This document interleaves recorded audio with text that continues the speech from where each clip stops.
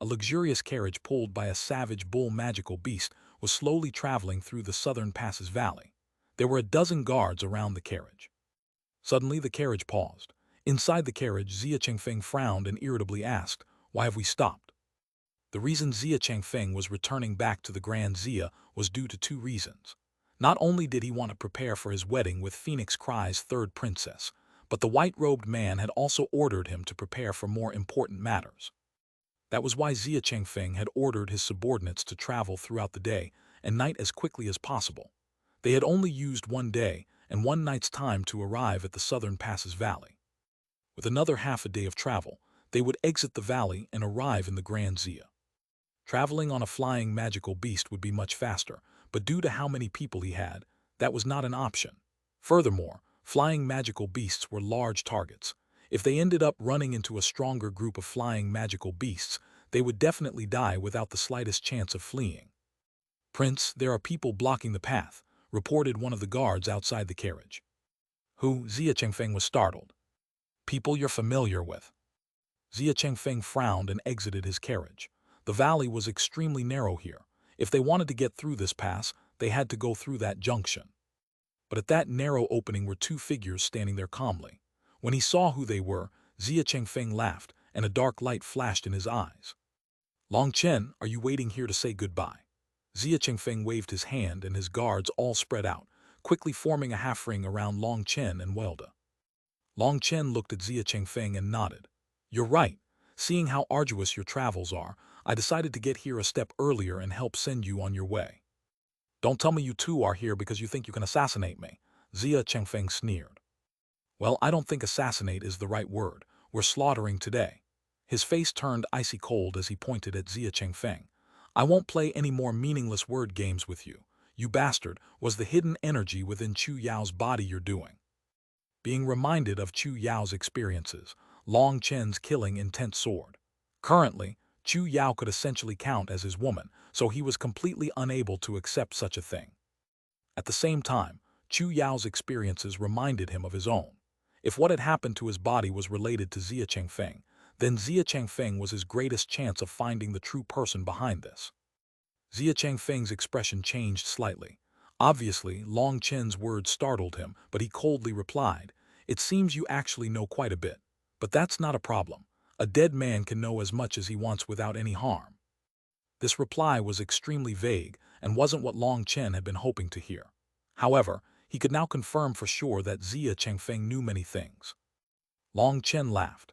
Perhaps he would be able to learn many of those secrets from Xia Chengfeng today. "Long Chen, I originally thought that you were a smart guy, but today I find that I was wrong. Nonetheless, I'm actually pretty happy that I was wrong. You actually dared to come here to assassinate me with just the two of you. I don't know whether to praise you for your boldness or to laugh at your stupidity. Looks like after killing Huang Chang, your appetite has really grown without limit. Do you think you are unmatched under the heavens? Wang Mang, weren't you always complaining I didn't give you a chance to display your feelings? Here, the chance has come. Go cut off that arrogant kid's head," said Xia Chengfeng disdainfully. Xia Chengfeng's last sentence was towards one of his guards. That Wang Mang was extremely tall and strong, and his face was as black as coal.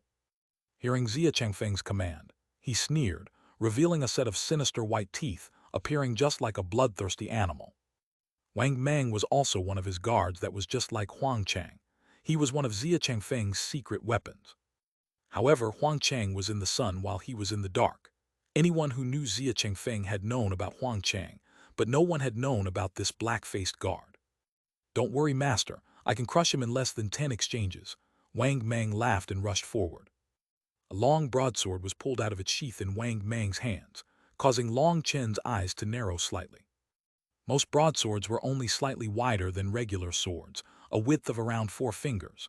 That was because as the width increased, the thickness also had to increase. In the end, a broadsword was many times heavier than a regular sword. Most cultivators that could use broadswords were those specialized in power. And as for Wang Mang, his broadsword had reached a shocking width of 7 inches. 7 inches wide and 3 inches thick. Its weight was definitely shocking. Before the sword even reached, a terrifying whistling gale had already blown over. The air revolved around it as it chopped down at Long Chen. "You're mine." Long Chen didn't move. Behind him, Wilda shouted, and the mountain-splitting battle-axe in his hand cut through the air. It turned into a whistling golden light that clashed with Wang Mang's broadsword. Sparks shot everywhere, and an ear-ringing explosion rang out. Some of the guards had their eardrums split from the explosive ringing. Blood slowly flowed out of their ears, and they were unable to hear anything after. Both sides were blown back. Wilda thudded back 3 steps before stabilizing. But Wang Mang was blown 10 meters back despite doing his best to stabilize himself. His legs left behind 2 deep scars on the ground. After just that one earth-shattering exchange, all of Xia Chengfeng's men looked at the giant Wilda with horror. When Xia Chengfeng saw Wilda's mountain-splitting battle-axe, his pupils shrunk as he recognized it from the auction. That was something that weighed over 2 tons.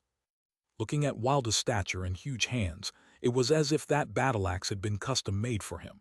It wasn't heavy at all to him. While Xia Chengfeng was shocked, Wang Mang was even more shocked. Ever since he had been a child, he had always possessed an extremely great innate strength. That broadsword in his hand weighed over a ton, and by using it in combat, there were extremely few people in the same realm as him who could manage to endure even 3 exchanges. Although Huang Chang was also one of Xia Chengfeng's secret weapons, Wang Mang would still be able to defeat him in 10 exchanges, even if he used his beast transformation. However, now he was forced back by a blockhead who didn't have the slightest fluctuations of a cultivation base. Not only was he shocked, but he was also infuriated. Wang Mang roared and blood chi soared from his body. He had originally been planning on fighting Long Chen, so he hadn't wanted to display his full strength. Reserving his strength was simply his habit from being raised with Huang Chang as one of Xia Chengfeng's secret weapons. But now there was someone who might actually surpass him in terms of brute strength. His anger soared. He definitely would not allow such a person to emerge. The sword in his hand shivered, and space began to rumble. This time the gale winds released from his broadsword sounded even more mournful, almost as if Yama, King of Hell, was demanding lives. This kind of harsh and cold attack was extremely terrifying, but while Long Chen was shocked, he was also relieved. Wang Mang was someone who focused on pure power and didn't like skillful techniques. Although his style was simple, his killing power was also great. Luckily, this kind of attack was the easiest for the simple Wilda to handle. That was because Wilda also didn't understand any skilled techniques. Boom! They once more collided fiercely, intensely shaking the earth and releasing terrifying chi waves that spread out, withering the vegetation and causing destruction everywhere. If it had just been the withering of the grass and the earth being crushed, then it would have been fine. However, there were also many boulders and smaller stones that were split and sent flying out. Due to the earlier collision being so intense that many of the guards could no longer hear, one of them was actually directly shot through the head with one of those flying rock fragments. The terrifying force behind it made the rock shoot straight through his head, causing his corpse to fall silently to the ground. The others all hastily retreated when they saw that. Such a battle was too intimidating. To die like that without even knowing what happened was truly too meaningless. Explosive collisions continued to ring out as one huge broadsword and one huge battle-axe continuously crashed. Sparks shot wildly every time they collided, and even the earth would shake as well. Looking at Wilda, who seemed to be possessed by a god of war, a bit of excitement rose in Long Chen's heart. Wilda had finally started to show off his might. Although this currently still wasn't his full strength, in any case, at least his sweat and tears in training him weren't completely wasted. But that was also because they had been lucky enough to run into Wang Mang. If it had been Huang Chang, Wilda probably would not have been able to hold on. Wilda had no fighting experience. Any experiences he had were only from going hunting with Long Chen these few days. Furthermore, Wilda had no idea how to properly attack. Even up until this point, Wilda would only react defensively after seeing his opponent's attack. If Wilda really did strike, that would completely reveal his fatal weak point. But Wang Mang's wild series of attacks had actually masked Wilda's weak points.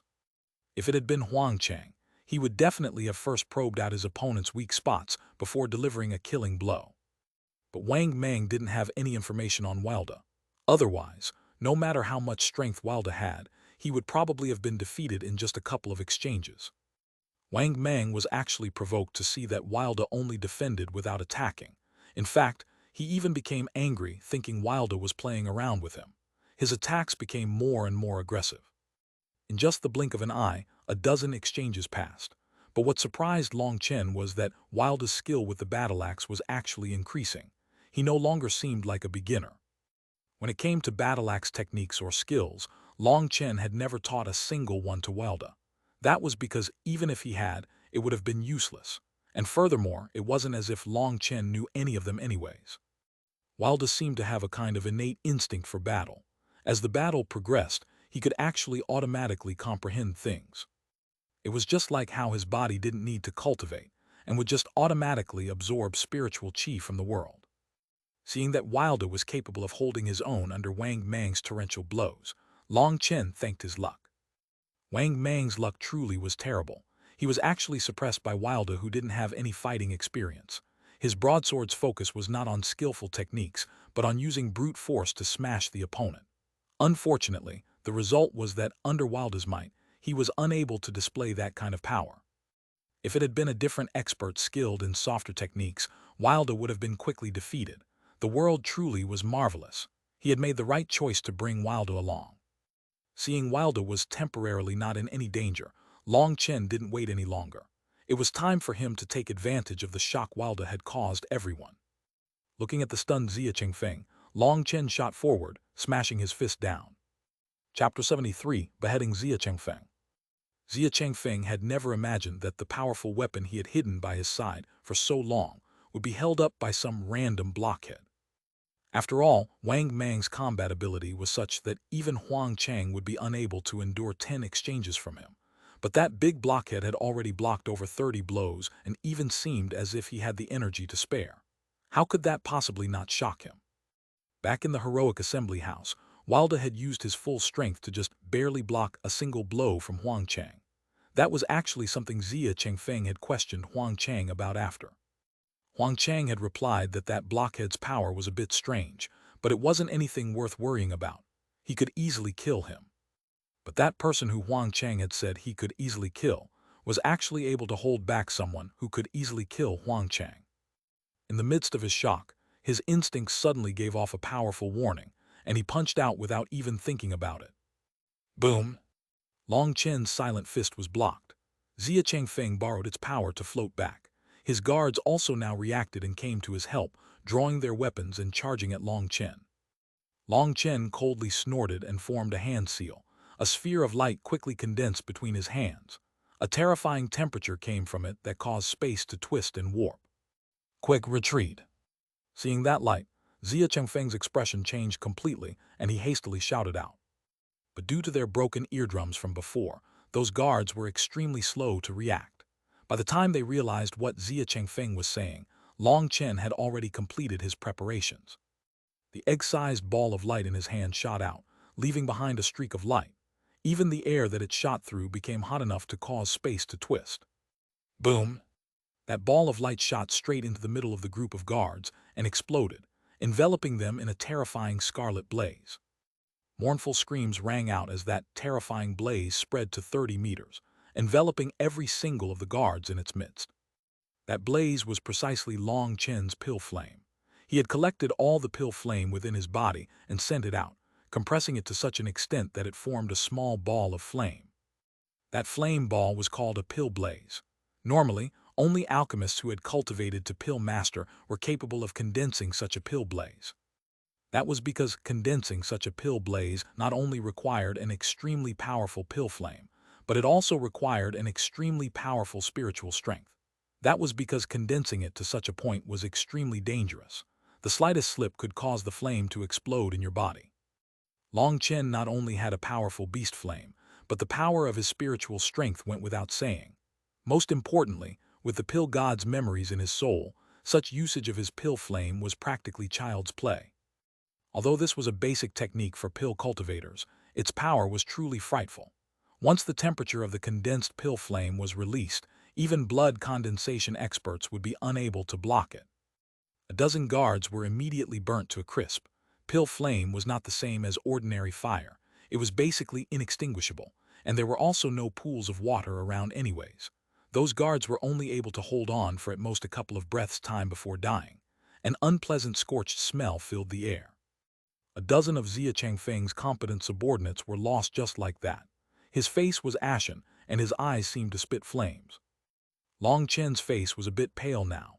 That was the full force of his pill flame, and the aftermath of such a great consumption was definitely not small, even to him. Those guards were all Xia Changfeng's elite troops. The majority had all been at the mid-blood condensation realm or above. Long Chen could only use such a method to quickly defeat them. Although the sacrifice was large and he would no longer be able to use his pill flame for a while, it had all been worth it. Now there only remained Xia Changfeng for him to deal with. He didn't have to worry about other people launching sneak attacks on him. Long Chen, Xia Changfeng ground his teeth as he looked at Long Chen. "What's up?" Long Chen brushed the ashes off his clothes indifferently. "I'll kill you." Xia Changfeng's voice was trembling slightly. The anger inside him had already reached a critical level. "That's just what I was going to say," said Long Chen. "But before that, I want to know who placed those spiritual seeds in Chu Yao's body." "You want to know? Haha, you're dreaming," Xia Changfeng sinisterly said. "Did you really think you could kill me? I'll let you see just how ridiculous such a thought is." Boom, blood qi exploded from Xia Changfeng's body. Powerful fluctuations surged from his body. Qi waves rumbled hundreds of meters away, with Xia Changfeng as the epicenter. "Did you really think I was raised as a spoiled prince without learning any skills? Did you really think you are the only genius under the heavens? Today, I'll let an idiot like you learn just how stupid you are. The price of this lesson will be your life." At this time, Xia Changfeng's whole aura had exploded out. Shocking qi waves were rolling off his body, and his blood qi had been condensed to the pinnacle. His pressure made it difficult to breathe. "You're at the peak of blood condensation." Long Chen nodded. As he had expected, Xia Changfeng still had hidden cards. No wonder Long Chen had had a somewhat restless feeling throughout the day. He almost felt as if a great catastrophe was about to befall him. A peak blood condensation expert was the strongest opponent Long Chen had met up until this date. But no matter what, Long Chen was still willing to pay any price to kill Xia Changfeng. It wasn't just because Xia Changfeng was extremely likely to be a participant in the schemes against him. The main thing was that he had touched upon the most important thing in Long Chen's heart. Thinking of Chu Yao, who was imprisoned alone within the imperial palace, Long Chen's killing intent soared. "Die!" Xia Changfeng angrily roared. Stamping on the ground, he charged towards Long Chen. The ground he had stamped upon actually ended up caving into a huge hole. At the same time, a ruthless qi completely locked Long Chen in place. That meant Xia Changfeng was an expert who had tempered himself through life and death battles. Looking at the charging Xia Changfeng, Long Chen tightly clenched his fists. His black hair slowly fluttered in the wind. His eyes were like two sharp blades. The cyclones in his body quickly revolved and he sent a punch out. Bang! A huge explosion rang out. Xia Changfeng stumbled back. He had never thought that the current Long Chen would be even more powerful than when he had killed Huang Chang. His punch just now hadn't had the slightest effect at all. Long Chen's leg was already viciously kicking towards his stomach. Xia Changfeng coldly snorted. Pushing down his shock, his right hand became like a blade that ruthlessly slashed down at Long Chen's leg. With another bang, both of them retreated 2 steps. Xia Changfeng was greatly shocked. Long Chen was truly a freak. Back in the heroic assembly house, he would have been able to slaughter him with just a single hand. But with every time he saw him, Long Chen's cultivation base would spring up at a shocking pace. Now he could actually fight on par with a peak blood condensation expert. This caused him intense fury, but it was also terrifying. If it continued like that, then sooner or later the freak would be someone he could no longer suppress. With an angry howl, Xia Changfeng's blood qi actually completely disappeared as he punched forward. His fist immediately coated with a bloody color. That one punch had actually collected his entire body's blood qi. A bloody smell came from it. Blood-gathering fist. When Long Chen saw Xia Changfeng's punch, he felt his scalp turn numb. That was a fear that came from his innermost being. That terrifying fist definitely possessed a fatal danger to him.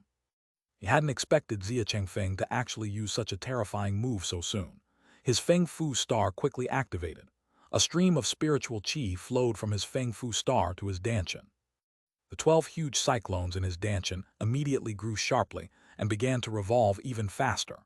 The spiritual qi within 300 meters of him was immediately absorbed by him. This was the first time he had used his full strength since entering the 12th level of qi condensation. Flame-clad palm. With a low shout, he also sent a palm out. His flame-covered palm was sent crashing against Xia Changfeng's fist. Boom! The ground split apart and rocks shot everywhere.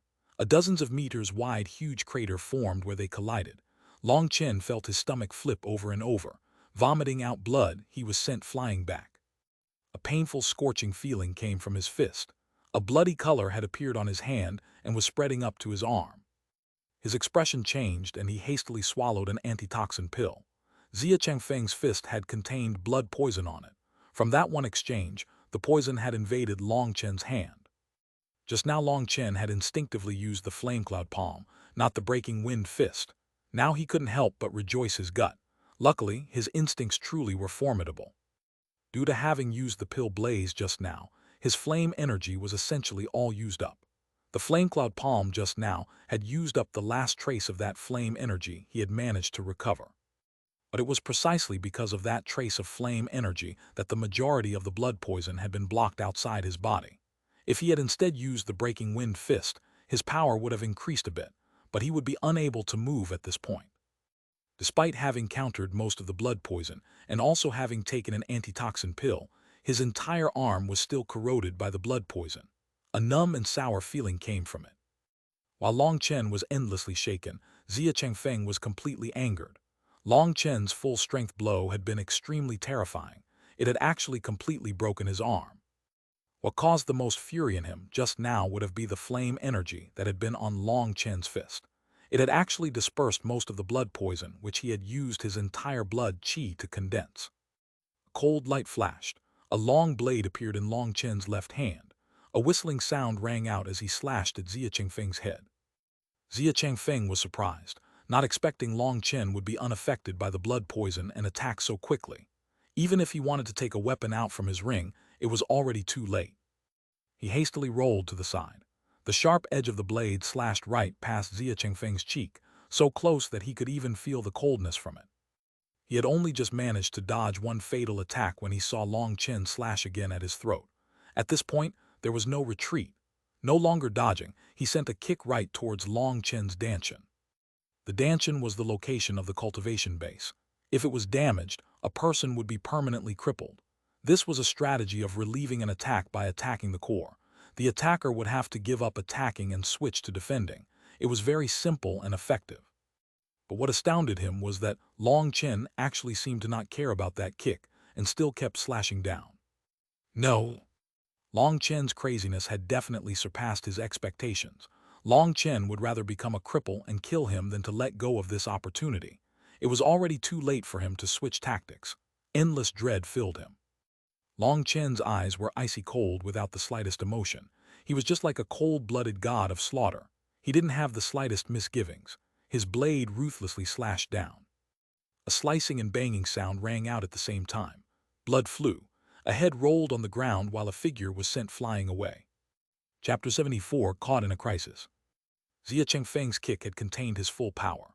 Long Chen was sent flying dozens of meters away, and then continued rolling on the ground for another dozen meters before stopping. Looking from the fresh blood on his blade to the distant headless corpse that was Zia Chengfeng, Long Chen took a deep breath. Zia Chengfeng had truly had many hidden trump cards.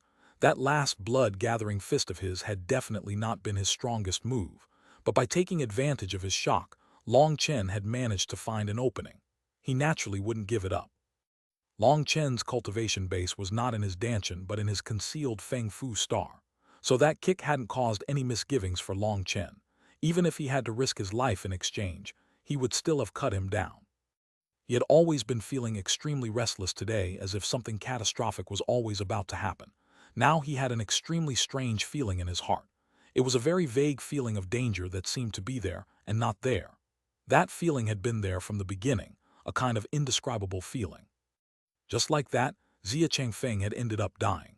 But that kick of his when facing death had still contained his entire cultivation base's power.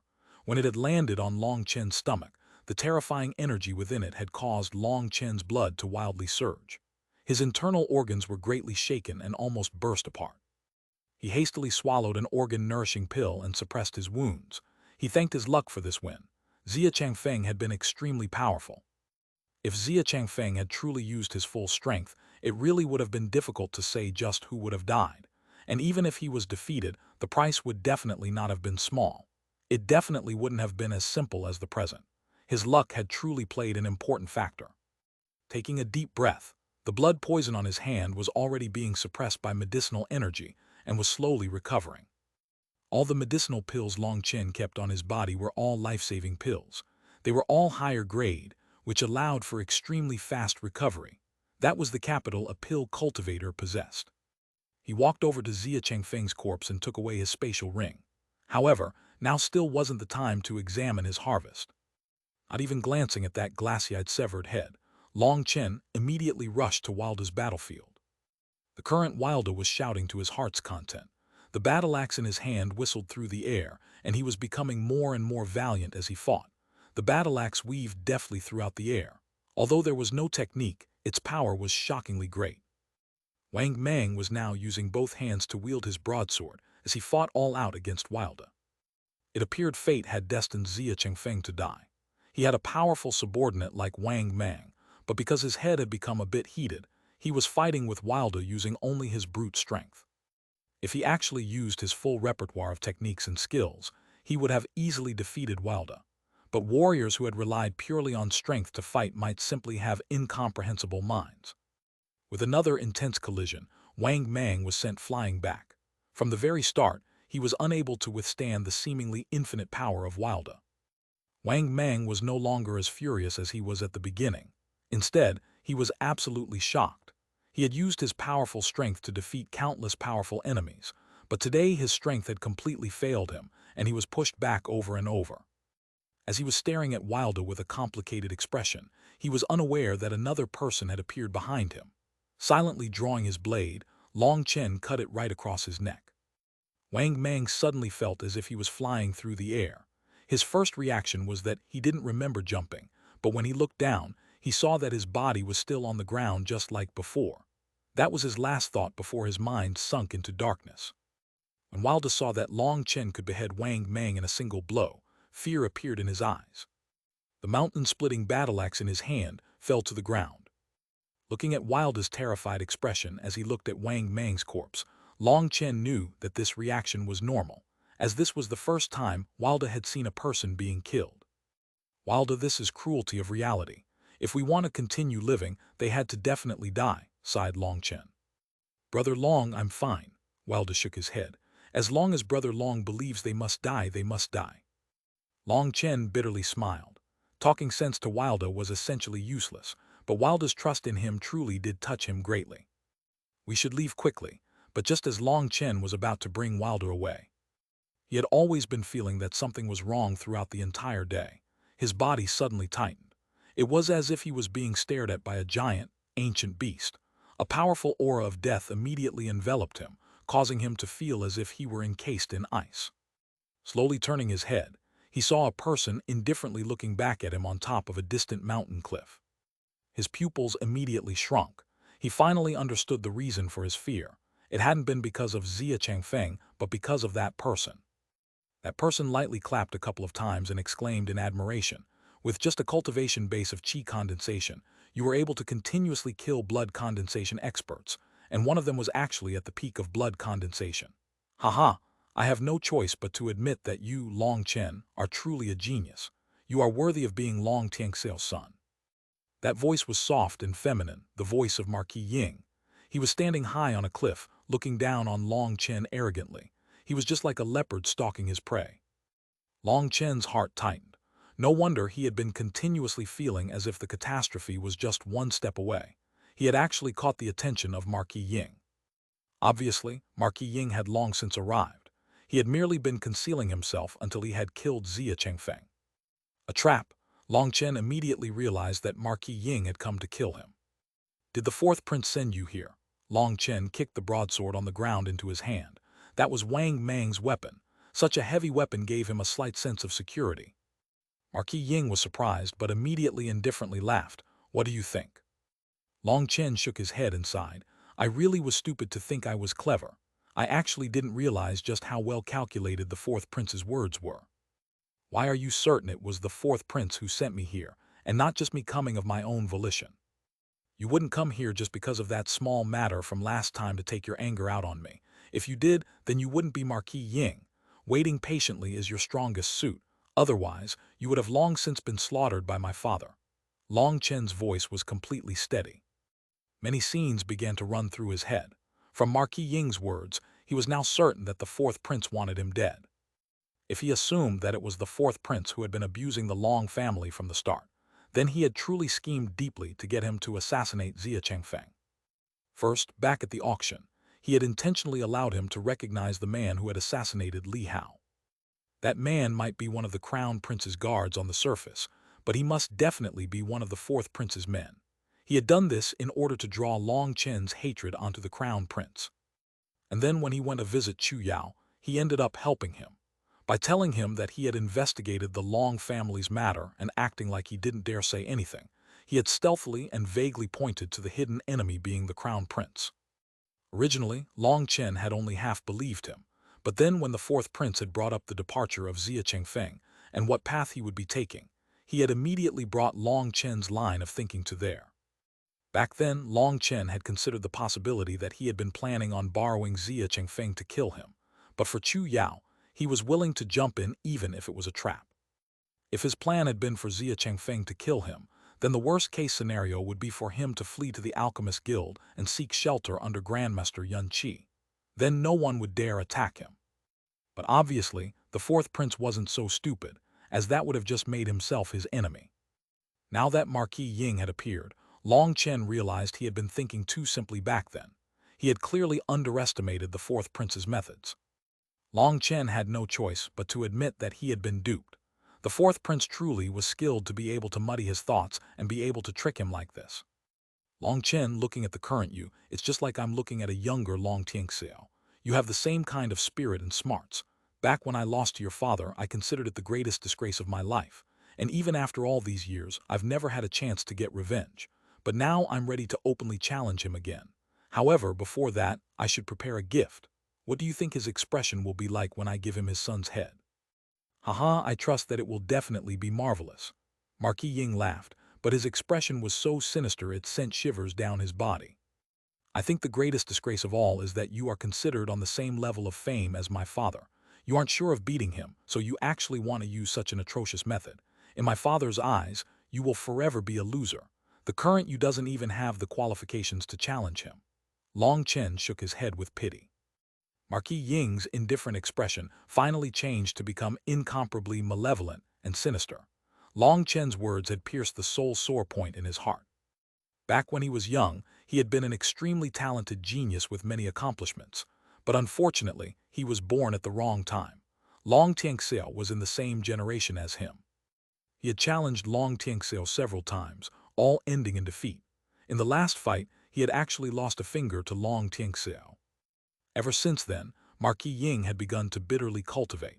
He also became more and more dark and feminine. Although he later also advanced to the tendon transformation realm to become one of Phoenix Cry's top 3 experts, he could never forget the crushing defeats he had suffered to Long Tianxiao. Once he had reached the peak of the mid-tendon transformation realm, he had suddenly found out that his severed finger had badly damaged him, and he was unable of stepping into the late tendon transformation realm. His hatred of Long Tianxiao grew even greater. Now he had coincidentally obtained the flesh-bone restoration pill and had regenerated his finger. That had allowed him to finally break through to the 7th heaven stage of tendon transformation, entering its late stage. That was why the current Marquis Ying was filled with high spirits. He decided that this time he would definitely kill Long Tianxiao, wiping away his shame. But although he had advanced to the late tendon transformation realm, Long Tianxiao was his heart devil, and he was unsure of victory. Luckily, he now had a chance to kill Long Chen. If he used Long Chen's head to infuriate Long Tianxiao, his chances of victory would definitely rise. Now Long Chen had used just a single sentence to point out his goal, causing him to be enraged out of humiliation. He was just like a hypocrite whose camouflage was torn off by others. Killing intent overflowed from his eyes. Did I touch on a sore spot? Are you too ashamed to show your face? Then just crush your head into the cliff and everything will be resolved, advised Long Chen. Although his words were light, his grip on the broadsword tightened. At the same time, his cyclone slowly revolved and all his nerves were stretched tight. You fucking brat, go die. Marquis Ying angrily roared, and a cold lightning-like light appeared over half the sky. By the time Long Chen sensed anything, he was appalled to find that Marquis Ying had already arrived right in front of him with a sword pressed against his throat. Chapter 75, Fighting Against Marquis Ying. Although Long Chen had long since been on guard against him, he had still never thought that Marquis Ying's speed was so terrifying. As soon as he just barely moved, he had already arrived in front of him. But he had already prepared himself for this. If Marquis Ying wasn't strong, how could he possibly be listed alongside his father as one of the Empire's top 3 experts? Long Chen's heart was completely calm as he watched the sword slash towards his neck. Any fear was put away. He entered a special kind of state. Not paying the slightest attention to Marquis Ying's sword, his power exploded as he slashed the broadsword in his hands at Marquis Ying's waist. The broadsword was exceptionally heavy, but now that he had 12 cyclones, his physical strength had reached an inconceivable level. It was not any problem to Long Chen. Wind whistled. The current Long Chen no longer dared to hold anything back. Slashing with that broadsword with his full strength, even space seemed to be cut apart. Marquis Ying clearly had not expected that Long Chen would be so unafraid of death. This was clearly an attack that would cause both sides to suffer. But despite it being such a basic method, it caused his attack to completely collapse. The sword in his hand was only 3 feet long, a standard sword length. But Long Chen's broadsword was 7 feet long. If their attacks continued like this, then the result would be that, while his sword would manage to slash through Long Chen's throat, Long Chen's broadsword would also cut his body apart. No matter how conceited he would never dare use his body to block Long Chen's broadsword. Even a tendon transformation expert like him was unable to do that. He had no choice but to give up his attack. Turning his body, he floated back, dodging the sword by just a fraction of an inch. Although Long Chen seemed as if he was planning on bringing Marquis Ying down even at the cost of his own life, the truth was that he was sure that if he had dodged instead, Marquis Ying would have continued to press his advantage. If he let Marquis Ying attack him consecutively, he would just be quickening his defeat. Seeing Marquis Ying retreat, Long Chen roared, his voice like thunder. His broadsword slash suddenly stopped and became a stab straight towards Marquis Ying's stomach. Marquis Ying had only just dodged when he saw Long Chen suddenly change attacks. His expression couldn't help but change slightly. After all, that broadsword was heavy to an astonishing level. Marquis Ying had already noticed that, and that was why he didn't dare take it head-on. But such a shockingly heavy broadsword was controlled so easily by Long Chen. He was even capable of switching attacks in the middle of his movements. That meant Long Chen's physical strength had already reached a terrifying level. HMPH, it's just brute force, Marquis Ying coldly snorted. His sword streaked through the air and heavily stabbed against Long Chen's broadsword. Sparks shot everywhere. Long Chen was shocked that his full-strength attack was pushed to the side by Marquis Ying's sword, causing his sword to only hit air as it went past Marquis Ying's body. More importantly, he had used so much force that with the addition of Marquis Ying's sword stab, Long Chen's body was also forced forward along with his broadsword.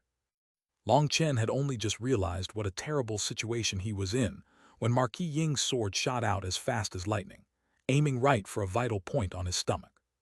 Relying on his spirit's battle experience, he instinctively twisted.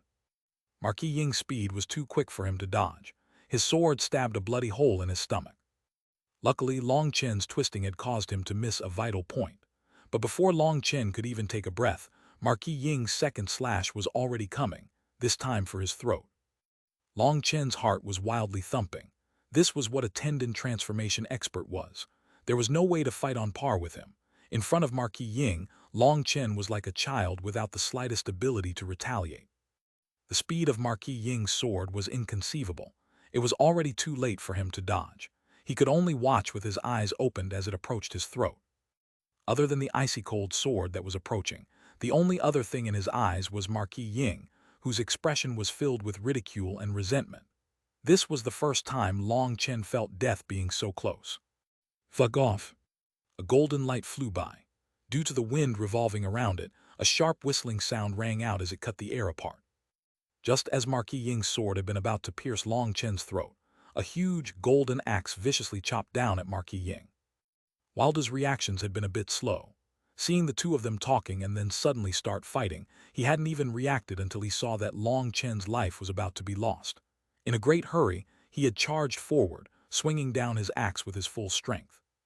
Marquis Ying had been just about to kill Long Chen, suddenly feeling his back turn cold and an intense mortal danger. Although he was a bit unwilling, he had no choice but to give up his killing attack on Long Chen and swing his sword up to meet Wilda's battle axe. Wilda was forced back dozens of meters and looked in shock at Marquis Ying.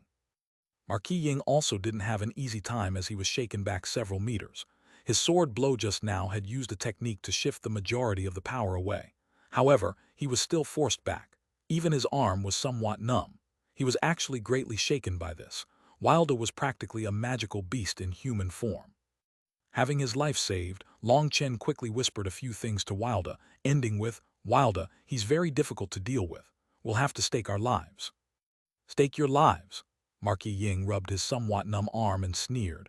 "With just your superficial tricks and that brute force.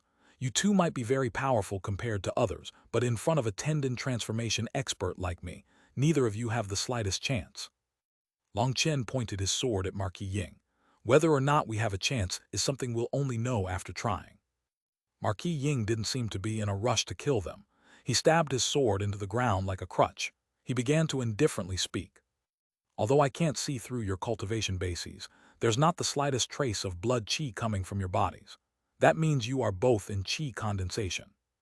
As a present I'll be sending to your father, I'll do you a favor and tell you just how great the difference is between us. At qi condensation, you absorb heaven and earth's spiritual qi into your own body, allowing you to use heaven and earth's power for your own. What you cultivate is qi. At blood condensation, you use heaven and earth's spiritual qi to purify your blood. It allows you to strengthen your body. What you cultivate is physical power. Qi and physical strength add together to release a great strength. However, it is only additive. Once you reach tendon transformation, your body's physical strength explodes and qi nourishes your soul. Your qi and physical body merge together perfectly. However, at tendon transformation, the might produced by qi and body is no longer additive, but multiplicative. If blood condensation's combat level is 10 plus 10, then tendon transformation's combat level is 10 times 10. Long Chen's core was shaken greatly. He knew Marquis Ying wasn't telling them this information to be nice. He was telling them just how great the difference between them was in order to make them give up in despair. Although he knew that, Long Chen's heart was still horrified. If what he said was really true, then they really wouldn't stand a chance. And even ignoring his power, just Marquis Ying's strange movements and his speed, which was fast as lightning, were enough to shock him. This was an absolutely hopeless situation. No wonder the fourth prince had dared to scheme against him. Long Chen was to kill Xia Chengfeng, and then Marquis Ying would then kill him. It was a truly profound scheme. Wilda obviously wasn't thinking as much as Long Chen. He only glared straight at Marquis Ying. "Brother Long, what is he saying? Additive and multiplicative. What's qi condensation and blood condensation?" "Don't bother with what he says. Remember what I told you just now," replied Long Chen quietly. Marquis Ying indifferently looked at Long Chen. "What? You really still want to struggle at this point? Do you doubt what I just said?" Long Chen raised his sword at him and sneered. "Did you think I wouldn't notice that you're wearing a photographic jade on your chest? You just want to take a picture of my despair before death for my father, right?" He had been too nervous before, but now he noticed there was a strange jade on his chest. That jade had many curving lines on it. Although Long Chen had never studied inscription arts, he had heard of photographic jades. The inscriptions on them allowed them to record pictures or even short videos. "Haha, I really never expected to be seen through by you. How boring." Marquis Ying lightly stroked the jade. "I really did want to send the full image as the gift. First, I'll send your head to him. Then I'll show him the image of your deathbed struggle. Only then can I relieve the hatred I've repressed for so many years." Long Chen laughed. "What a shady move. You really are a contemptible little man. A half-man, half-woman sissy. You only use these disdainful moves. My father could sever your finger. Today I'll show you that I can sever your head." He suddenly stamped his foot. Even the land trembled with him as he shot forward like a wild gale, slashing his sword at Marquis Ying. "HMPH, ignorant kid. Today I'll let you see just how terrifying it is when qi merges with your body." Marquis Ying coldly snorted, and his robes began to float without any wind. Green veins began to bulge on his skin like many swimming snakes. That was a specific attribute of the tendon transformation realm. When his entire body was covered in green veins, his aura suddenly exploded and terrifying energy shot out everywhere. The space around him was even twisted and warped. Seeing this, Long Chen gritted his teeth. No matter how powerful Marquis Ying was, he had to do his utmost to fight. Otherwise, he definitely wouldn't have a good death. He was afraid of death. If he really did die, what would happen to his mother? What would happen to Chu Yao? What about his arrangement with Meng Qi? He couldn't die. Only by going all out and risking his life would there even be the slightest chance of him surviving. His entire energy gathered into the broadsword. Long Chen placed aside his fear and bravely charged into the face of death. Without realizing it, his Feng Fu star began to slowly circulate. But after it had only half circulated, it seemed as if some sort of energy was lacking and it returned to calm. Die! He courageously charged forward. His sword shook the heavens as he used his full force to bring it slashing down. Chapter 76: The Terrifying Marquis Ying. Marquis Ying coldly smiled both mockingly and disdainfully. His hand, which was now covered with bulging veins, brandished his sword, causing it to slice through space. Boom! Terrifying waves of qi surged out violently, causing the entire mountain valley to tremble. Long Chen felt as if he had been smashed by a huge mountain. He was sent tumbling through the air, vomiting out blood. He rolled dozens of meters and spat out another mouthful of blood. His insides felt as if they were on fire. Long Chen's face was covered with shock and terror. Marquis Ying's words from before had not just been to frighten him. They had been the truth. When qi and physical power superimposed, the strength that could be unleashed was truly enough to cause a person to despair. Bastard! Wilda let out an angry roar. His axe smashed down right after Long Chen was sent flying. But Marquis Ying's sword was as quick as lightning, quickly striking against Wilda's battle axe. Wilda was sent flying back like a skipping stone, tumbling through the air several times before heavily landing on the ground. But while Wilda was sent back flying further than Long Chen, he didn't spit out any blood. That surprised Marquis Ying. Now you too should be convinced. In front of true strength, all your struggles are futile. Give up. Marquis Ying didn't chase after them to attack. He stood in his original position like an emperor, coldly looking down on them. Supporting himself with the broadsword to struggle back up, Long Chen shook his head, blood staining his mouth.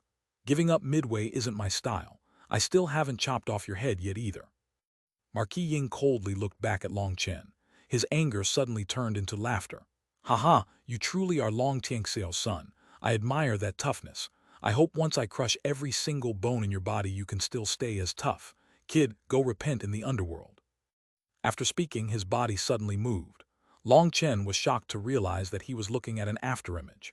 Marquis Ying's speed was inconceivable, and he arrived in front of Long Chen in an instant, slashing with his sword. Seeing Marquis Ying's attack, Long Chen once again didn't bother with defending, instead also sending a slash out at Marquis Ying. This method of giving up defense to take one's enemy down as well wasn't really a method. It was a technique that could only be used when all else was useless. In terms of speed, Long Chen was unable to compare to Marquis Ying, and in terms of power he was also not his match. All he could rely on was the length of his broadsword. He could only use his courage and boldness to fight against him. Although such a technique was extremely dangerous, it would at least allow him to buy some time. As expected, Marquis Ying was incapable of accepting such an exchange where he would also be heavily injured just to kill him. He recalled his sword to defend, looking for another opportunity to attack. At this time, Wilda also charged over, hacking down with his axe. It seemed that the previous blow hadn't harmed him at all. His physical body truly was so frighteningly sturdy. Long Chen was gratified to see that Wilda seemed to suddenly become smart. He had learned from Long Chen to ignore Marquis Ying's sword and attack with his life on the line. Consecutive blows echoed throughout the valley. The very land trembled with each exchange. With Long Chen and Wilda working together and gambling their lives, Marquis Ying was actually unable to display his abilities and was forcibly blocked by the two of them. He had a definite superiority over them in terms of both power and speed, but Long Chen and Wilda's attacks were absolutely insane, risking their lives over and over again. They didn't care about any of his blows striking them, only using their bodies to receive his attacks. However, they risked their lives to strike fatal blows on him. Marquis Ying's face turned green from anger. There were several times when he felt an urge to continue his attack while disregarding their blows in order to kill them, but he still continued to patiently endure. Firstly, Long Chen and Wilda's strength were too great. If he were to take a direct hit from them, that could be a fatal blow. A slight miscalculation or accident, and it wouldn't be just exchanging blows but exchanging lives. Secondly, he possessed the absolute advantage. Handling Long Chen and Wildo was just a matter of time. There was no need for him to take any reckless risks. And it was precisely because Long Chen had seen through Marquis Ying's thinking that he dared to do as he did. After all, this kind of exchange was an absolute last resort. If he didn't risk his life fighting back, he would just die immediately. Weapons clashed and flew.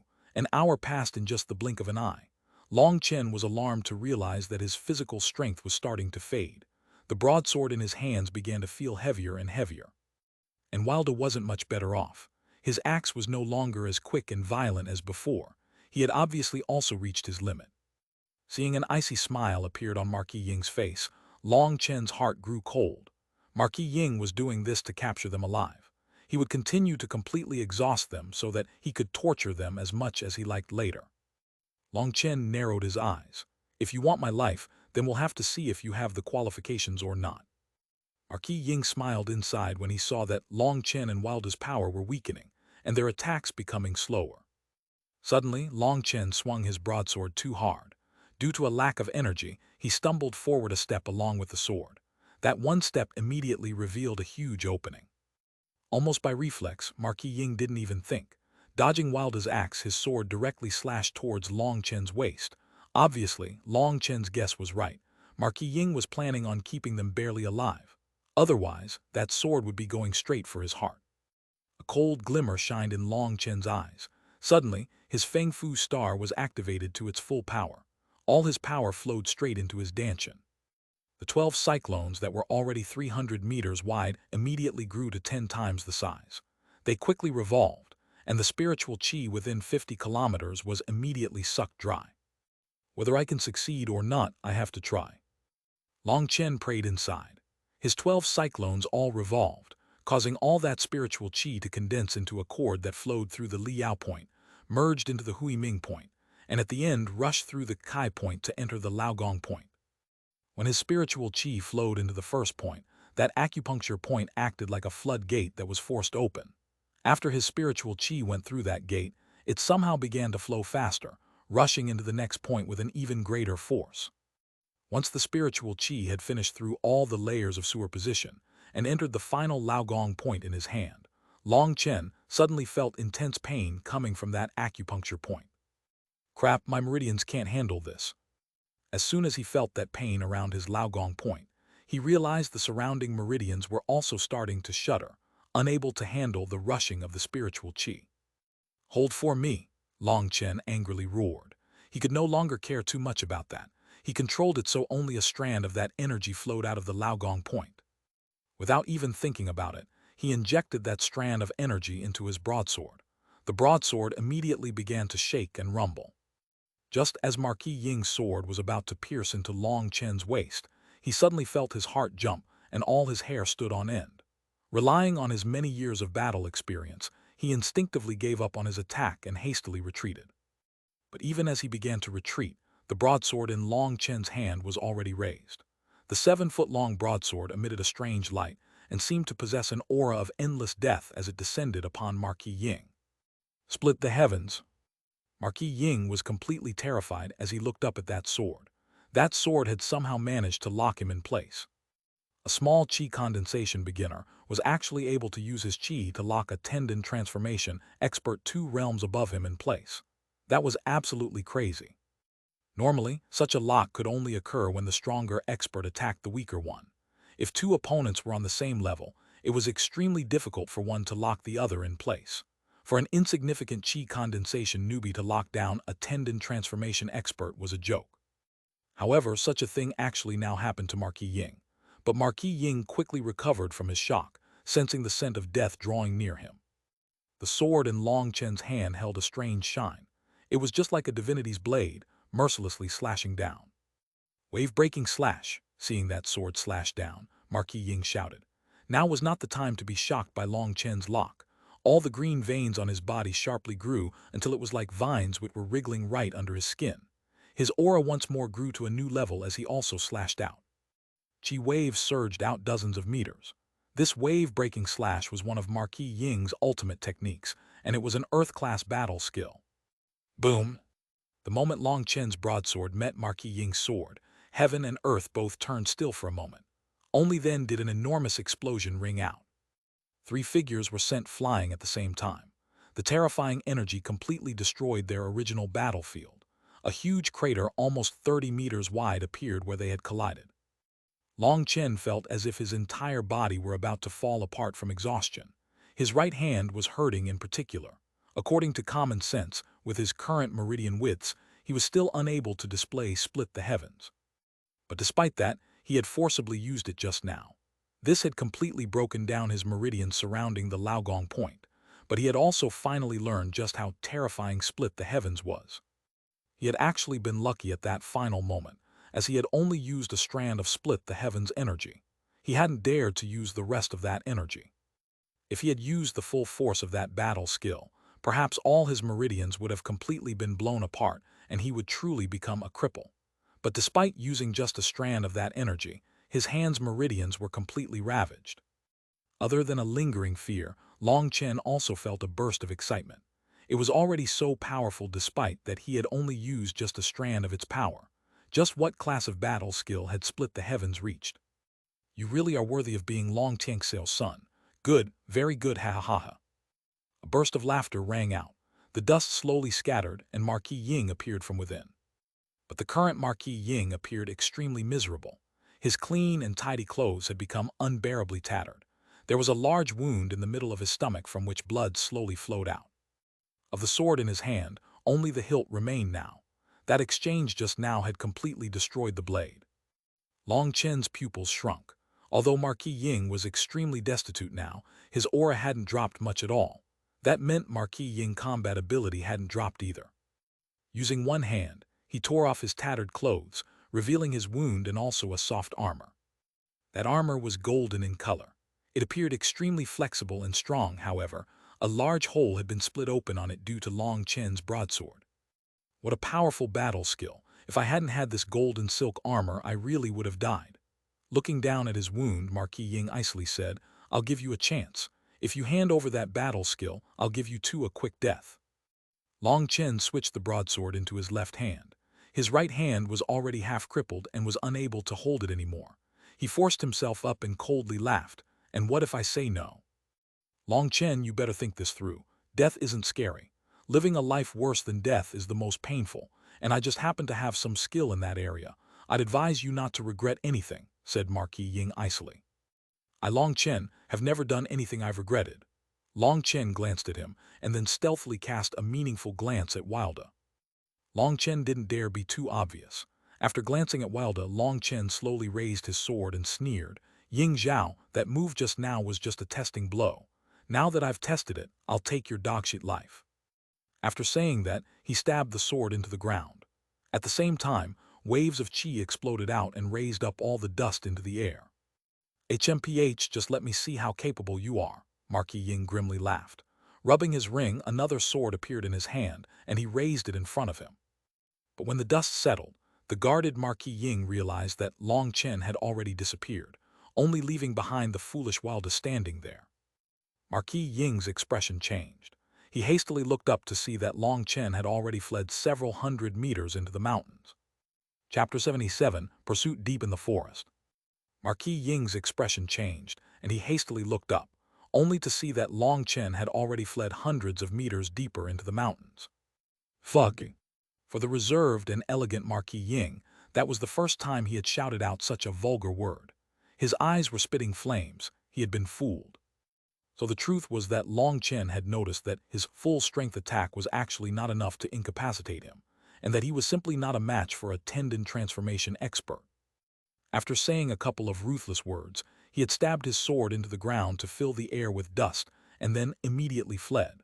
Perhaps fleeing was actually the most valuable combat skill to have. However, when Long Chen noticed that Wilda hadn't fled with him, and was instead just foolishly standing in his original spot, he almost coughed up blood in anger. He had purposely given him a glance just now to tell him that there would be a chance to flee. He hadn't expected him to not react and just stand there. But since he had already fled now, he absolutely could not return. Marquis Ying's target was him. As long as he fled, Wilda should be safe.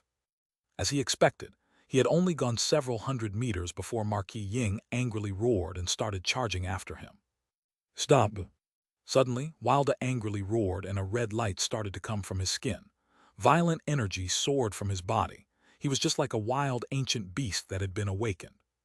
Just as Marquis Ying was about to chase after Long Chen, a huge battle axe whistled over at him, causing his heart to tremble. What surprised him was that Wilda's attack was suddenly much stronger than before. Even before the axe landed, just the wind from it alone was enough to make it hard for him to breathe. The power behind his attack had at least doubled. Boom! Marquis Ying didn't take it head-on. The new sword in his hand wasn't an equal to his old sword, so he didn't dare meet that blow. The result was that Wilda's axe ruthlessly smashed into the ground. His terrifying energy caused the whole valley to shake. Broken rocks shot out everywhere, and a shockingly huge crater appeared. "Brother Long, quickly run, I'll block him." Seeing his attack missed, he once more sent his axe smashing at Marquis Ying. The fleeing Long Chen was both shocked, angered, and moved. He was shocked that Wilda would be able to explode with such terrifying strength. He was furious because there was no point in blocking him. Long Chen wanted Marquis Ying to chase after him. He was also moved that Wilda would actually use his own life to try to protect him. Although Wilda was a bit naive, maybe even flat-out dumb, he had complete and total trust in Long Chen. He was even willing to give up his own life for him. Long Chen had an urge to both cry and curse. He was extremely worried, but he also didn't dare to stop running. That would simply be telling Marquis Ying that he wouldn't abandon Wilda, thus revealing his weak spot. Then, both of them would die. Originally, he had been planning on drawing away Marquis Ying and having Wilda flee in a different direction. But the result was that Wilda hadn't understood the slightest bit of Long Chen's intentions. Boom! Marquis Ying dodged Wilda 3 more times. At this time, Wilda's strength was growing stupendously. That last attack had been so powerful that he hadn't been able to dodge. Blocking with his sword, he was forced back 5 steps. Die! Marquis Ying raged. Today, he had been repeatedly thwarted from killing Long Chen. A grand tendon transformation expert like him had actually been this helpless in front of 2 insignificant chi condensation rookies. More importantly, Long Chen's final attack just now had given him a somewhat heavy internal injury. Although he made himself appear fine, the truth was that he was merely suppressing the injury. That was why he didn't want to use any of his power to get past Wilda, who was blocking him. That would end up making his internal injury worse. But he was becoming increasingly anxious as he saw Long Chen flee further and further away. If he couldn't throw off this giant fellow, then Long Chen really would escape. That was something completely unacceptable. His veins bulged again as he also sent a slash out at Wilda's attack. Wilda suddenly felt an unstoppable force push him back. He only managed to stabilize himself after almost 10 meters. Although Marquis Ying didn't specialize in power, the sharp increase in strength after entering the tendon transformation realm was simply too great. He managed to force Wilda back, but Marquis Ying also wasn't well off. His stomach was aching dully. That was the result of provoking his internal injury. Long Chen's last attack had not only shaken his internal organs, but even his dantian had been somewhat jolted. That led to his spiritual chi being much more sluggish. In the process of forcing Wilda back, he had almost been unable to continue suppressing his injury. Immediately after forcing Wilda back, he went to go chase after Long Chen. Long Chen was his main target. "You're not going anywhere." Marquis Ying almost went mad with rage. Wilda actually hadn't even received an injury despite being blown back and was now charging at him again. Wilda truly was a magical beast in human form. His physical body had reached an absolutely frightening level. Just by relying on his physical strength, he had actually managed to forcefully take a tendon transformation expert's attack.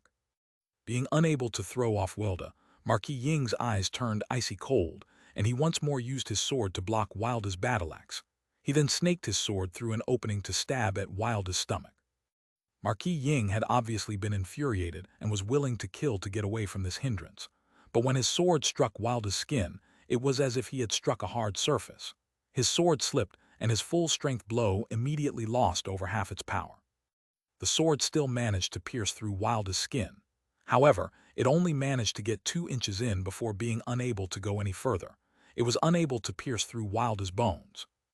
Marquis Ying was greatly shocked, as that was the first time such a thing had happened. Even a magical beast's body would be easily pierced through with his cultivation base, but he was apparently unable to do the same to Wilda.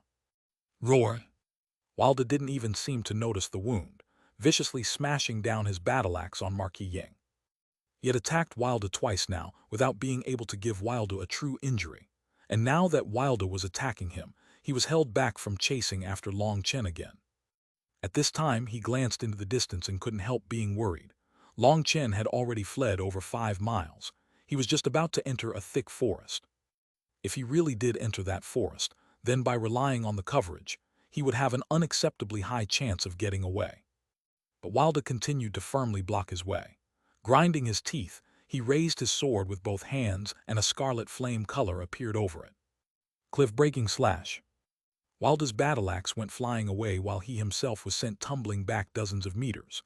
He spat out a mouthful of blood, and at the same time, the strange red light from his body faded. His aura sharply fell. Marquis Ying had actually been so pressed for time that he had used an Earth-class battle skill. He had managed to send Wilda flying, but Wilda only spat out a single mouthful of blood.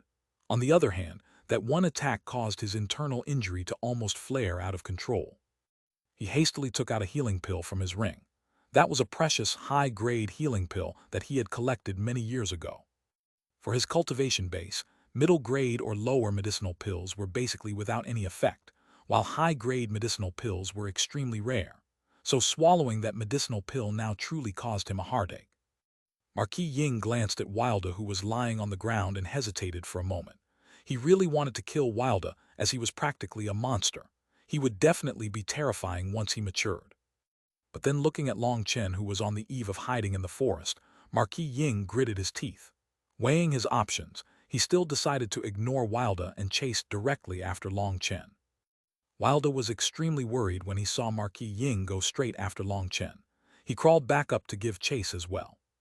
But he only managed to take 2 steps before he felt the world spinning around him. Wilda fell on his butt.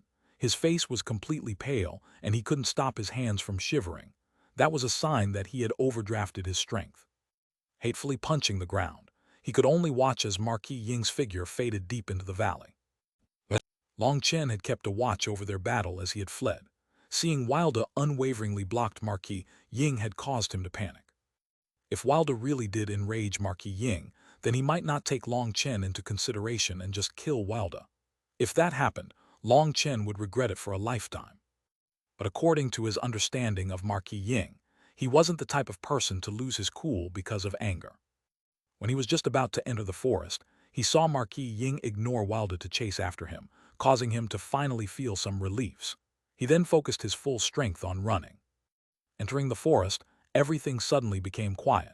Countless huge trees reached for the sky, making it so that it was extremely difficult for any sunlight to get through. Long Chen quickly adapted to the lighting and charged forward, doing his best not to step on any vegetation. Doing so would leave behind obvious tracks. Long Chen instead did his best to land on rocks or perhaps overturned trees.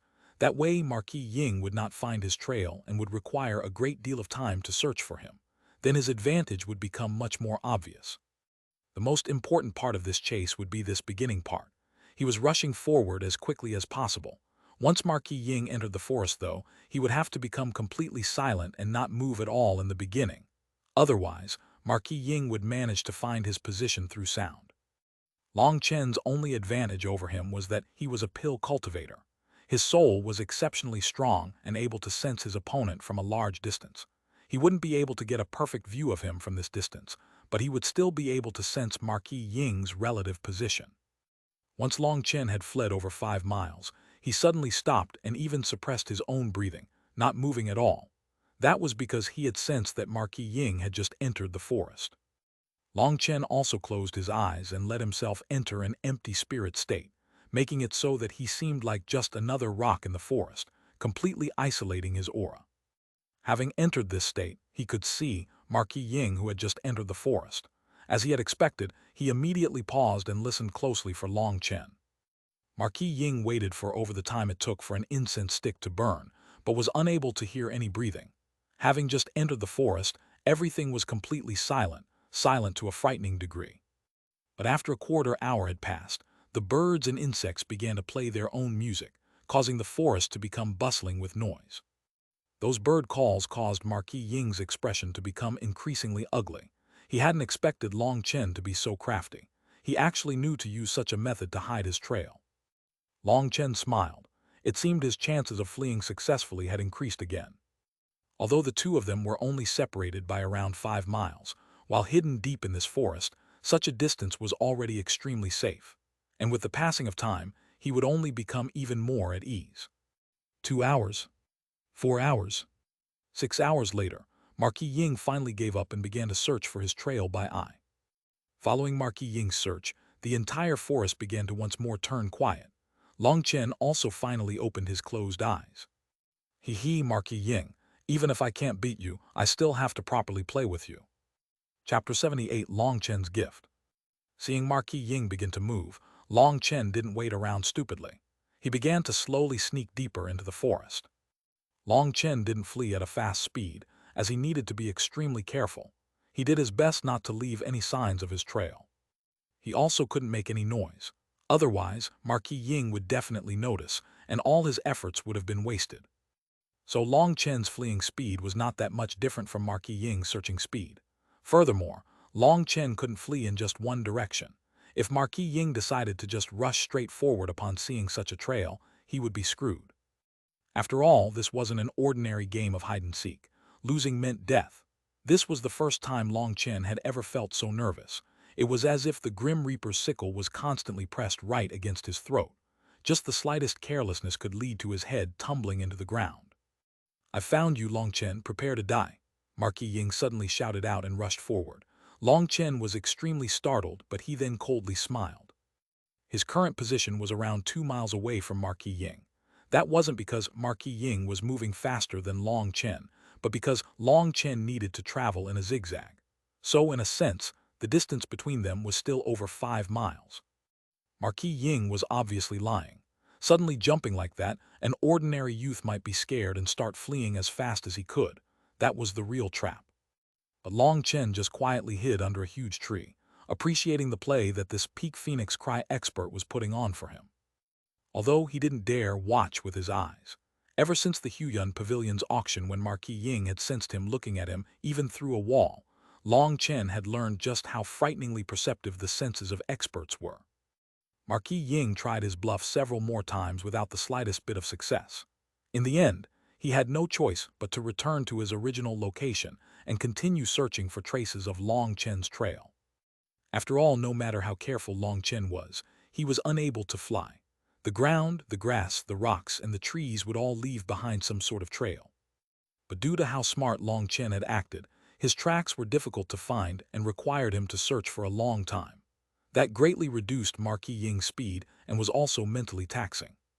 Long Chen was actually conserving much more energy than Marquis Ying, causing Marquis Ying to become increasingly infuriated. Long Chen, just wait for when I catch you. I'll skin you and pull out each and every single strand of your muscles while you still live before turning your bones to ashes. Marquis Ying ground his teeth. He knew Long Chen was somewhere in the area and could hear him. He could even sense that Long Chen was hiding in a corner and laughing secretly at him. That made him even more infuriated.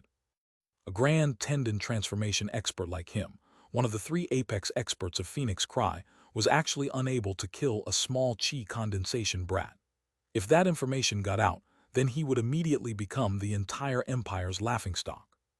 He had a stomach full of anger without anywhere to release it, but he had to maintain his calm, otherwise, with the slightest negligence, Long Chen might really be able to flee from him.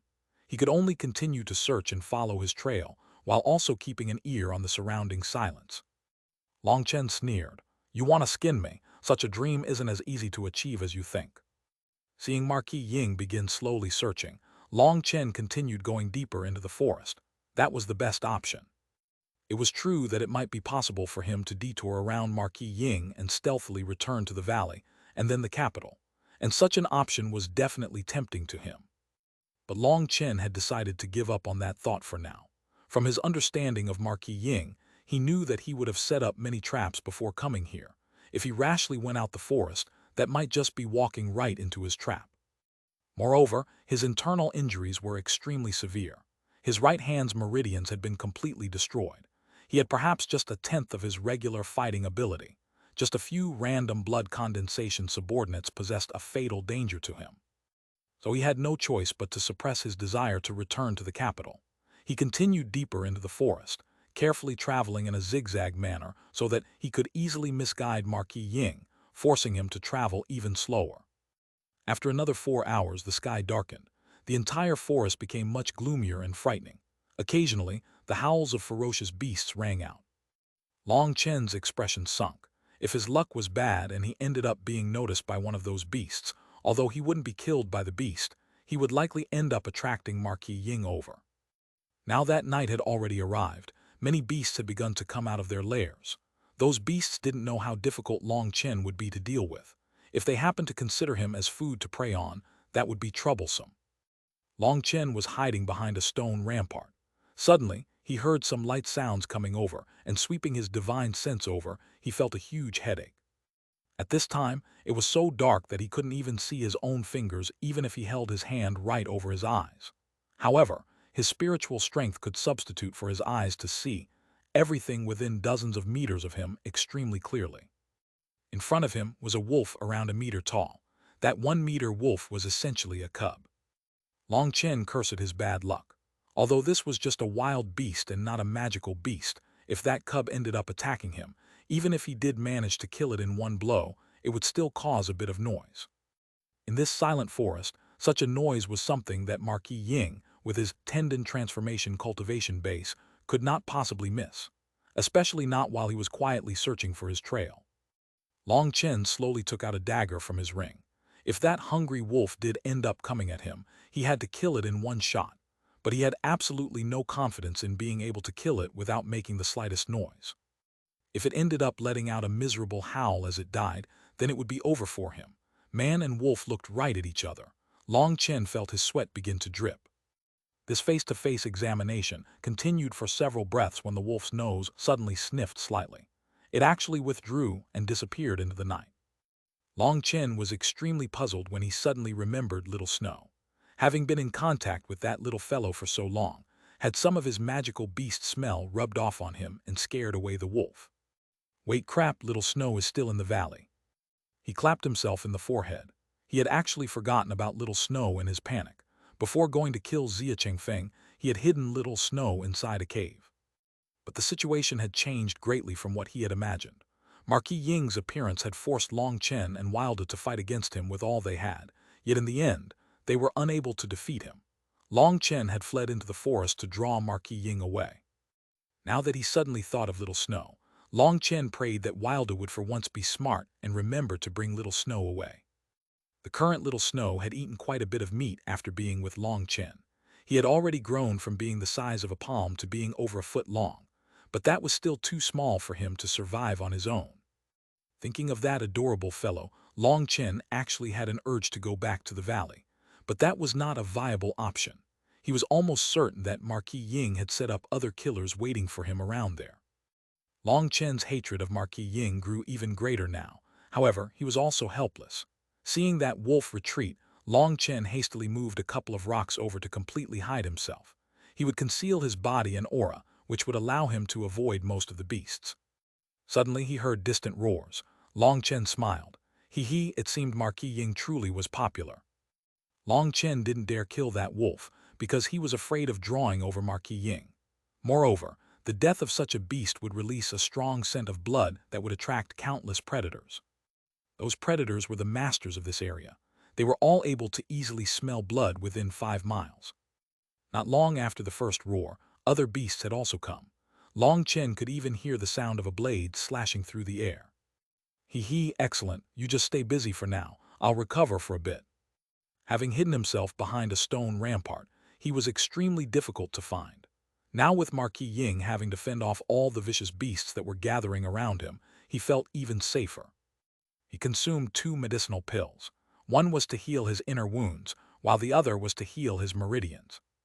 As a pill cultivator, Long Chen naturally had prepared countless medicinal pills for himself. Now they finally had some use. Moreover, the medicinal pills which he had reserved for his own use were extremely extravagant. They were all high-grade medicinal pills. Ever since obtaining the beast flame at the Phoenix Cry Lantern Festival, his flame strength had increased so much that Long Chen had completely replaced all of his middle-grade medicinal pills.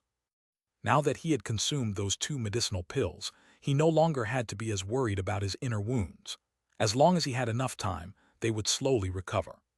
But the injury to his hands' meridians was somewhat troublesome. Meridians spread throughout the entire body, reaching every inch of his body. It was precisely because of those canal-like meridians that spiritual qi could be sent anywhere in the body to release powerful strength. If an ordinary person's meridians were destroyed, that person would essentially become a cripple. But Long Chen had his pill god's memories, so although this matter was a bit troublesome, it wasn't a huge obstacle. It just required some time to fix. Long Chen focused his medicinal pills' energy onto the endpoint of his wrist, where the meridians had been damaged. Using spiritual strength and medicinal energy, he let the meridians regenerate. Letting meridians regenerate was an incredibly difficult process. In principle, it was simple. It was just allowing broken canals to once more grow along their old roots. But the difficulty was actually incredibly great. In the entire Phoenix Cry Empire, even including Grandmaster Yun Qi, there was no one other than Long Chen who could do so. Grandmaster Yun Qi could perhaps recover the finger's meridians, because those were main meridians that many people remembered. But as for those extremely thin meridians that were no wider than a hair, those were something he was definitely incapable of healing. And even if he did manage to mold those meridians out with his experience, they would be completely different from the old ones. Long Chen's method was not the same. He was letting the meridians once more grow out extremely naturally, letting them follow their own paths that they remembered. Such a process was exceptionally slow, but to Long Chen, each millimeter they grew was another increase in his chances of survival. Long Chen focused his entire attention on recovering from his wounds. The entire night passed as he worked, and he only opened his eyes when it was daytime once more. Quietly opening the stone shelter he had built, he looked over in the direction where all those beast roars had come from, and his stomach suddenly grumbled. Long Chen's eyes brightened and he suddenly smiled mischievously. "Marquis Ying, this master is going to prepare a little gift for you." Chapter 79, Sending a Lump. Deep within the dense forest, Marquis Ying was looking down at Long Chen's tracks. His expression was so dark that it was frightening. That was because he had realized Long Chen was extremely crafty. Sometimes he would purposely leave footprints to mislead him. He would follow those footprints and find that any trace of Long Chen completely disappeared after a while. With his tracks completely disappearing, it meant that Long Chen must have backtracked into a previous location and once more fled in a different direction. These footprints were purposely a bit more clear to intentionally let Marquis Ying see them. Now he would have to go back and spend even more time searching for where Long Chen had split off into a different direction. Marquis Ying was completely infuriated. Long Chen was too cunning. Sometimes, the footprints he left behind intentionally would actually be the direction he went, so Marquis Ying couldn't even rule that out. In order to tell his true direction, Marquis Ying had no choice but to patiently follow along slowly. He could sense Long Chen wasn't that far, but he was unable to find him. He was so angry that his lungs felt like they were about to explode. A whole day had already passed since they had entered the forest. Marquis Ying was starting to get impatient. However, he also had no way around this. He could only continue searching for his tracks. In this manner, the two of them continued playing hide-and-seek in the endless forest. Although Long Chen had a slight advantage at this time, he didn't dare to be the slightest bit overconfident. If Long Chen wanted to, he would actually able to quickly break away from Marquis Ying's pursuit. However, he refused to do that. He only continued to keep Marquis Ying at a distance of 5 miles. That was the perfect distance from which a tendon transformation expert could sense an enemy in the vicinity, but would be unable to pinpoint that enemy's location. This was done intentionally by Long Chen. After sending Long Chen to kill Xia Chengfeng, the fourth prince had sent Marquis Ying to kill him. This meant the fourth prince was no longer worried about his father. In other words, the entire Long household was in danger. He had to continue this in order to stall Marquis Ying. One reason for this stalling was that as long as Wilda was doing what he had told him, he would quickly return to the capital. Wilda would bring his household's people to the Alchemist Guild. With his relationship to Grandmaster Yun Qi, he would definitely not ignore them. At that time, Even the fourth prince would have to reconsider whether he should make any moves against them. The other reason was that, if Marquis Ying continued not to return to the capital, the fourth prince, who hadn't received a report of his death, would definitely not attack the Long household. That was why Long Chen continued to risk his life to hold Marquis Ying up. It was also why he had no other options. He had to do this. He carefully continued advancing. Long Chen suddenly saw a huge tree with a fist-sized beetle on it. Seeing that beetle, Long Chen's eyes brightened. He recognized that beetle as the horned bull beetle. That was because it had a horn on its nose that was just like a bull's horn. This was a very mildly tempered beetle. Its movements were especially slow, but it shouldn't be underestimated for being small. Its strength was actually shocking. Just such a small beetle was capable of moving 10 to 20 pounds. He smiled. Hee, little guy, help me out a bit. Ignoring its outrage, Long Chen picked up the little beetle and placed it into his robes. Once more advancing another mile, he found a good location and stopped. He took out a thin thread from his spatial ring. That was black silk, and despite its thinness, it was extremely sturdy. Just one thread of it could withstand half a ton of force. Most adventurers would also keep a bit of it on hand. Whether it was to use as a rope or to make a snare, it was extremely convenient. The most popular thing about it was that it was made from black silkworms that were raised by humans, so it could be bought cheaply. Long Chen looked around and nodded in approval. The black silk's color was not easy to notice against the background. He found a short bush around the size of an egg and gently pushed on it, feeling a good elasticity. He lightly twined the black silk around the bush. By tying it back with the black silk, the bush was just like an arm ready to pitch. Once it lost the force of the black silk, it would immediately shoot forward. Long Chen did all of this extremely carefully. The slightest mistake might make a large enough noise to attract Marquis Ying. But thinking about the result of this trap if it worked, this little danger was definitely worth it. He finished setting up his slingshot. Looking around the vicinity, he saw both sides were covered by thorny thistles, and there was only one straight path through this area. While people were rushing, they would naturally choose the easiest path, so this was the ideal spot to place the trigger. Putting up several obstacles around his slingshot to protect it, he confirmed the distance. No matter how Marquis Ying arrived, he would definitely step upon a certain route. He took out the horned beetle and bound one of its legs with the black silk. Placing it on top of a large tree, the beetle began to slowly crawl, but it wasn't randomly crawling around. It was crawling up to a spot 10 meters up on the tree. That was because Long Chen had placed a petal from a butterfly orchid there. That was a kind of medicinal ingredient. That petal contained a very rich sweetness. It was also the favorite food of the horned bull beetle. Although that petal was half withered, with the beetle's amazing sense of smell, it immediately noticed it and began to crawl over to it with all its might. Its speed was extremely slow, though. It only managed to reach there after the time it took for an incense stick to burn. But just as it was preparing to eat its favorite food, Long Chen picked up the pitiful fellow and pulled it away. Long Chen made some calculations and tied a knot over the beetle, keeping it in place. That knot had a small loop in it. If that loop was touched, then the knot would immediately loosen, releasing it. After carefully setting up all these preparations, he placed a small stone on the other side of the black silk. He confirmed everything was set. Once the beetle crawled up to the butterfly orchid's petal, it would activate and release the knot, causing the stone to fall to the ground. Long Chen once more looked over his trap from start to end. A strange smile appeared on his face. He found a large leaf and then sneakily hid behind a large tree. He watched for a moment as the beetle continued according to its original route, crawling towards the petal. But due to it now pulling along a stone, its speed had slowed down a bit. Long Chen nodded and quietly retreated.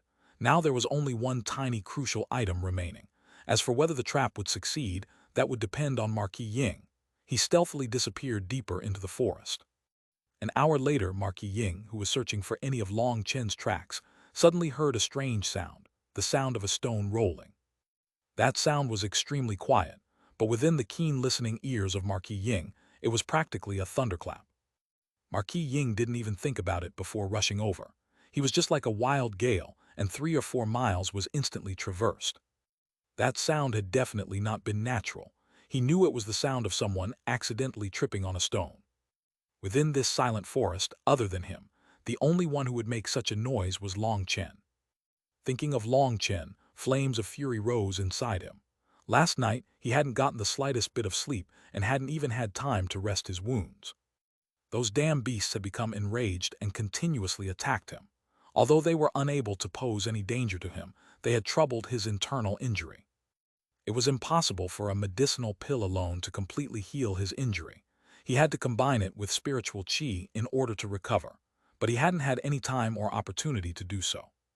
He was forced into being unable to maintain his peak combat ability, causing him to feel a great sense of unease.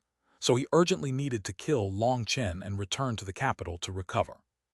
In just a couple of breaths' time, Marquis Ying arrived at where the sound had come from, but there was no sign of Long Chen anywhere. Under a tree was the rock that had made the noise, and it seemed the rock had writings on it.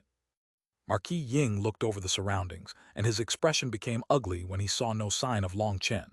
He knew that he had most likely been played. He slowly walked over to that rock, wanting to know what Long Chen had wanted to show him. He had just walked a couple of steps when he suddenly stepped on a string that activated the short bush not far from him. A ball of something wrapped in a green leaf shot towards him. Marquis Ying coldly laughed and raised his sword, slicing that ball in half. HMPH, you little insect. He hadn't expected that the moment his sword touched that ball, the ball exploded, filling the air with juice. Due to that happening so fast and being so close, Marquis Ying was unable to get away in time and was completely drenched by that juice. An incomparably disgusting smell filled the air. Some of it had also gotten into his mouth, so now his mouth was also full of that disgusting stench. Marquis Ying hastily retreated, his first thought being that it was poison. But although that thing had been incomparably disgusting, it didn't have traces of poison in it. His spiritual qi was circulating completely normally. Now that he had time, he noticed that the rock on the ground had flipped over to reveal the following words. Just a small gift which is unworthy of you. Originally, I wanted to send you a large lump, but recently my stomach hasn't been feeling well. Please forgive my helplessness. Looking at the words, Marquis Ying's face suddenly turned completely white. Looking at the sticky residue left on his clothes, his stomach began to heave and he vomited. Long Chen. Marquis Ying's incredibly angry roar practically blew apart the clouds above him. It caused the entire forest to shake, and countless birds and beasts were frightened into flight. Long Chen was on a distant tree watching those birds. He smiled heartily. He had finally released some of his anger at being chased like this. Ever since that day, Marquis Ying's face became even darker and Long Chen became even more careful, not daring to set up such a trap again. If he ended up making a slight mistake when setting it up, he would definitely be doomed. That small trap had been to relieve his anger and to increase his self-confidence. Since he had managed to do that, it wouldn't be smart to set something like that up again. Only by being careful could he survive. He didn't want his hard-worked advantage to be reversed. One fled while one chased. 8 days quickly passed by. Over that time, Long Chen fled during the day and recuperated during the night after using all kinds of different techniques to hide from the wild beasts. Due to the assistance of his medicinal pills, Long Chen's recovery was extremely quick. His right hand's meridians had almost completely recovered. His inner injuries had also nearly healed. Ever since the first night where he had drawn over many beasts, Marquis Ying had become smarter and also rested during the night. He would jump up into a high tree, using the time to rest and heal his wounds. His efficiency was also very fast. This continued up until the 9th day. Long Chen was crossing a small stream when he sensed a strange movement above his head. Looking up, his expression greatly changed. Crap, I'm screwed. Chapter 80 Final Showdown. On the 9th day, Long Chen's expression suddenly changed. There was simply a monkey at the top of a large tree. It wasn't very large, but its throat was extremely thick. It was looking at Long Chen guardedly. Long Chen immediately didn't even dare to move a muscle. He couldn't help but feel endless regret. Having played around with Marquis Ying with that gift before, he had actually grown too careless. That monkey was just an ordinary beast. It didn't have any attacking strength, but it was precisely this monkey which caused Long Chen to enter a huge crisis. That monkey was a beast that liked to live in large groups. This part of the forest was obviously their territory, and that monkey should be a sentry. As soon as they sensed intruders or danger, they would immediately let out a loud howl to alert their comrades. Long Chen hadn't been paying enough attention to his surroundings and ended up running into their territory. He immediately realized he had made an inexcusable mistake. He began to slowly retreat, showing that he was leaving immediately. But it was already too late. That monkey let out a loud howl from atop that tree, its voice immediately spreading out dozens of miles. Long Chen's expression sunk. If he had been in range, he definitely would have immediately crushed that monkey in anger. The entire forest began to echo with more alarmed calls. Long Chen's pupils suddenly shrunk. From the distance, a figure was rushing over straight towards Long Chen. He could now see Marquis Ying, whose eyes were brimming with killing intent. Now that Marquis Ying had already found him, running would be useless. Long Chen directly gave up any thoughts of escaping. Since he was already found, other methods were now useless. Now the only option was to risk his life.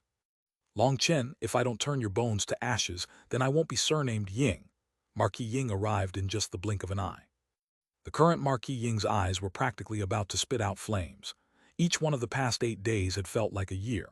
In particular, that gift, which Long Chen had sent him, had caused the extremely immaculate Marquis Ying to almost want to kill himself. Although he hadn't eaten a thing in the last 8 days, he was still constantly vomiting. It seemed as if he wanted to even vomit out all of his stomach contents. In fact, at this time, Marquis Ying's hatred of Long Chen had already surpassed his hatred for Long Tianxiao. Seeing Long Chen standing right in front of him now, his body was incessantly quivering. As for the reason for that, perhaps only Marquis Ying knew it. Whether or not you're surnamed Ying has nothing to do with me. I'm not your dad. Long Chen shook his head. The broadsword once more reappeared in his hands. Words had no meaning anymore. Having been on edge constantly over the past few days, his heart had actually calmed down now that he was facing Marquis Ying. He sensed that his current state had already reached his previous peak, so there was nothing to fear. It even seemed as if his cultivation realm had increased a level. That was an extremely mysterious feeling. He couldn't clearly explain it, but under Marquis Ying's constant pursuit, the scent of death had never been far. He felt as if he had transformed after that experience. Ha ha ha ha, are you provoking me now in hopes of me giving you a quick death? Stop dreaming. I'll make it so you live a life worse than death, a life that will make you regret ever being born in this world. Marquis Ying's face was extremely sinister. I don't need to provoke you. How was the taste of the gift I sent you last time? Long Chen asked lightly. Hearing the word gift, Marquis Ying's face immediately whitened, and his stomach once more began to heave. I'll kill you, Marquis Ying angrily shouted, and his sword sliced through the air towards Long Chen. Long Chen had long since been prepared. He also sent his sword slashing forward. Bang! Long Chen was sent back a dozen of steps before being able to stabilize himself. His blood and qi were in an upheaval inside. Looking at Marquis Ying, he saw that he had only taken 3 steps back. He sighed. Tendon transformation experts truly were a huge level above. His current strength had recovered to over 90%, but he was still not an equal match for Marquis Ying. Even in terms of his brute strength, he was completely outmatched by Marquis Ying. That was a clear difference. That was also why amongst the countless cultivators in Phoenix Cry, Marquis Ying was at the absolute apex. On the other side, Marquis Ying's eyes narrowed when he saw that Long Chen was actually able to block his blow. Alchemists truly did have ample preparations. When Long Chen had fled back then, he had already been halfway dead, but now he had mostly recovered. It was obvious Long Chen had consumed quite a few medicinal pills. But as for Marquis Ying, he wasn't an alchemist, and his cultivation base was too high for most medicinal pills to work on him, so effective medicinal pills were extremely rare treasures for him. This caused intense envy inside of him. If he was also an alchemist or had such medicinal pills, how would it be possible for him to have still yet to recover to 70% even after all these days? Thinking of that, Marquis Ying felt that the heavens truly were unfair. Within the same generation as him was Long Tianxiao, who had completely suppressed him, making it difficult for him to stand out. And then Long Tianxiao had an amazing son who had become a pill, adept at a young age, and was also a shockingly talented genius in terms of the martial path. Compared to Long Tianxiao, he was an absolute failure. His eyes reddened and green veins exploded out on his body. Coldly shouting and raising his sword, sword qi filled the air and shook the heavens. Long Chen took a deep breath. The current Marquis Ying was acting like a madman. Now that he was using his full strength to attack, Long Chen would be unable to block him. Touching his ring, he took out 2 medicinal pills. He threw one of them into his mouth and swallowed it. The other one was rubbed along his broadsword using his spiritual strength. Marquis Ying had been able to see him swallow a medicinal pill, and he assumed that Long Chen was using it to heal injuries. But the second medicinal pill had been hidden and silently spread across the broadsword's back. It had been impossible for Marquis Ying to see. Marquis Ying's sword was already crashing down upon him. Long Chen roared and also slashed out. In terms of sword techniques, Marquis Ying could play around with Long Chen as much as he wanted to. But the broadsword in Long Chen's hands was so long that it was a perfect counter to such a thing. So, Marquis Ying's exquisite techniques were completely useless. Boom! The two swords collided, and there was a huge explosion. A faint red gas immediately spread out and enveloped an area of 30 meters. The two of them were both swallowed by it. Oh yeah? That red gas invaded Marquis Ying's body, and he immediately let out a miserable scream. His exposed skin felt as if hot iron was branding it, and the intense pain was simply unbearable. Not only that, but the red gas seemed to come alive and was doing its best to force its way into his body through his skin. Even though he had reacted at the very first moment and stopped breathing it in, it was absolutely useless. And that red gas also possessed an extremely terrifying corrosive nature. Blisters were quickly appearing on his skin. His flesh was rotting at a speed he could see with his naked eye. "You use poison?" asked the shocked Marquis Ying angrily. "What do you think?" Long Chen coldly laughed, but he also wasn't that well off. The poison pill refined from the heartrot grass was extremely powerful. Even he himself was unable to block it. Although he had taken an antitoxin pill, he was unable to completely defend against that poisonous gas. His body was also harmed and turned red as if he was being boiled. But he was still better off than Marquis Ying. That antitoxin pill allowed him to not have to worry about the poisonous gas corroding his heart. That was the most terrifying aspect of the poison pill refined from heartrot grass. That poison pill was his strongest life-saving measure. Marquis Ying truly was too powerful, so he had had no choice but to use it. Marquis Ying angrily roared and tried to send a full-force attack at Long Chen. But his expression greatly changed. Just as he began to circulate his spiritual qi, the poisonous gas that had just entered through his skin suddenly spread throughout his body quickly and then went straight for his heart. This completely terrified Marquis Ying. If such a powerful poison invaded his heart, even he, a tendon transformation expert, would not be able to live for more than a few moments. He hastily took out a medicinal pill from his ring and swallowed it. When Long Chen saw that pill, his expression changed. He hadn't expected Marquis Ying to possess such a medicinal pill. Just from its luster and the fragrance being emitted from it, Long Chen could identify that pill to be a snow toad Xuanhuan. The snow toad was an extremely rare magical beast. It didn't have a crystal core like other magical beasts. All its essence was focused on its needle. The snow toad was also a kind of poisonous beast. A matured snow toad was a second-rank magical beast. The poisonous mist it spat out could immediately cover an area of hundreds of meters. That poisonous mist was able to poison other magical beasts to death and cause all vegetation to wither away. It was extremely frightening, but it was precisely because its poisonous gas was so powerful that even it was unable to endure it.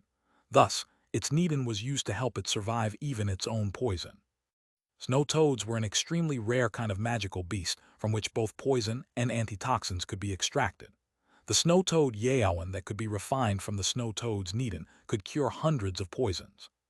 It was an extremely precious medicinal pill, which was why it was extremely surprising that Marquis Ying possessed it. Although it was said to resolve hundreds of poisons, it was mostly just a partial cure, but just resolving part of the poison was enough to reverse a person's fate. "Long Chen, you actually forced me to use a precious pill that I've hidden away for half of my life. Give me your life as the price." Marquis Ying's face was extremely twisted now. That pill was something he had obtained as a youth and had continuously hidden. But now because of a qi condensation weakling like Long Chen, he was forced to use it. His heart was practically dripping blood.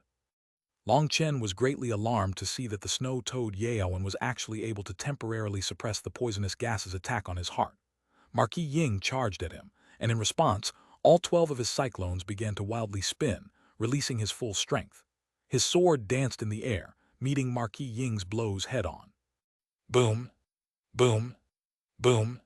Consecutive exchanges caused explosive qi waves that flattened the huge trees around them, the power of just the aftershocks being absolutely shocking. Long Chen felt his arm turn numb under Marquis Ying's full-force attacks, Blood stained the corner of his mouth, and his internal organs were starting to be affected. But at this time, Long Chen still ground his teeth and continued to endure. He knew that the snow-toad Yaowen would not be able to suppress his poison pill forever. Bang! Long Chen was sent flying, vomiting blood. But Marquis Ying didn't have the slightest happiness on his face. Instead, he was filled with horror. Have you finally noticed?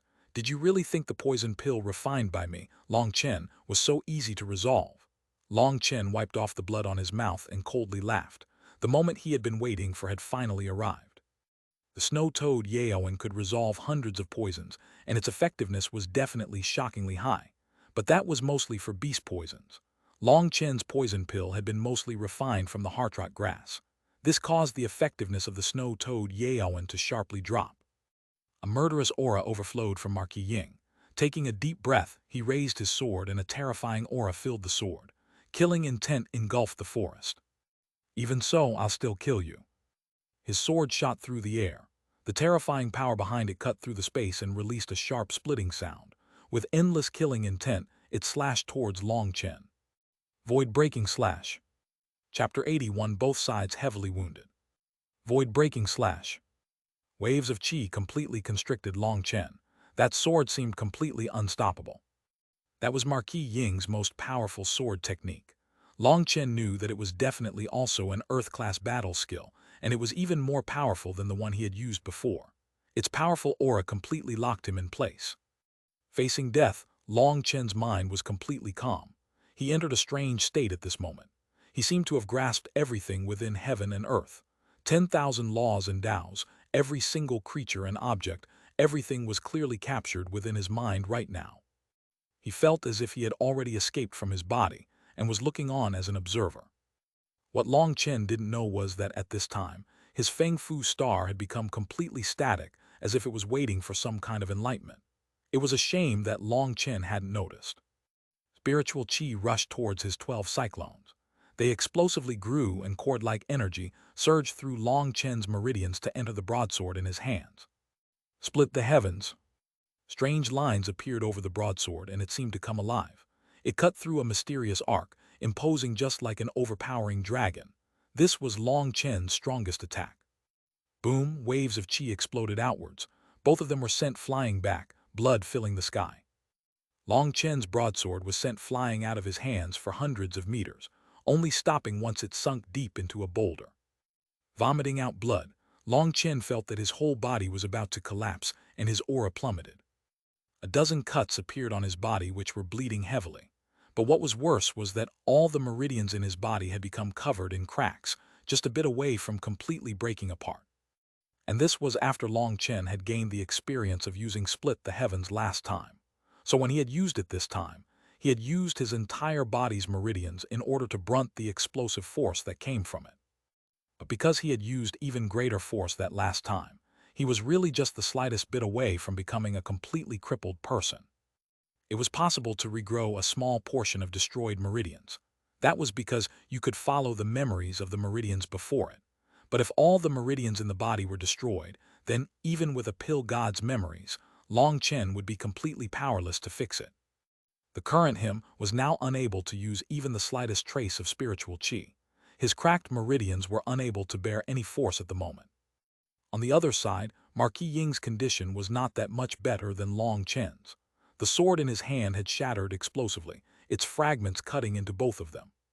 If it was just outer wounds, then Marquis Ying would still be able to use his powerful cultivation base to suppress them.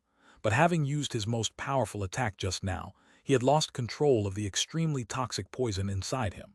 A trace of that corrosive poison had entered his heart just now. However, just that slight trace caused his heart to show signs of withering. That completely terrified Marquis Ying, and he hastily used his spiritual chi to defend against the poison's invasion. Long Chen took a deep breath and stood up. Going over to his broadsword, he pulled it out of the rock and slowly began to walk over to Marquis Ying. He could see a bit of blackness on Marquis Ying's forehead. That was one of the signs that the poison had reached his heart.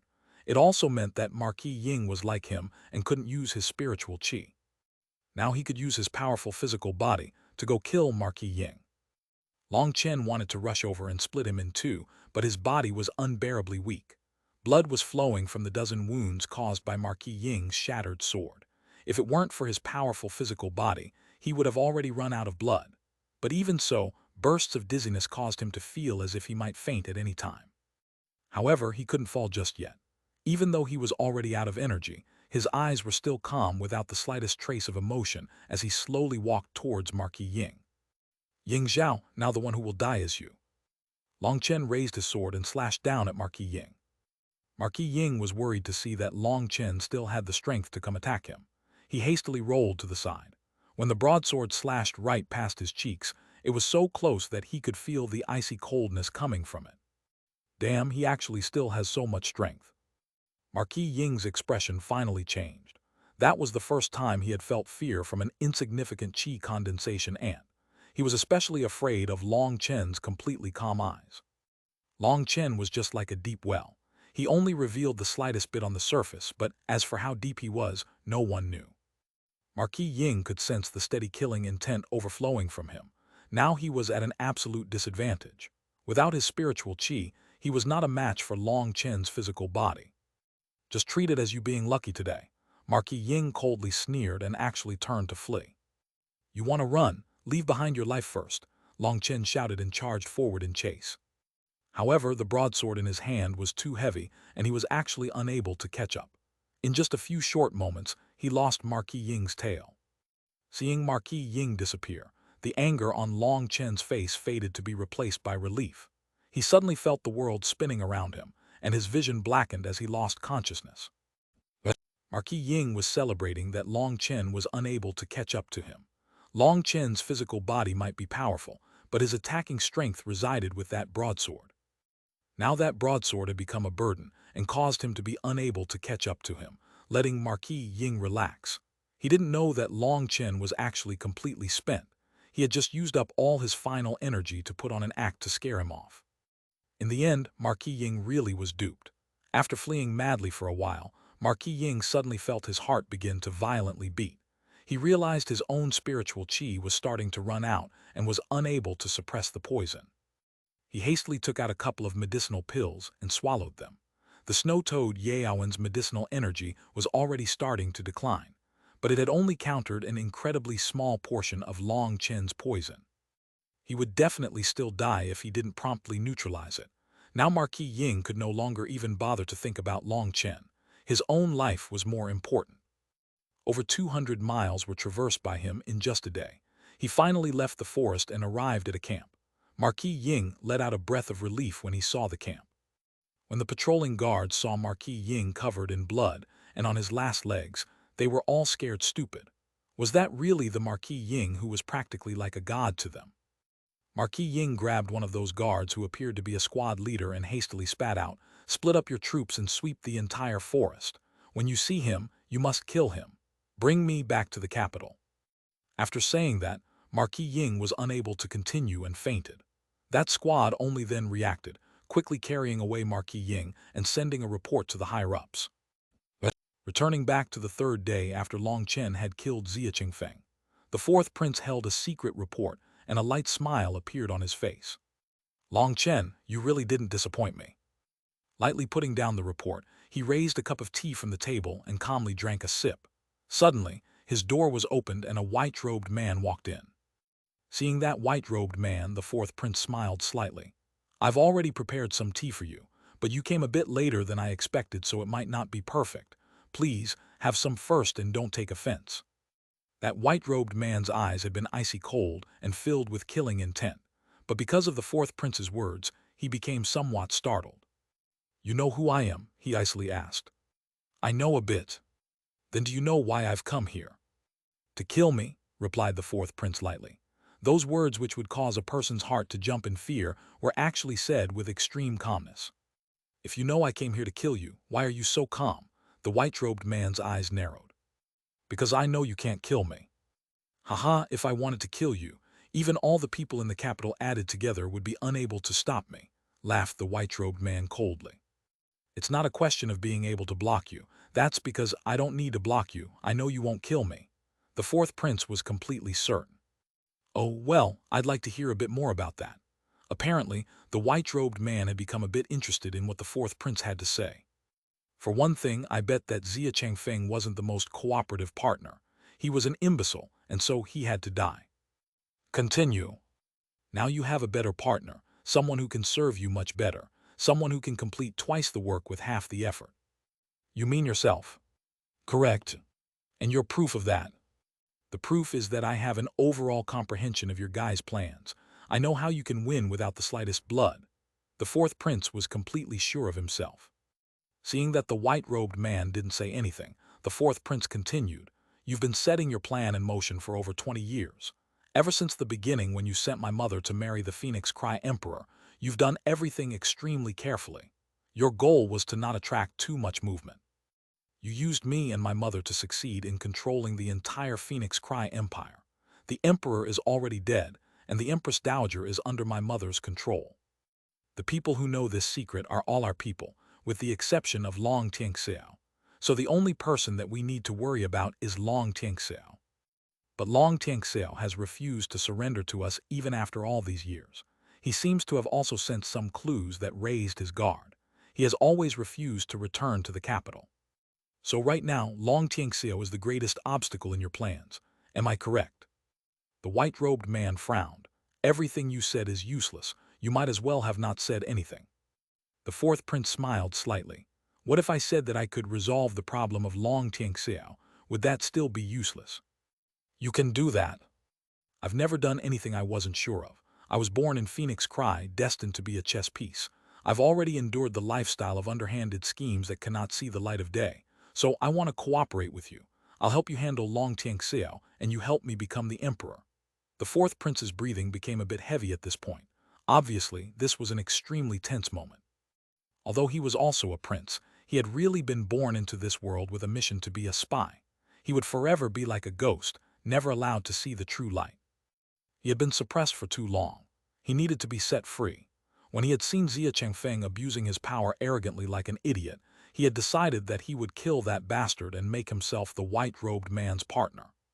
The white-robed man looked at the fourth prince. "What's your bargaining chip?"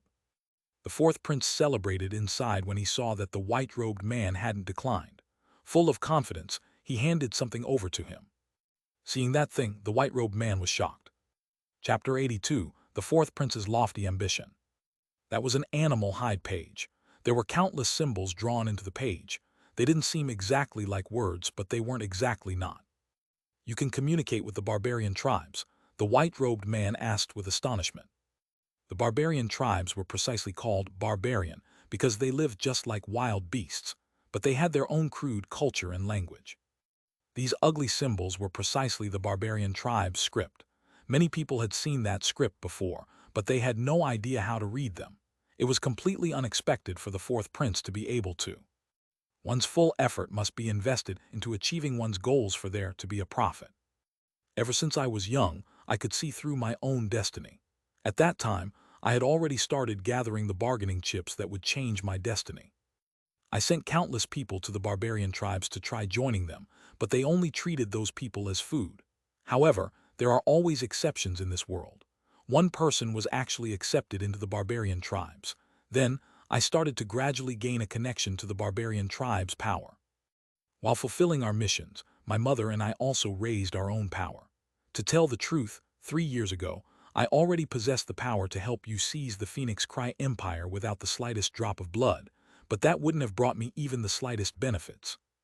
The white-robed man nodded. "Continue."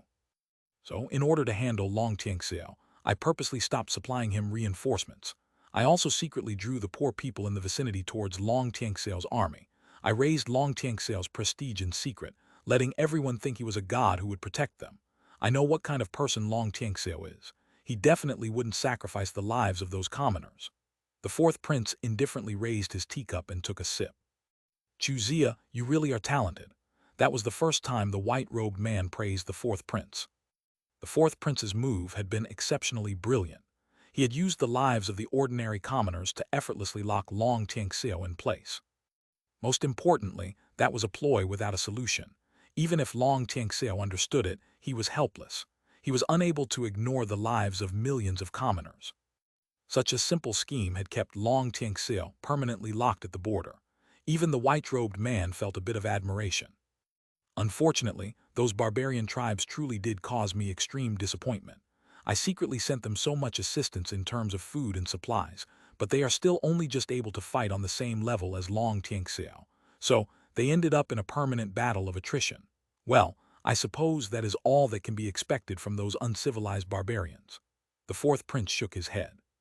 The white-robed man pondered for a moment before asking, "Tell me, where is Long Chen?" "He should already be dead. If my calculations are correct, his head should be en route back to the capital. That Long Chen really is an oddity, but I'm not someone who likes the unexpected, so I sent Marquis Ying over. I trust that you know Marquis Ying's power." The white-robed man's expression changed slightly. "I know of him. His cultivation base can count as not bad, but using him to handle a small qi condensation ant is making a bit too big of a fuss for a minor nuisance." The fourth prince's expression didn't change, but hearing what he said, it seemed that even the tendon transformation realm Marquis Ying wasn't anything to him. From that, it could be seen that this young man, whose age didn't seem that different from his own, had to possess an extremely terrifying strength. The fourth prince's guard went up even higher. "Haha, I've already said I'm a cautious person. I won't do anything I'm not sure of. It's just like how I used Long Chen to kill that idiot Xia Chengfeng this time." The white-robed man nodded. "You really are much better than Xia Chengfeng. I can overlook Xia Chengfeng's death and also accomplish your wish.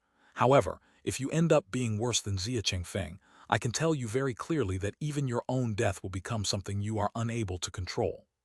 The white-robed man's gentle manner of speaking became dark, and an ominous aura filled the air. The fourth prince ignored his threat. "Don't worry, I've endured patiently for many years just for this chance. I treasure this opportunity even more than you." "Then good. With Long Chen dead now, I need to know what your plan is for later." Although he didn't underestimate Long Chen, in front of a tendon transformation expert, Long Chen would definitely not have even the slightest chance of surviving. Ying Zhao will bring his head back to the capital as well as a recording of Long Chen killing Xia Chengfeng. Then, I will need you to communicate with the Grand Xia and get them to send out their elite army to surround the capital. At that time, I will call back Marquis Ying and Marquis Wu here. The Grand Xia will demand us to hand over the murderer, and in order for both empires to stay friends, I can offer up every person in the Long household in a justifiable manner. In fact, I can kill all of them at a suitable time, explained the fourth prince. "What do you mean by a suitable time? And furthermore, when you say them, it seems you aren't just talking about the Long household," asked the white-robed man lightly. The fourth prince laughed. "Speaking with a smart person really does save energy. You're correct. Before I execute the people from the Long household, I will have the barbarian tribes attack Long Tianxiao station at the same time. At that time, I will send news of his family being executed. In the face of the barbarian tribes' invasion and with the lives of countless commoners on the line, he definitely won't bring his whole army back to the capital. According to my understanding of him, he will leave his entire army back there to guard and come back to the capital alone to rescue his family. At that time, Marquis Ying and Marquis Wu will join hands to kill him without a problem. Furthermore, we'll even have an honorable reason for doing so, so it won't cause any huge ripples. As for them, I naturally mean those people who aren't suitable of being near me. Long Chen has received the Crown Prince's support in killing Xia Chengfeng. One of his close guards will testify to that. At that time, we just have to gather a bit of evidence. In order for the two great empires to remain allies, even the Crown Prince can be used as a sacrifice. And as for his henchmen, although they didn't directly participate, they are definitely extremely suspicious. In order to maintain the empire's friendship, it's best to just also sacrifice them as well." The white-robed man stared at the fourth prince for a great deal of time before sighing. "What profound scheming!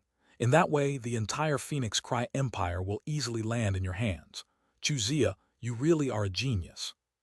"Many thanks for the praise, but you don't have to worry. My spirit root is completely ordinary and I'm unable to walk the cultivation path. I don't possess the slightest threat to you," said the fourth prince. The white-robed man smiled slightly. He had already secretly examined the fourth prince's body and found that his talent truly was extremely ordinary. Towards such an intelligent and deeply scheming person, he had to be a bit more careful. He definitely didn't want to unwittingly fall into someone else's trap. If the fourth prince was an extremely talented person in terms of cultivation, then he would definitely possess an extremely great threat to him. Who knew whether or not the fourth prince would end up using even him to step into even higher realms? Now all his misgivings were dispelled.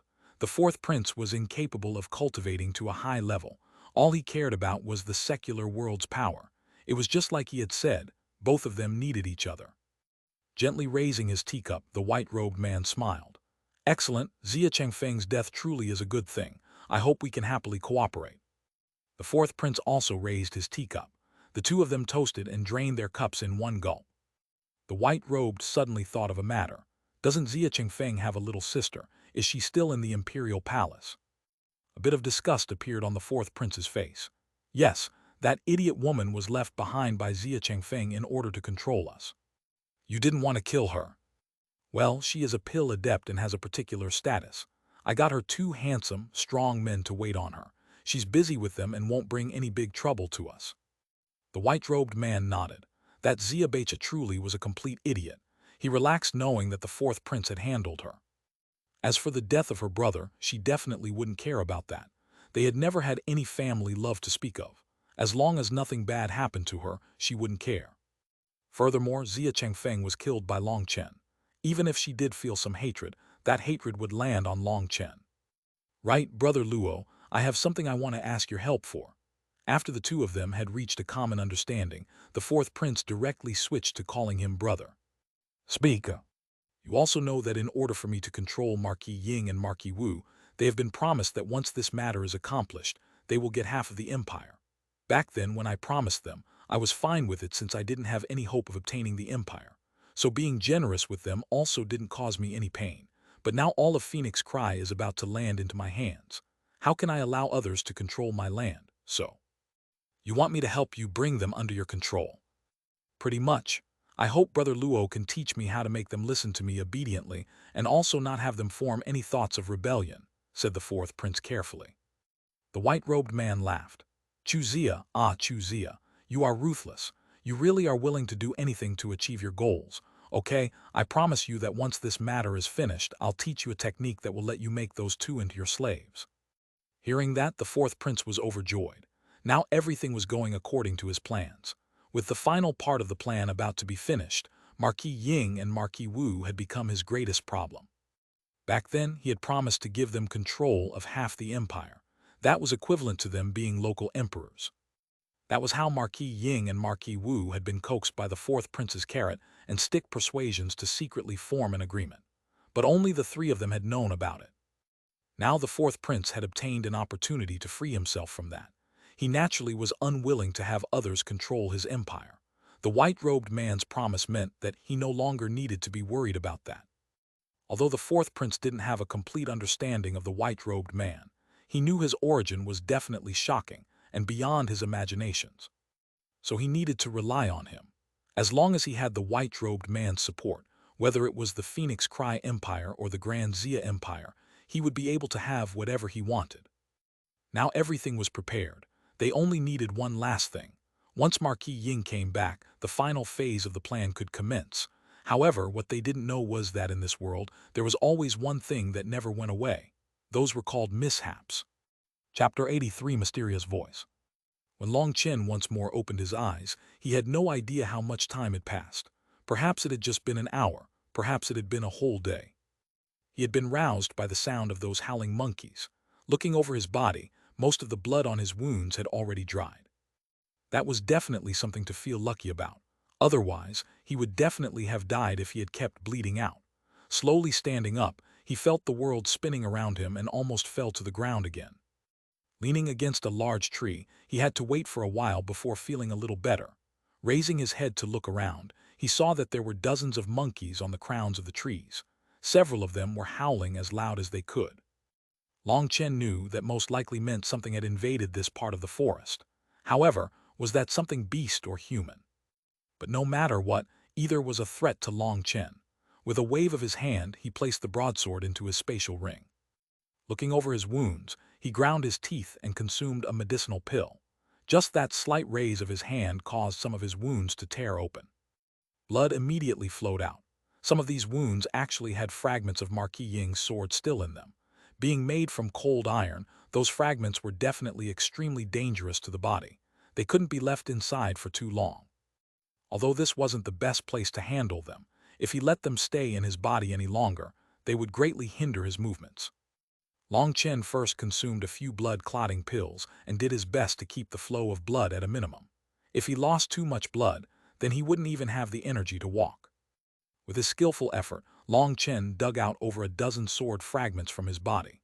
Both he and Marquis Ying had been hit by those pieces when his sword had shattered. After taking out those sword fragments, Long Chen still felt extremely dizzy, a sign he had lost too much blood. Looking up at the monkeys in the trees and hearing that their howls were becoming increasingly loud, Long Chen knew the targets in their eyes were quickly approaching. After consuming several medicinal pills, he dragged his exhausted body down the mountain. Now that Marquis Ying had fled, he also needed to quickly find a place to heal his wounds. In that final exchange with Marquis Ying, he had used Split the Heavens. That had caused all his meridians to crack, and he was unable to use spiritual qi anymore. This was his weakest state. He went over 10 miles down a mountain when a river dozens of meters wide appeared before him. Long Chen looked around and saw a wide fallen tree. He pushed that tree into the water. That tree had been dead for a long time and floated very well in the water.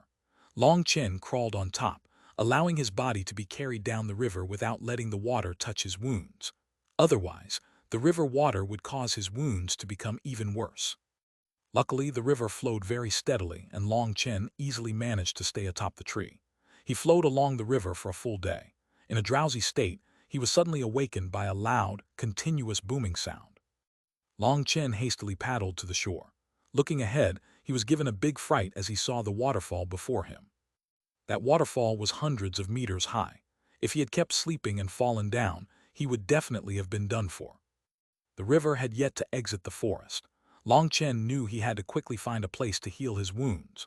Previously, Long Chen had faked coming ashore along several places on the river, so anyone searching for him would definitely have to waste a great deal of time on those diversions.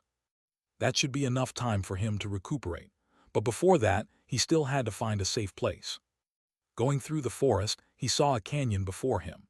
The canyon wasn't large, and it was bordered by stones on either side. Such a place should have a couple of natural caves that were suitable for shelter. Just as he was about to go forward, he suddenly felt a sense of danger as well as a burst of wind coming from behind. He hastily rolled forward. A huge creature came flying from behind him, and he only narrowly dodged. Long Chen rolled along the ground. When he raised his head to look, he saw that it was a large leopard over 3 meters tall that was staring at him. Cliff leopard. Long Chen felt a huge headache. That was a first-rank magical beast. Its fur was the same color as the cliff rocks. When it was hiding itself amongst the rocks, it was extremely hard to notice. It wasn't exceptionally large, but its speed was shocking. Its claws and teeth were not inferior to steel. Having been injured so greatly, his spiritual perception had sharply fallen. He had actually not been able to sense the danger around him. It appeared he had become too dependent on his senses. That cliff leopard appeared somewhat startled that it hadn't taken him down with one blow. It charged at Long Chen again with its incredible speed. A normal leopard wasn't frightening, but the cliff leopard's body was just like a bull. Adding on its sharp claws and teeth, it was at the top of the first-rank magical beast food chain. Long Chen coldly snorted. Rubbing his ring, his broadsword appeared back in his hands, and he slashed it at the cliff leopard. The broadsword landed right on the cliff leopard's head, but it was Long Chen who was forced back. His broadsword actually got knocked out of his hands and he was sent flying. Damn, I don't even have a tenth of my normal strength. Long Chen was unable to use spiritual qi at the moment. Furthermore, his physical body was gravely injured. His sword had slashed right onto the cliff leopard's head, yet the sword was knocked away and he was sent flying. Some of his wounds even opened and began to bleed again. Although Long Chen was in an extremely weak state, his power was still quite great. That cliff leopard's head had been cut by his sword all the way down to the bone. If a regular wild beast received such a heavy injury, they would definitely flee in pain. But magical beasts had an innate, tyrannical nature deep in their bones. Long Chen's attack had instead provoked its violent nature, and it didn't even care about the blood flowing down its head as it angrily charged at Long Chen again. Long Chen rolled on the ground again, dodging its wild charge. At the same time, he also sent out a kick that heavily landed on its abdomen. That cliff leopard was sent tumbling through the air, but its skin and flesh were tough. Long Chen's kick hadn't caused any wounds. As soon as it stabilized itself, it once more charged at Long Chen. Long Chen was extremely anxious inside. If he had a sword, he would definitely be able to kill it. However, that broadsword had been sent flying 30 meters away. Such a distance was essentially right beside him during ordinary times, but now he was in a tangle with the cliff leopard. Adding on the blood loss, his body was extremely weak. That 30 meters distance was simply untraversable for him. His body was exceptionally weak, and his reactions were not as sharp as normal. He once more dodged the cliff leopard, but its sharp claws managed to cut across his stomach lightly, causing more blood to flow. Long Chen once more kicked it, sending it flying. But after that kick, Long Chen's eyes darkened, and he was unable to see anything more. He sighed inside. He had already lost too much blood. He was actually on the verge of losing consciousness. Who would have thought that I, Long Chen, would die here at the hands of a wild animal? In that darkness, he could sense its bloody mouth. He was about to be swallowed into its stomach. Plub! He heard something, and then he felt his throat warm up as if some liquid was being poured into his throat. He then heard some extremely distant sounds. Those sounds seemed human, one sounding like a woman. Then he sunk into complete and endless darkness. Within that darkness, Long Chen felt as if his body was floating. It felt like he was both rising and falling at the same time. He was completely trapped within that darkness. You must awaken. You have far too many missions that are awaiting for you to finish. You must become stronger. You have far too many enemies waiting for you to slaughter. Your destiny is to overturn heaven and earth. All gods and devils can only crawl under your foot. Long Chen quickly awakened. Within that endless darkness, Long Chen could hear a voice repeatedly speaking. That was a call that came from the deepest depths of his soul. Long Chen heard it and wanted to reply. However, he was unable to open his mouth. He wanted to open his eyes, but he was completely powerless. That voice didn't seem to be of this world. Could it be that it was part of the past or future? He was unable to touch it. Once Long Chen memorized those 3 lines, he completely lost any sense of himself. Sinking into complete unconsciousness, he extremely faintly felt a pair of hands gently rubbing his face, a gentleness that felt like that of a mother. But the 4th prince's expression was exceedingly ugly. Marquis Ying was lying on a bed, his body completely black. He couldn't believe his own eyes. A tendon transformation expert had gone out to kill a chi condensation ant only to end up in such a state. Who would possibly believe such a thing?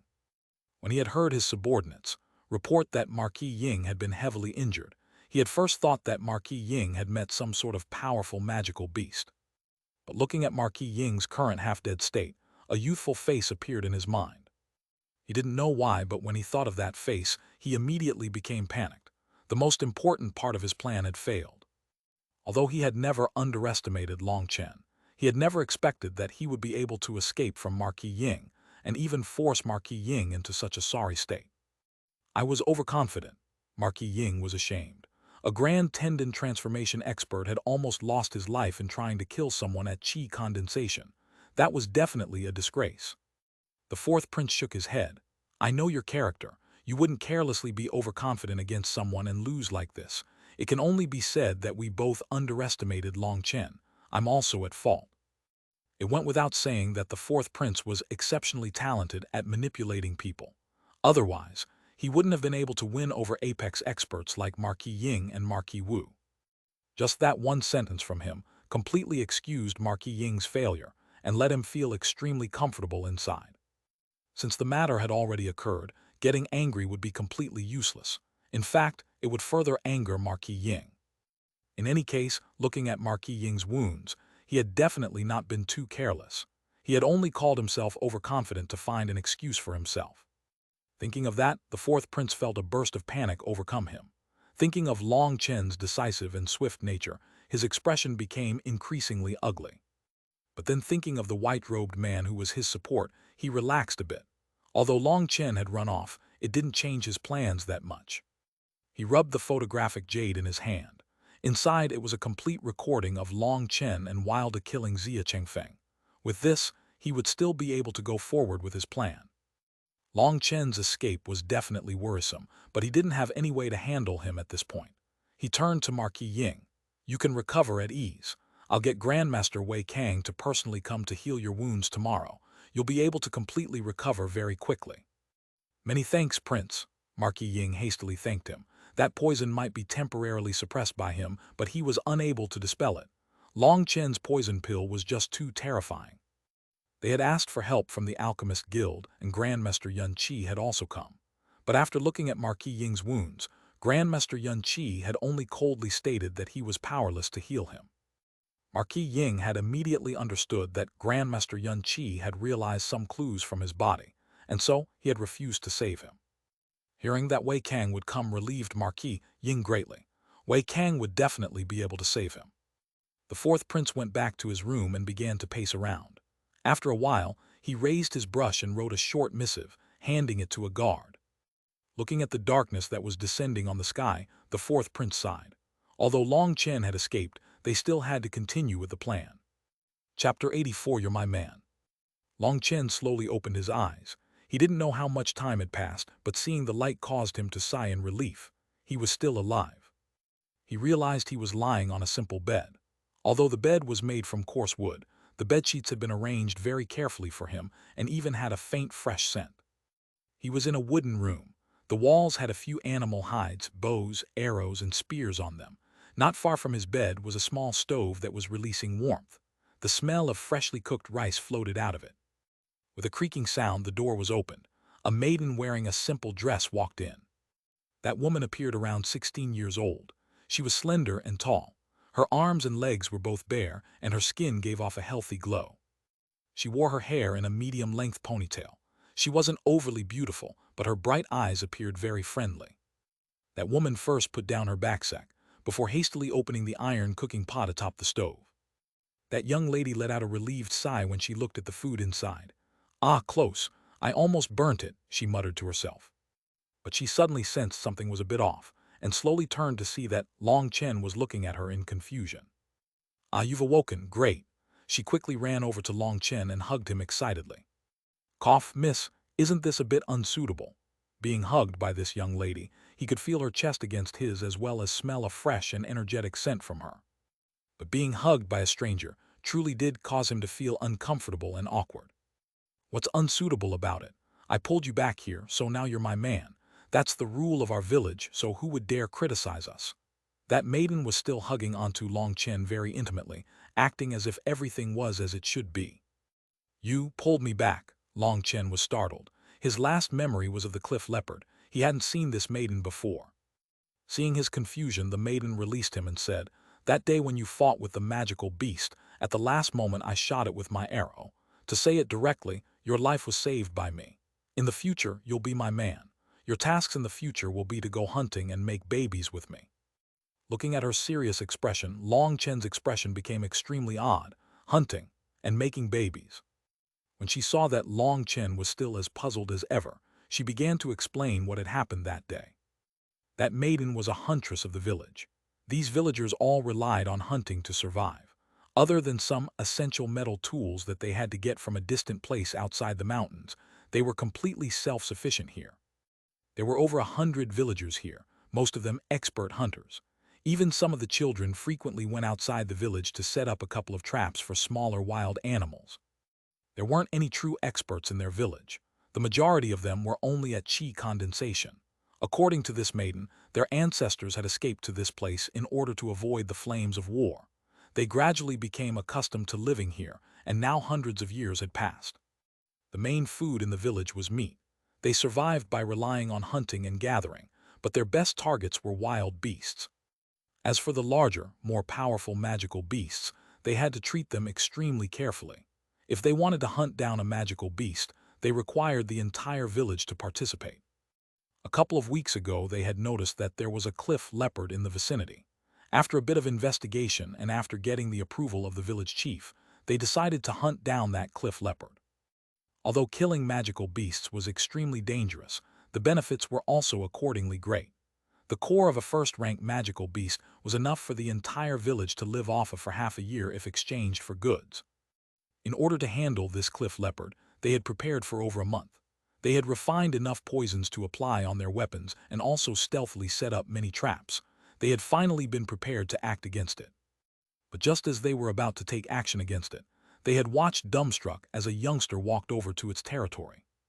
That maiden had been hiding in secret along with many other hunters. She hadn't dared warn Long Chen. That would have alarmed the cliff leopard and ruined all the plans their village had spent over a month preparing. If they had ended up failing, the price would have been many of their lives.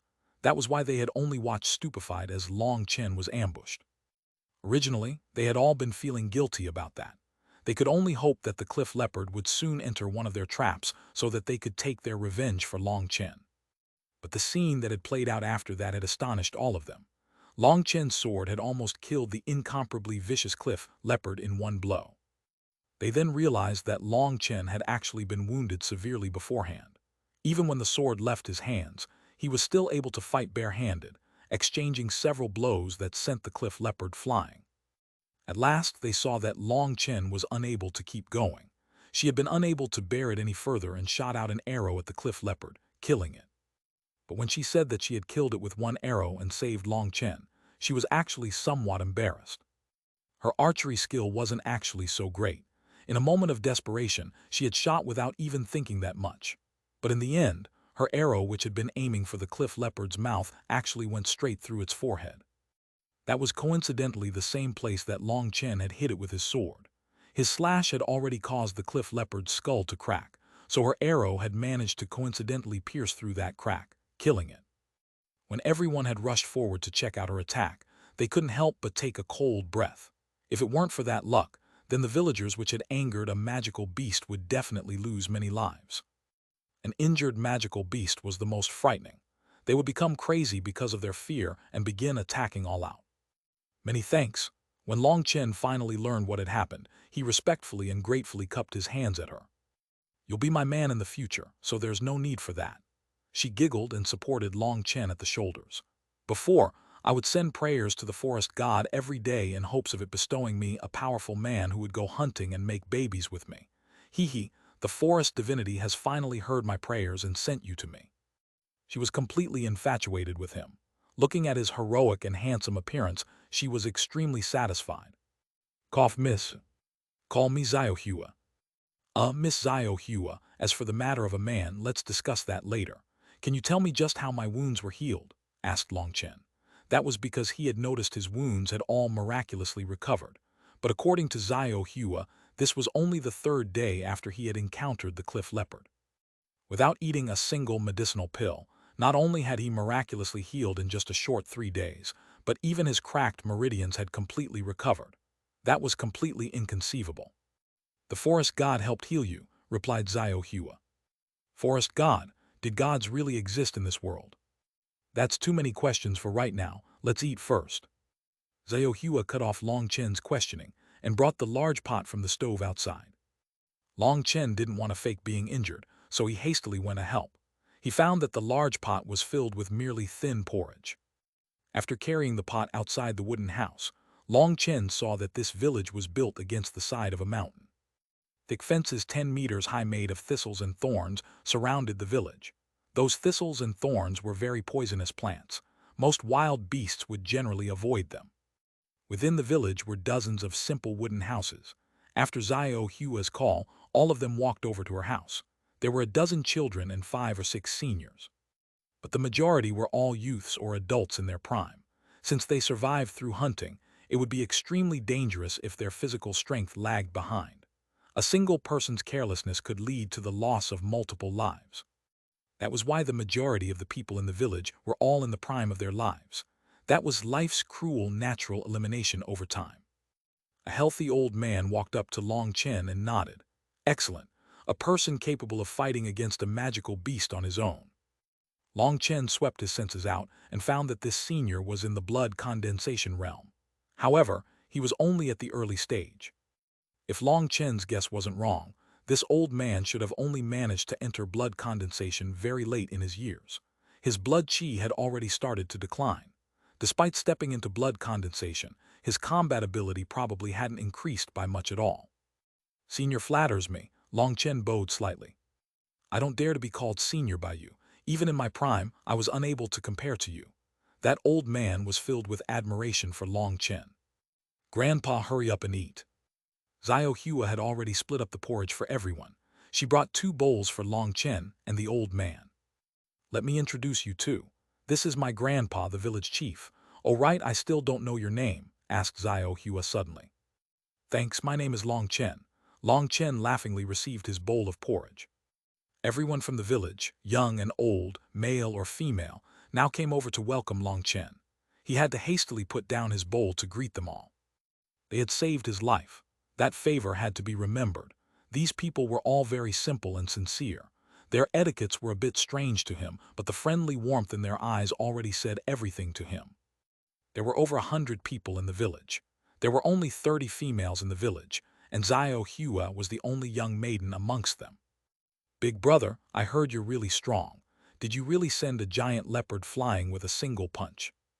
A small child that didn't even reach his knee hugged Long Chen's leg. He looked at Long Chen with worship. Of course it's true. My dad told me that Big Brother is a true warrior. Once he's with Big Sis Hua, their babies will be the strongest fighters in our village. Long Chen didn't even know how to respond before another child scrambled over. That child then looked at Long Chen eagerly. Big Brother, when are you going to let our village's strongest fighters be born? Long Chen's expression stiffened, and the surrounding people all laughed heartily. Even Xuanhuan laughed, making Long Chen feel more embarrassment. He quickly changed the topic. Didn't you guys kill the magical beast? Why aren't you eating its meat? As soon as he said, the joyous atmosphere immediately became strange. They all turned to look at the village chief. He was just about to say something when Xuanhuan interjected. I should be the one to tell you about this. Chapter 85 Forest God. I should be the one to tell you about this. Xuanhuan looked at Long Chen and then glanced at her grandpa. Xuanhuan, the old man, frowned. Grandpa, Long Chen is my man. He will also be one of our villagers' people in the future. He has the right to know about this.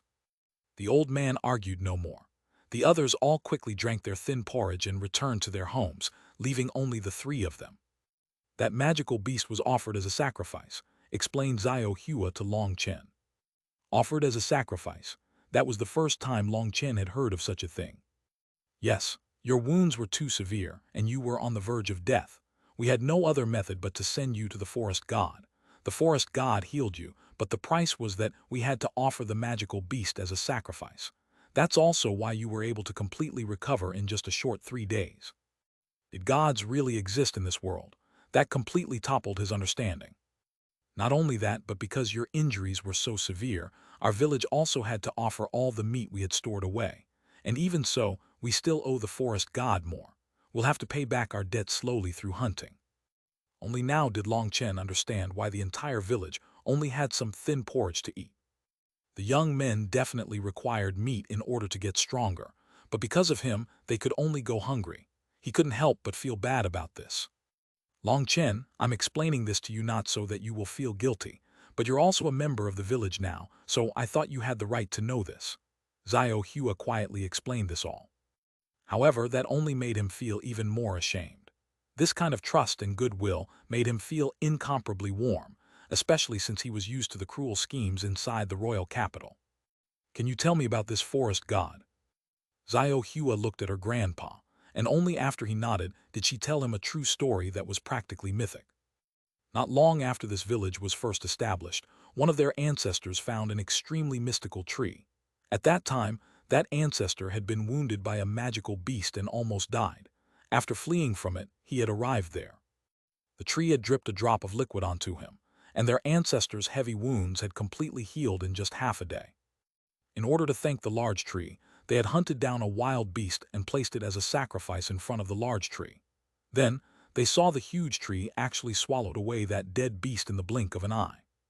Ever since then, whenever someone was injured, the villagers would all run over to the tree to be treated, and every time the tree would completely restore them.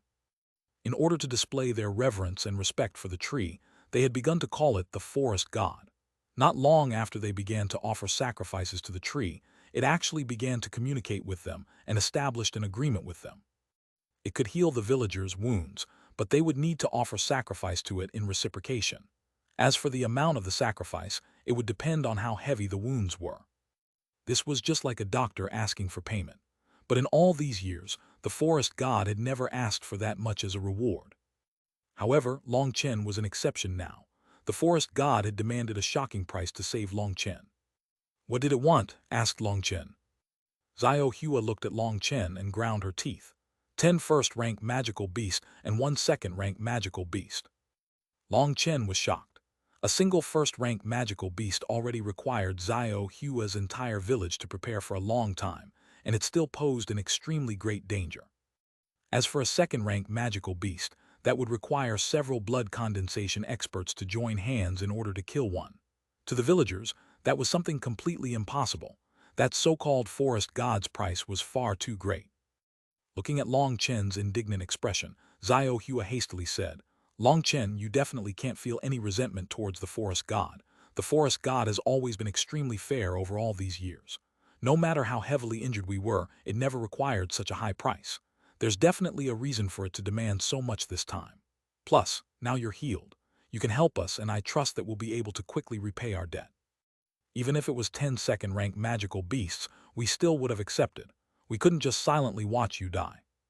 In the end, Xuanhuan began to sob. She fell into Long Chen's chest. Her grandpa sighed, "Long Chen, the forest god is absolutely fair. There's definitely a reason for it to demand such a price. Don't get angry." "I want to go see the forest god." Long Chen wanted to figure out just what this forest god was. As for the price that it had demanded, Long Chen wasn't worried at all. Now that he had recovered, first-rank magical beasts could be killed in an instant.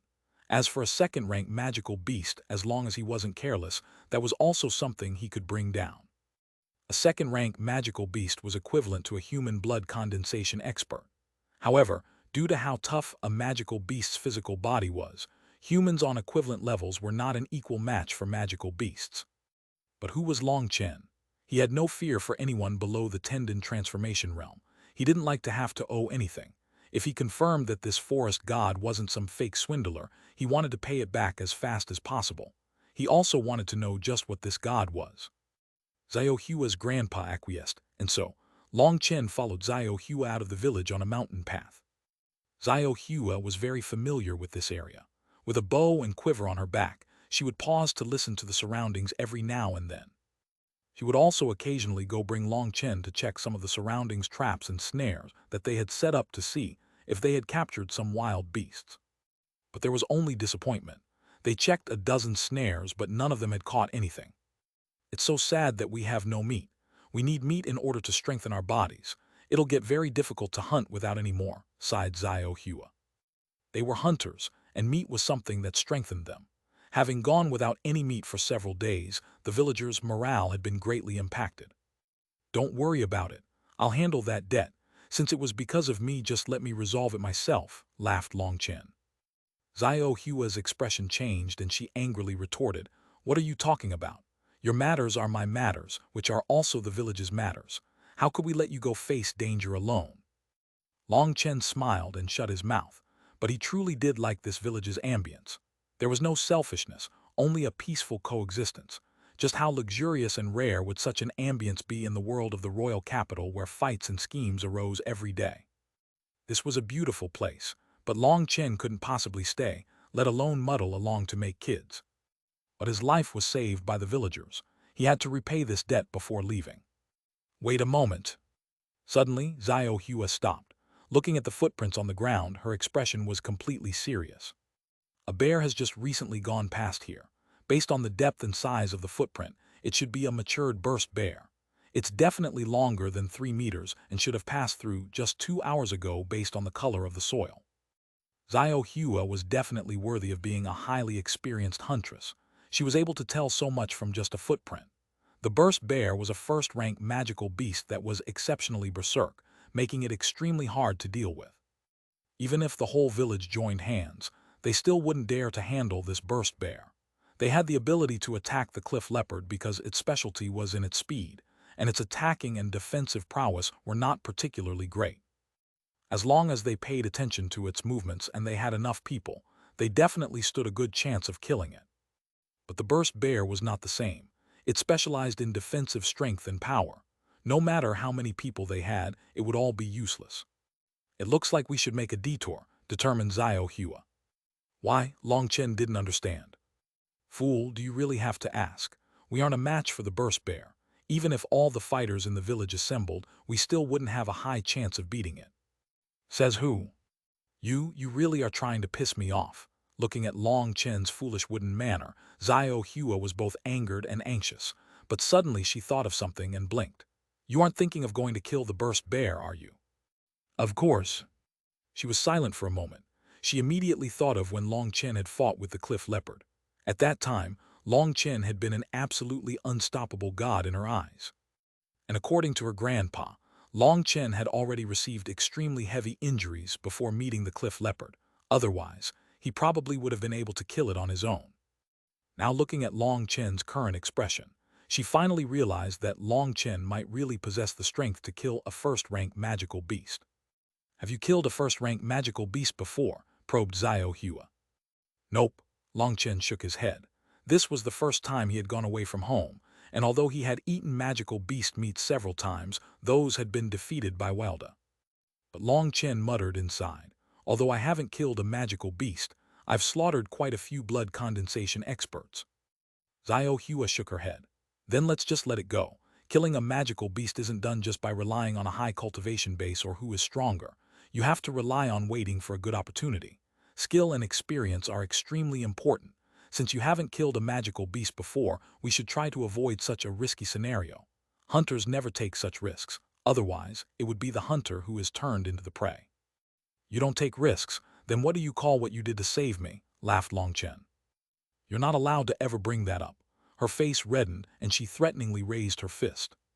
"Haha, okay, I won't joke with you anymore. Don't worry, I won't risk our lives on a gamble," said Long Chen firmly. Long Chen no longer had any of his joking, mischievous air. Now he was completely serious and gave off a feeling of great confidence and security. She didn't know why, but seeing him like that immediately caused her to calm down and relax. Even her terrifying impression of the burst bear became lighter. With Xuanhuan guiding the both of them with her hunting experience, the two of them followed the tracks for 2 hours and found a large natural cave. Within that cave, the originally sleeping burst bear suddenly opened its eyes, staring at the two people who had invaded his territory. "Roar!" The burst bear suddenly jumped up. Its huge 3-meter-tall figure violently charged towards the two of them. Looking at the wildly charging burst bear, Xuanhuan turned pale with fright. That was the first time she had ever let herself be so exposed to a magical beast. That went against everything she knew as a huntress. But Xuanhuan noticed that Long Chen remained as calm as ever. His gaze was indifferent as he punched out with his right hand. Chapter 86: Killing with the Wave of a Hand. In front of Xuanhuan's horrified eyes, the enormous burst bear charged at Long Chen, swatting at him with a huge bear claw. The burst bear's strongest point was its powerful claws.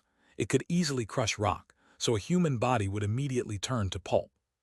That was also why the villagers had never dared place any intentions on the burst bear. Even their combined forces were unable to severely injure the burst bear, while the burst bear would be able to kill several of them with a single charge.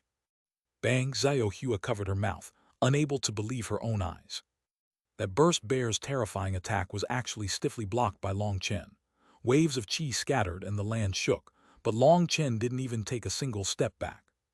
Although his figure wasn't imposing, he was able to easily block the huge burst bear, which was several times his size.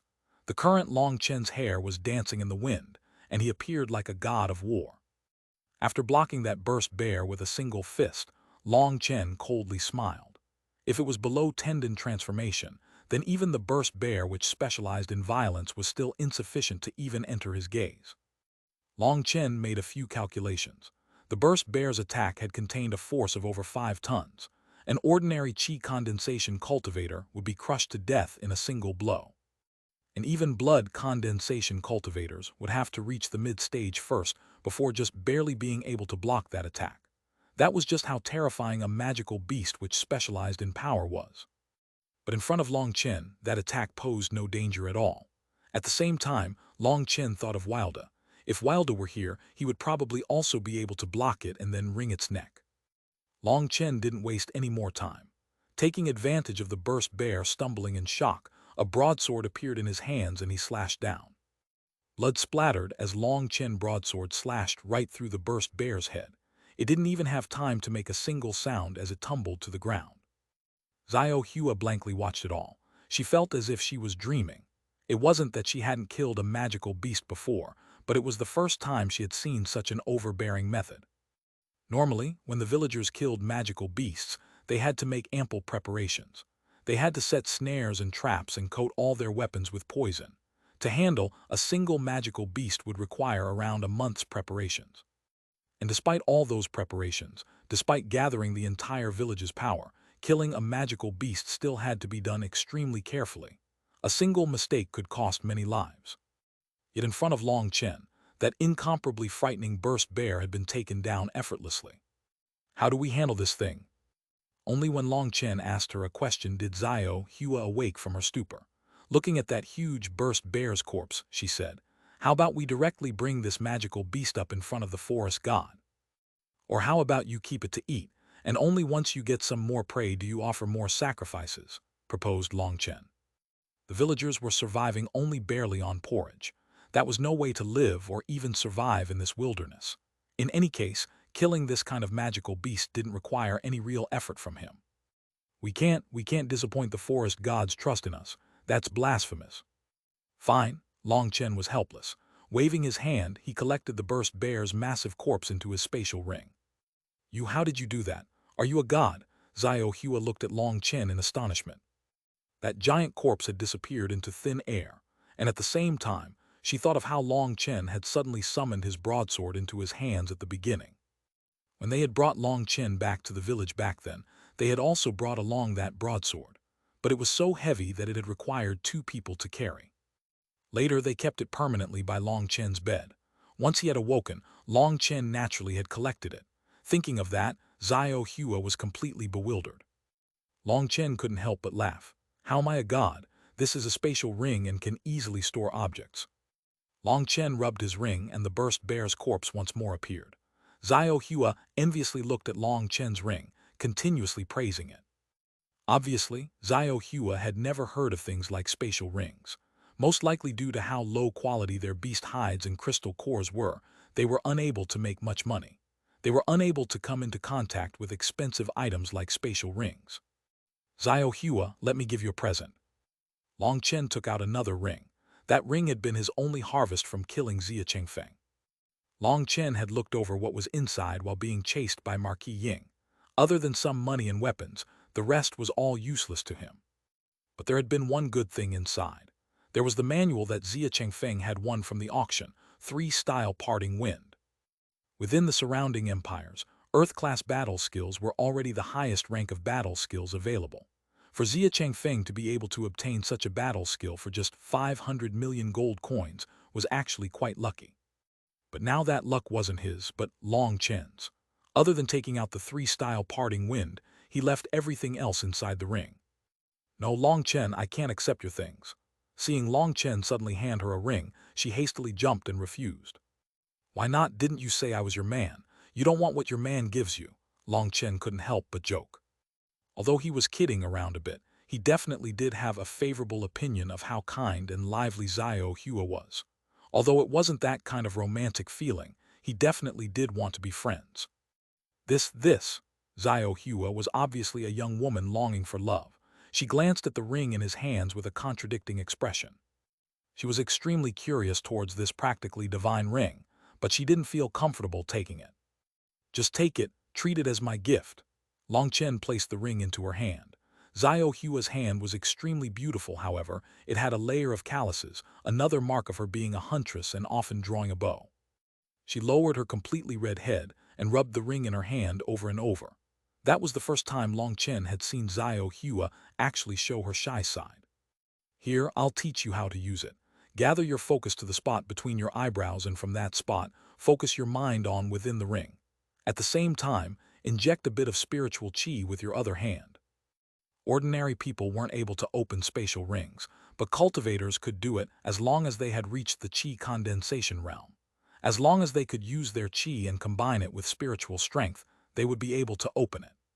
But Xuanhuan didn't understand the slightest thing about spiritual strength. She needed Long Chen to guide her step by step. What surprised Long Chen was that Xuanhuan was extremely smart and quickly comprehended the method in just a few tries.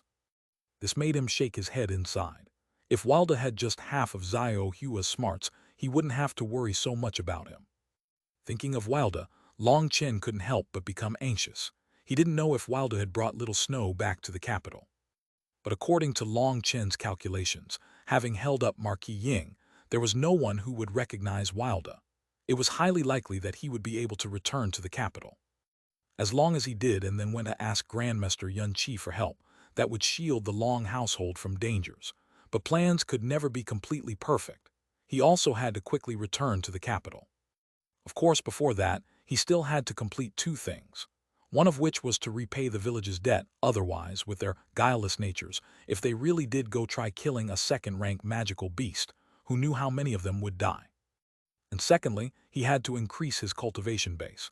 His fight with Marquis Ying had made him realize that he was still lacking. In front of a tendon transformation expert, he was powerless to resist. Such a feeling was not one he wanted to feel a second time. So much stuff. Xiao Hua finally managed to open the spatial ring and saw what was inside. Inside was a space over 10 meters wide. There was a mountain of golden coins, along with many weapons that shined coldly. It was the first time she had seen such fine weapons. And as for the gold coins, she didn't have any shock towards them because she didn't even recognize what they were. They would only ever send anyone out of the village once every now and then. That journey required half a month to reach a distant town. They would exchange crystal cores and hides for the metal instruments, food, and other provisions they needed. They never actually touched money. As for the coldly shining weapons, only they were truly interesting to Xiao Hua, who was a huntress. She almost fainted from joy when she saw those excellent weapons. Spiritual qi is required to open the ring. If you want to take things out or put things in, then you need to use your spiritual strength. Try it. Long Chen laughed at her excitement. Okay. Xiao Hua tried using her spiritual strength several times without succeeding. One reason was because her spiritual strength was too weak. Not all people had such vigorous spiritual strength like alchemists. And for another, Xiao Hua was a complete amateur at using spiritual strength. Trying to use it was an exceptionally laborious task. That had long since been expected by Long Chen, and he didn't rush her. He continuously encouraged her. If she could use the spatial ring properly, then the weapons inside would allow the entire village's strength to rise to another level. It would definitely reduce the casualties of the hunters. Plus, they would find it much more convenient whenever they had to go out of the village. In the time it took for an incense stick to burn, Xiao Hua finally managed to use her spiritual strength to take a weapon out of the spatial ring. But due to her lack of control, she was unable to control where it appeared and it fell to the ground. Wow, excellent, I can use this divine ring. Xiao Hua picked up the sword with one hand and hugged Long Chen with the other excitedly. Hey, be careful, you almost ran me through with your sword, Long Chen laughed bitterly. She was unable to control her excitement, and she chopped the new sword in her hand at a tree around the thickness of an arm. With a clean sound, the sword effortlessly chopped through the tree. Its sharpness caused Xiao Hua to exclaim in excitement. The weapons, which they exchanged for in the town where they went to, were unable to compare to such a fine weapon. Seeing that she had learned the initial ways to use it, Long Chen helped her to take out a spear. To hunters, spears were definitely more useful than swords. The two of them continued traveling forward when they suddenly ran into a wild boar. It looked to be over a ton. Perhaps the two of them had walked into its territory since it was now attacking them. Xiao Hua stabbed at it with her spear. The sharpness of the spear made it seem like the boar was made of tofu. Her spear punctured right through the boar's tough hide, pierced its heart, and came out through the other side of its body. Xiao Hua was incomparably excited. She had been able to bring down a matured wild boar in just a single blow. That was an incredibly great accomplishment to her. The two of them hurried along their journey. On the midday of the next day, the two of them finally arrived beside a certain pond with an enormous tree beside it. Chapter 87 Spirit World. The enormous tree reached high into the sky, and its treetop spanned several miles. It practically covered the entire mountain top. In front of the huge tree, whose trunk was hundreds of meters wide, was a small pond with incredibly clear water. There was also a stone platform that had been created by man. It was obviously a sacrificial altar constructed by the village's ancestors. When he looked at that immense tree, Long Chen sensed an incredibly strong vitality as well as a majestic and boundless natural energy. It seemed as if this huge tree contained the entire natural will of the world. It was extremely stunning. "This is your forest god?" asked Long Chen. "Yes, this is our forest god. You should pay your respects with me. It is the one who really saved your life." After saying that, Xuanhuan reverently kneeled down and kowtowed. Long Chen looked at this huge tree. It was this tree which had saved him. Since no one had given him any medicinal pills after he had fainted, he probably would have burnt up all his energy and eventually have died. To pay respects to the one who had saved him was acceptable. Just as Long Chen was about to get on his knees, a soft voice rang over, a voice that made them feel like they were being cleansed by spring wind. "Please don't be like this. I'm unable to accept such a thing." Suddenly, a figure appeared atop the sacrificial altar. It was a female figure in a white dress. Her black hair fell to her waist, giving people a fluttering, immortal feeling. However, her figure was extremely fuzzy and her features couldn't be seen clearly. "Forest god." Xuanhuan, who was kneeling on the ground, looked up in shock. She had once heard the forest god's voice before, but she had never seen it take form. Not only her, but even in all the village's history, there was not a single person who had ever seen the forest god take form. But as soon as Long Chen arrived and before he even knelt, it immediately appeared before him, and furthermore, it even implied it was not worthy of Long Chen's reverence. Xuanhuan became dizzy. Even a god was unworthy of Long Chen's worship. Long Chen was filled with astonishment as he looked at that figure. He knew that this figure wasn't human, but a soul. That was something that could only form when one's spiritual strength reached a kind of pinnacle. Long Chen was extremely proud of his powerful soul, but in front of the forest god, he was just like a small stream in front of a huge ocean. This was the first time he had ever felt himself to be so minute. "You are the forest god?" Long Chen asked probingly. That woman smiled slightly and didn't reply. Looking at the kneeling Xuanhuan, she gently said, "Sleep for a while." Xuanhuan immediately rolled over to the ground, falling into a deep slumber. Long Chen was startled. What a powerful technique. Even without using spiritual energy, just her will was able to make people fall asleep. Only then did she turn to Long Chen. "The words we speak between us aren't suitable for her to hear, so I could only let her sleep for a while. I am no god. That was simply what they called me. The truth is that I am not from this world." "Not from this world?" Long Chen was greatly startled. "I come from the distant spirit world. To the current you, that is still extremely far. But I know that with your talent, it won't be long before you reach it," said that woman. Her words caused Long Chen's heart to pound wildly. He knew this forest god was definitely a frighteningly powerful existence, but she actually refused to explain just what this spirit world was. Spirit world, that was a term that Long Chen was completely unfamiliar with, but when he heard it, he had a kind of déjà vu feeling. That was an extremely vague and profound feeling.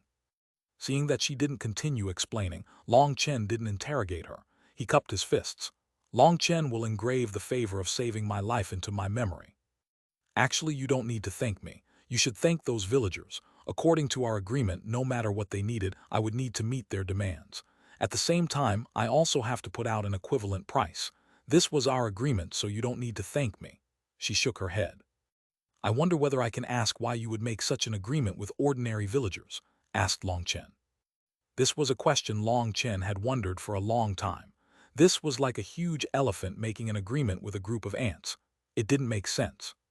She was silent for a while before replying, "Because I need their help." Their help? Long Chen didn't understand. A terrifyingly powerful existence like this actually required the help of ordinary villagers. "I said that I am not of this world. Due to an intense battle, a crack appeared in time and space, sweeping me away. Originally, I should have died. Although I just managed to survive by luck, my body suffered extremely heavy wounds. After a long time of recovery, my body gradually healed. But if I want to return to my world, I need to sacrifice a great deal of blood.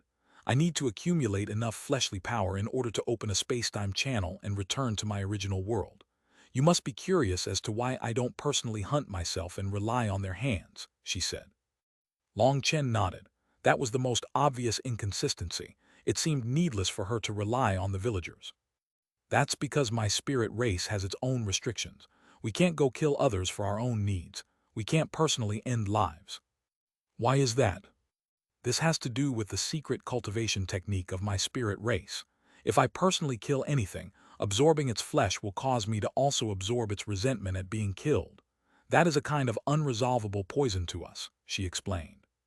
Although Long Chen felt a bit out of his depths when talking to this white-dressed woman, He supposed he now understood a bit of why she would make such an agreement with Xuanhuan's ancestors. You are someone with limitless potential. This time, your meridians were extremely injured. I didn't only heal them, I also expanded them a bit. I also used my core energy to increase your meridian's toughness, so your medical expenses were a bit higher. Long Chen was surprised. After awakening, he had sensed that his body seemed to have changed a bit, but he hadn't figured out just what kind of change it was. Now that she brought it up, he quickly examined his meridians and went wild with joy. His meridians had actually become over twice as wide as they had been before.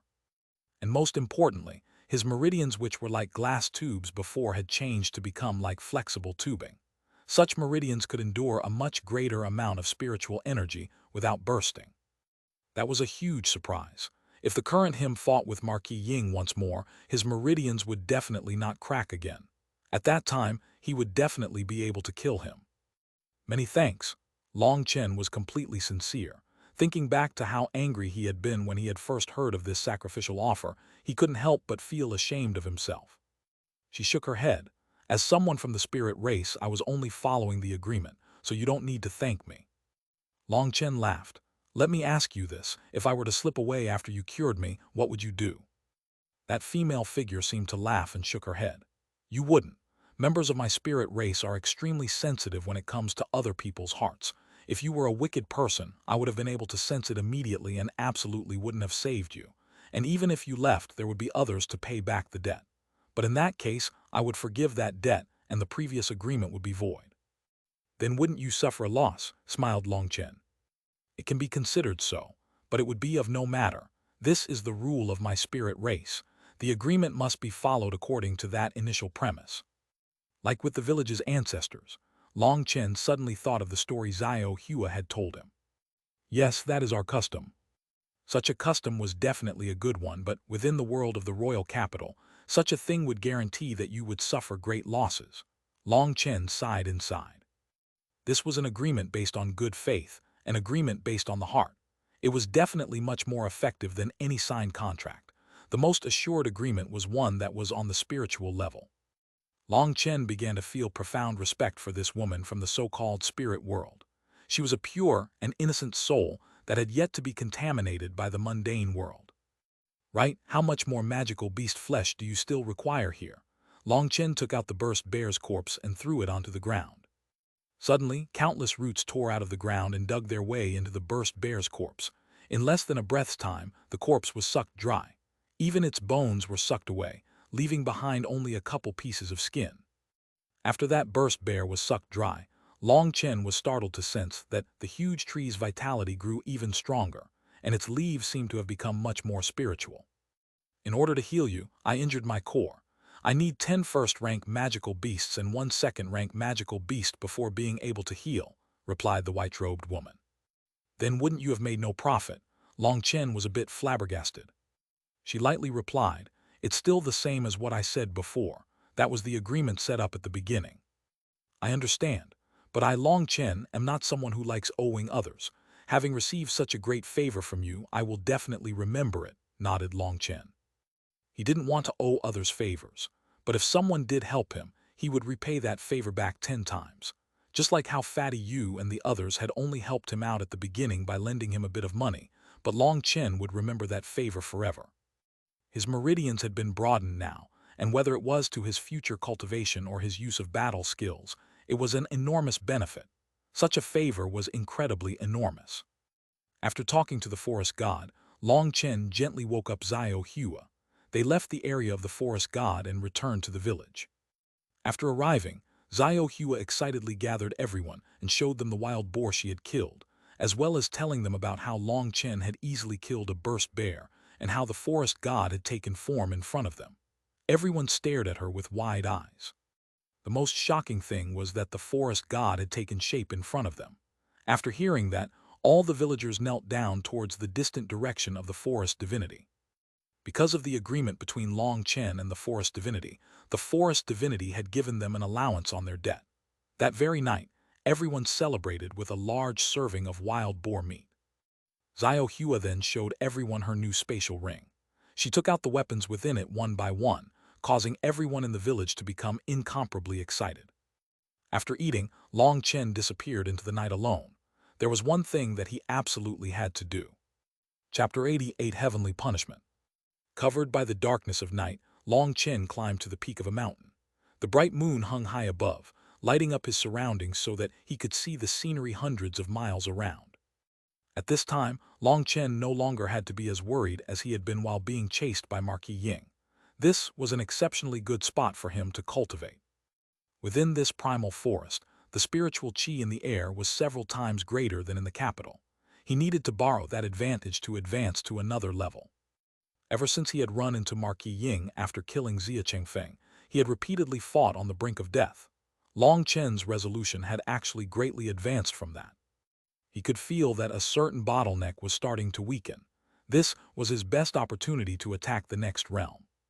The peak of the mountaintop could only be reached by climbing up extremely steep cliffs, so he had no need to fear any beasts disturbing him. Sitting cross-legged atop a boulder, his 12 cyclones began to revolve. Space trembled and 12 huge vortexes appeared behind his body, growing to a terrifying size of 300 meters. This was the first time Long Chen had fully summoned his cyclones outside his body, since arriving past the 10th heaven stage. That was because he had been afraid that this oddity would have alarmed his opponents. It was unheard of for someone to possess 10 or more cyclones in qi condensation. But in this place, he finally had free rein to use his full power to absorb heaven and earth's spiritual qi. Those 12 huge cyclones were like 12 gaping maws, like whales drinking in water, greedily absorbing spiritual qi and sending it to Long Chen's Feng Fu star. Space started to warp as all the spiritual qi within hundreds of miles began to gather towards Long Chen, practically so dense that it could be seen with the physical eye. Boom! In just 6 hours, Long Chen's Feng Fu star emitted an explosive sound. That was because his spiritual qi had reached a critical boundary, a sign that he was about to enter the next realm. But Long Chen still wasn't the slightest bit excited because he knew that this was just the start. There was still a long process which he had to work his hardest to get through. Back when he had condensed his 10th cyclone, he had experienced the trouble of being close to advancing. He was already used to how unorthodox the 9-star Hegemon body art was. For most martial artists, advancing would only require breaking past a single barrier, which was often thought of as breaking out from a single pair of shackles. Extremely talented people might have to break through multiple shackles, but no matter how talented someone was, to break through out of qi condensation would definitely never require breaking out of more than 9 shackles. However, when Long Chen had broken through to the 10th heaven stage, although he hadn't been counting, he was sure that he had long since surpassed 1,000 shackles. The next 2 times he had broken through, Long Chen hadn't even bothered remembering how many barriers he had had to break through of. In any case, it was just a continuous charge by him until he finally broke through. So when his Feng Fu star emitted this first sound, Long Chen wasn't excited at all. He simply continued absorbing energy. More and more energy began to pour into his Feng Fu star. It began to quickly circulate, at the same time, emitting continuous explosions. Long Chen didn't bother with that. He simply did his best to absorb more and more energy. Clouds and winds gathered around him. All the energy in the vicinity charged towards him. Hundreds of miles away from Long Chen was an enormous tree. At the top of the tree was the forest god's white-dressed figure which was now watching him. What a powerful foundational aura. It looks like the human race will gain another astounding figure. After muttering that, her figure faded away. Long Chen's Feng Fu star was incessantly trembling. This wasn't out of Long Chen's expectation. This continued for 3 full days. Long Chen's Feng Fu star was beginning to circulate slower, and in the end it completely paused. Long Chen couldn't help but celebrate. This was the true sign he was about to make a breakthrough. Boom! Suddenly, heaven and earth trembled. The 12 cyclones behind Long Chen slowly separated, revealing a 13th cyclone amongst them. When this 13th cyclone appeared, the originally sunny and cloudless sky immediately turned dark with pitch-black clouds.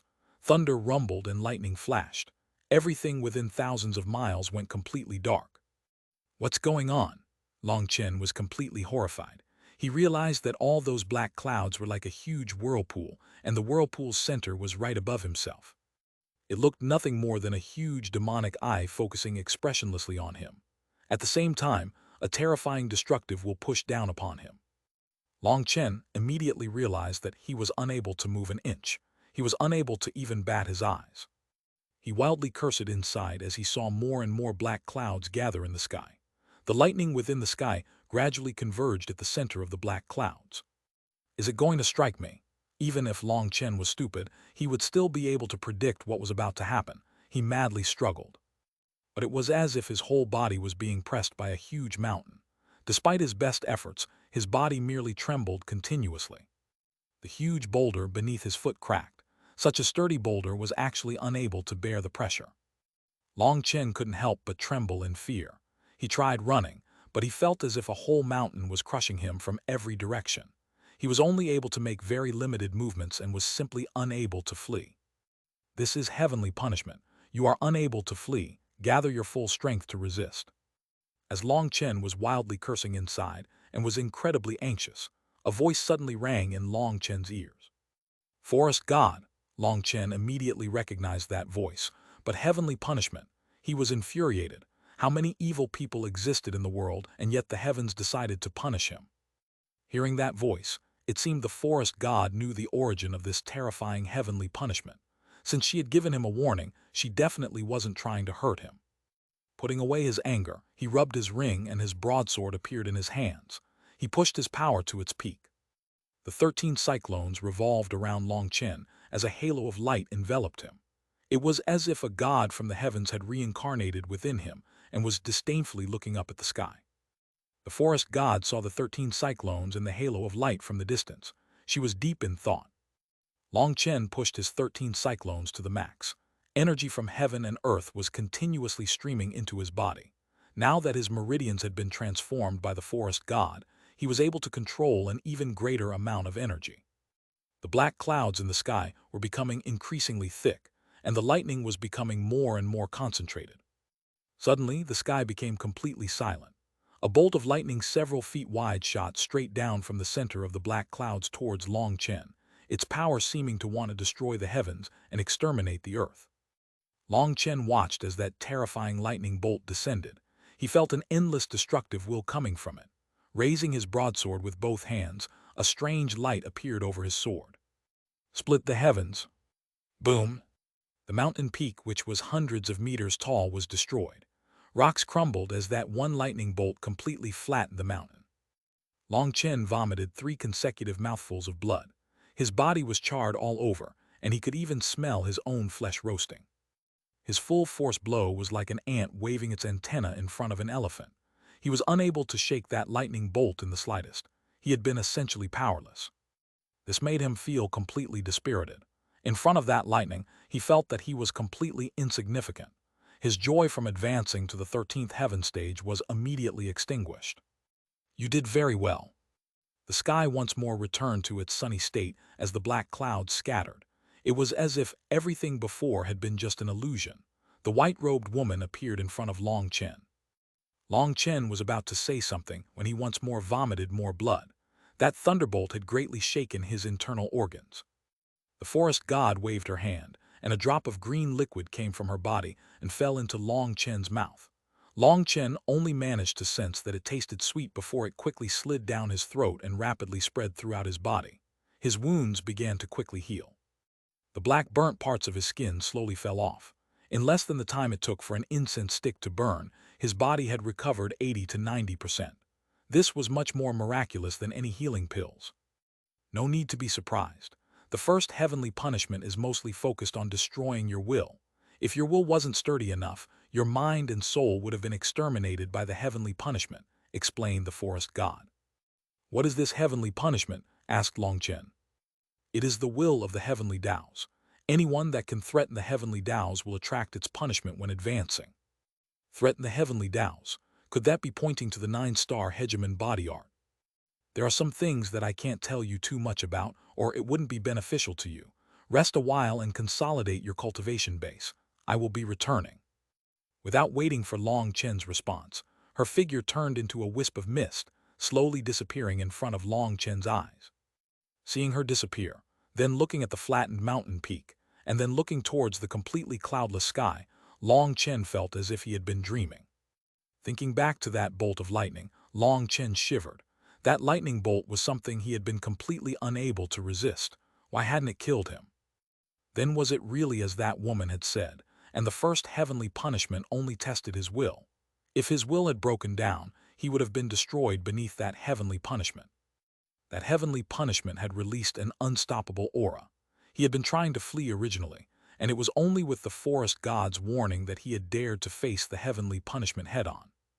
Without her warning, perhaps he would have already been exterminated in both body and soul. Lingering fear filled him.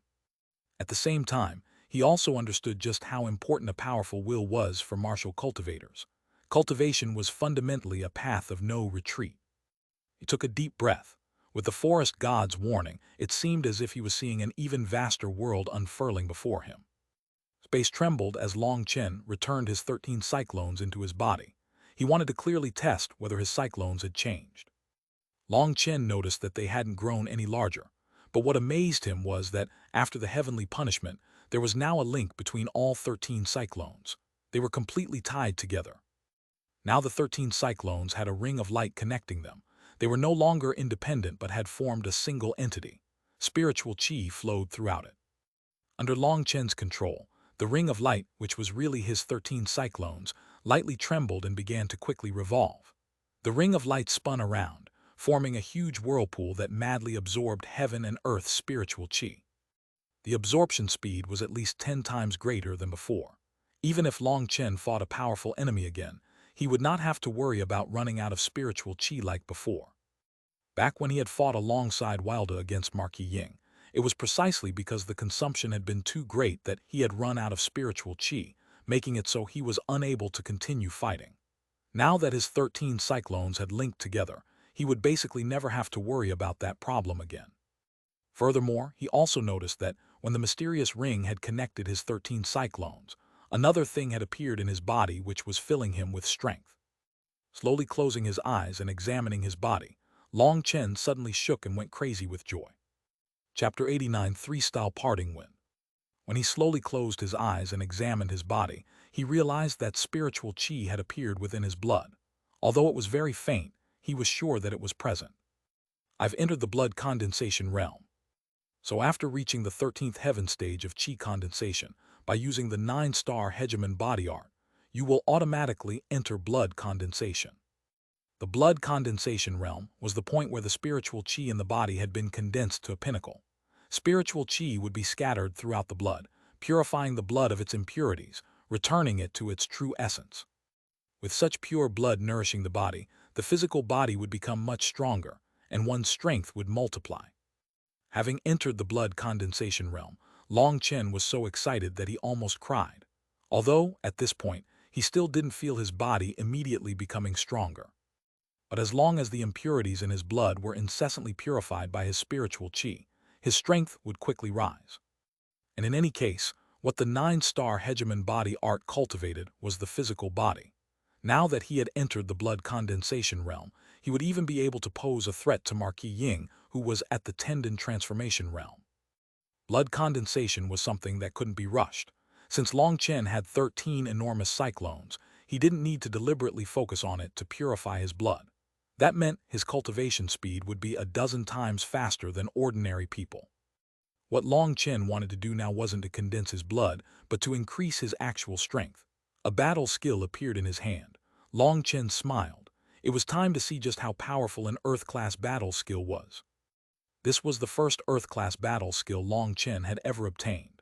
Thinking back to the terrifying moves Marquis Ying had displayed, he was filled with a burning passion. To Long Chen, who lacked battle skills, this particular battle skill had come at an extremely opportune time. Speaking of which, he should really thank Xia Chengfeng. He opened the battle skill and carefully read over it. His expression became a bit strange. He originally thought that the 3-style Parting Wind had 3 different moves. But as he read, he realized that it was just one move which had 3 variations. They were split into the Parting Wind Slash, Parting Wind Slice, and Parting Wind Stab. The principles behind them were the exact same. It was just the final use of it that was different, making it 3 styles. It truly was deceptive.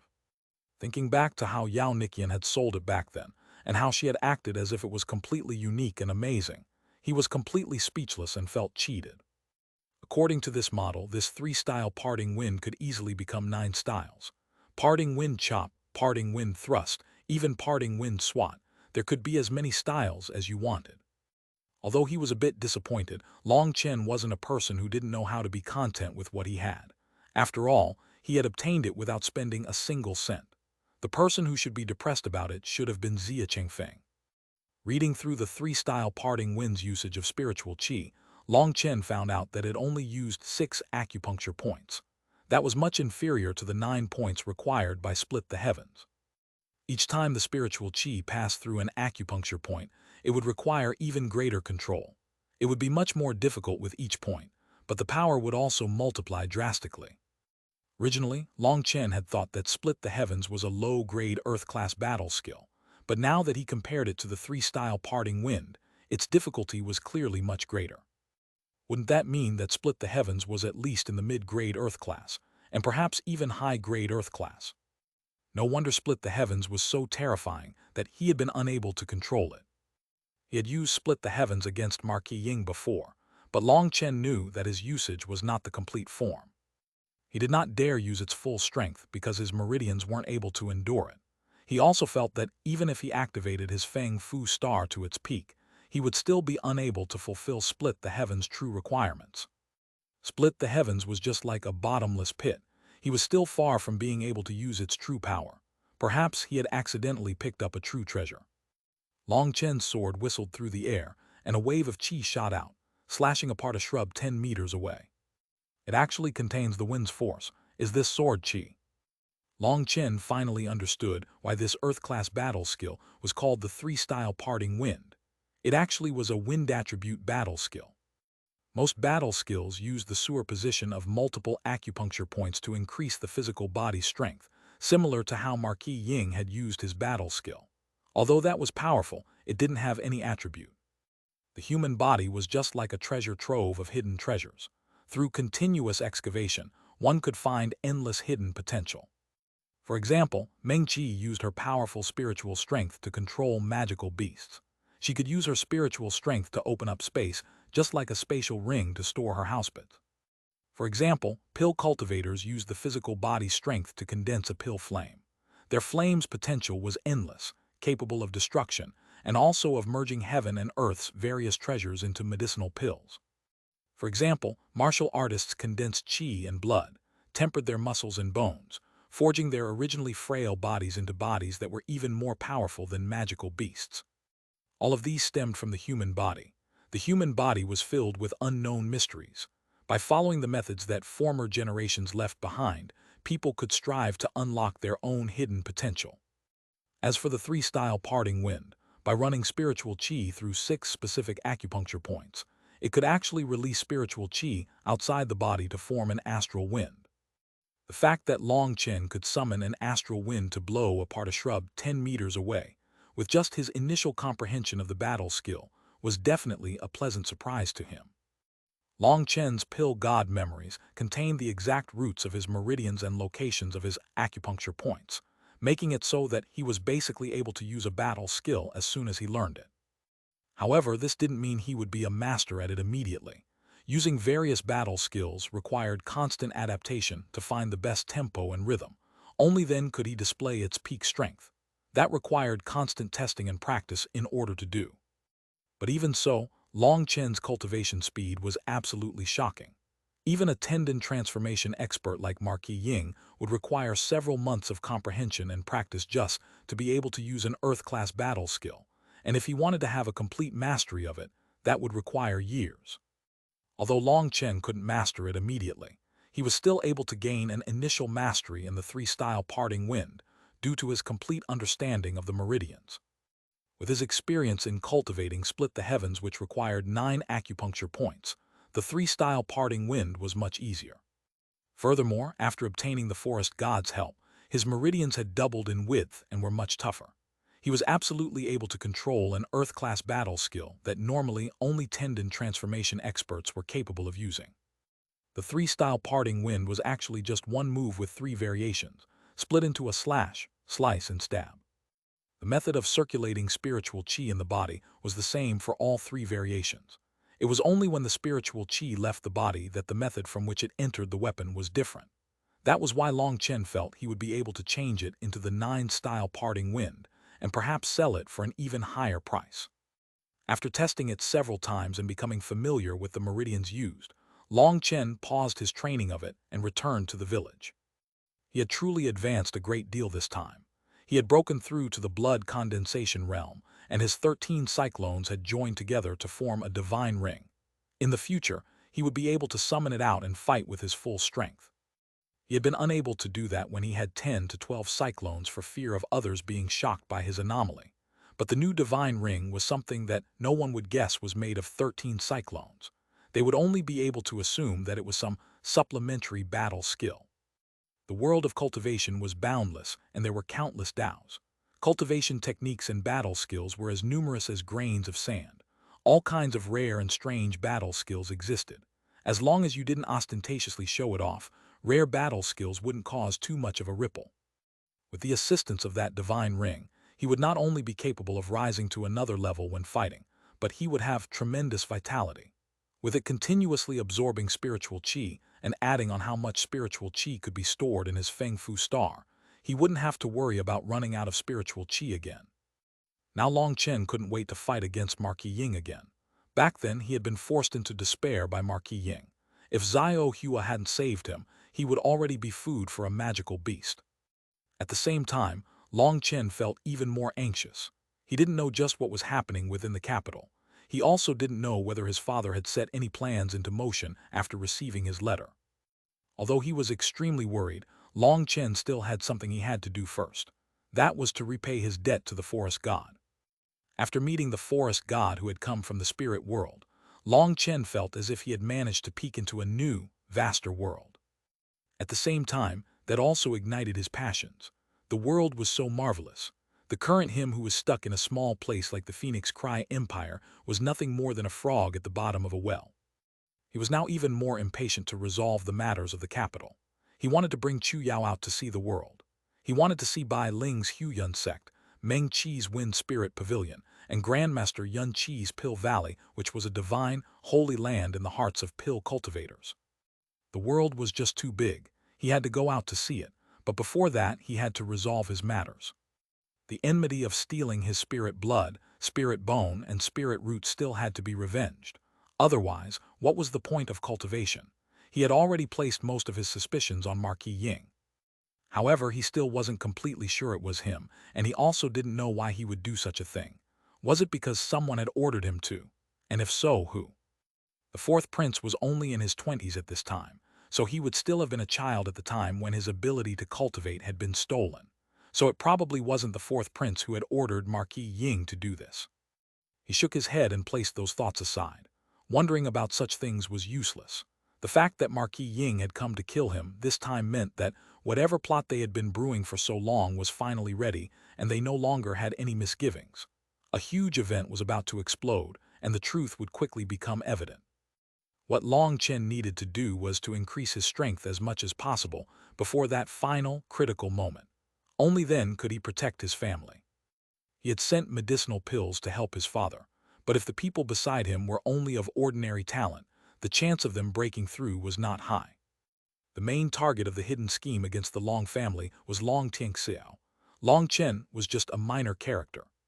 Just to handle a minor character like him, they had sent a powerful figure like Marquis Ying. Then, in order to handle his father, they would definitely use an even more overbearing method. And so, he didn't hope for any help from his father's side.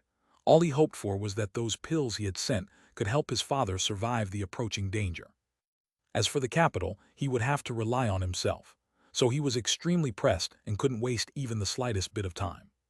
He rushed back quickly towards the village. In order not to alarm the villagers, he had run out quite far. He needed to talk to Xuanhuan about the village's surroundings. It would be best if there were a couple of strong magical beasts around. He trusted that the people who had lived here for hundreds of years would have the best understanding of the area. Despite rushing for over 4 hours, Long Chen didn't feel the slightest fatigue. Instead, he was feeling stronger and stronger, the gradual result of advancing into blood condensation. His speed only continued to increase, and he was like a wisp of smoke that shot to the village, leaving behind a long trail of dust and leaves. As Long Chen approached the village, he gradually slowed down. As soon as he walked into the village, he suddenly heard an angry roar. Chapter 90: Little Snow's Return.